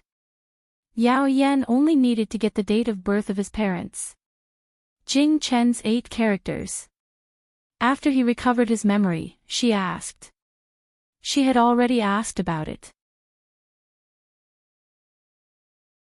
Now that she knew Yunhua's horoscope, she only needed to do a divination. Regardless of Jing Chen's parents, Princess Liyue had already passed away. If it was not a hexagram, it would prove that both of his parents were dead. If it was a hexagram, it would prove that Yunhua was still alive. Yushu did as she said. She hurriedly took out the small green stove and the tihu incense from the secret compartment of the bookcase. Yushu did what she said. She hurriedly took out the small green stove and tihu incense from the secret compartment of the bookcase. In the afternoon, after reporting to Guohuai on the progress of the investigation of the new murder case in LoveLore Library, Shui Rui walked out of the Supreme Court alone. The sun above his head made people dizzy. The patrolling guards were already sweating. Shui Rui slowly waved the Mujiang fan in his hand. He did not feel hot. Just in time for this murder case. You weren't able to come for the 2 days of the Water and Land Conference. Have you heard that His Majesty has conferred the title of Miaoling Emissary of the Imperial Astronomer?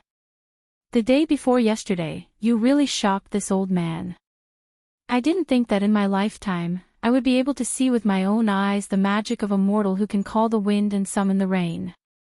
Your sworn sister's abilities are truly extraordinary. Shui Rui had not heard the news that Yushu was conferred a title. He had been investigating the case in LoveLore Library for the past 2 days and did not go home.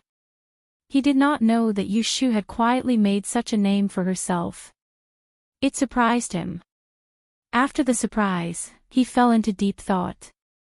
Shui Rui dared to say that other than Yushu herself, he was the one who knew her best. What was it? How could he not know whether she knew how to use it or not? He guessed that it was the same as the death sentence strange art. It was something she had done opportunistically. And the trigger that forced her to show off was probably Zhang Chuyuan's tragic death. Sigh. Shui Rui let out a soft sigh. He closed his fan and pressed it against his forehead. He knew that she wouldn't stay put and wait for him to come up with a plan. But after not seeing her for a few days, she had made such a big move. She was really swift and decisive. It made him feel at ease and worried at the same time. When Shui Rui returned to Wangji Tower, he heard that there was a guest in the backyard. He did not disturb them. He changed into casual clothes downstairs and went to the 2nd floor. As soon as he entered, he saw Yu Shu sitting in the living room, holding a teacup in a daze. He could not help but stop and look at her. Perhaps it was because she had been thinking too much. She had clearly lost weight in these 2 days. The apricot-colored silk dress was fitting to her waist and shoulders, making her look even more delicate from head to toe. That plain face that did not have much femininity always had an inexhaustible spirit. Even if she was in a daze, it would not dissipate. When Yu Shu came back to her senses, she found that Shui Rui was standing at the door. She did not know how long he had been standing there looking at her. His eyes were so focused that it made her feel embarrassed. Ahem, Big Brother is back. Yu Shu cleared her throat and stood up. She moved her numb legs and feet and sat back down. Shui Rui walked to her side in a few steps. He put away his fan and sat opposite her. Did you not sleep well last night? Yu Shu shook her head. Shui Rui raised his finger and swept it under her eyes. He said, your eyes are red. You still say you didn't. Yu Shu smiled and said, it's not because I stayed up late. I was just affected by the fragrance. It's not a problem. Shui Rui's nose moved and he raised his eyebrows. You use Tihu incense. You have a good nose. Yu Shu lifted her sleeve and sniffed. There was a little smell. But he could smell it even though they were separated by a few feet. She did not know that Shui Rui had been raised by Shui Lingnan since he was a child. What he learned was not only temperament and strategy. In order to prevent the eldest son of the Shui family from being assassinated, Shui Lingnan's education could be said to be in all aspects. Shui Rui only smelled the spices and medicinal herbs once, and he would remember what they should and should not smell like in his heart. Why do you need to use 6 lines divination? Shui Rui asked. Yu Shu crossed her hands on her stomach. Her eyes changed. I went to visit Axian Mansion in the morning. Guess who I met on the street in front of the mansion? Shui Rui shook his head and said, I heard you brought someone back. He is resting in the guest room. It's the 5th master of the Axian family who was expelled from the clan, Axian Lishan. Shui Rui felt that something was amiss. He leaned forward slightly and stared at her. What's going on? Yu Shu's lips moved a few times. She suddenly stood up and went forward to close the door tightly. She returned to her seat and gritted her teeth as she whispered, Big Brother, I told you not to be too surprised. I have calculated that the eldest martial brother whom I have no chance to meet, Yunhua Yizi, is still alive and well. You're tuning into the LoveLore Library YouTube channel. We're so grateful for your support and don't forget to subscribe to join us on this incredible journey through captivating stories. Your generosity through donations truly makes a world of difference, as it's the primary source of revenue that allows me to expand and enhance this channel for you. Thank you from the bottom of my heart for being a part of this adventure.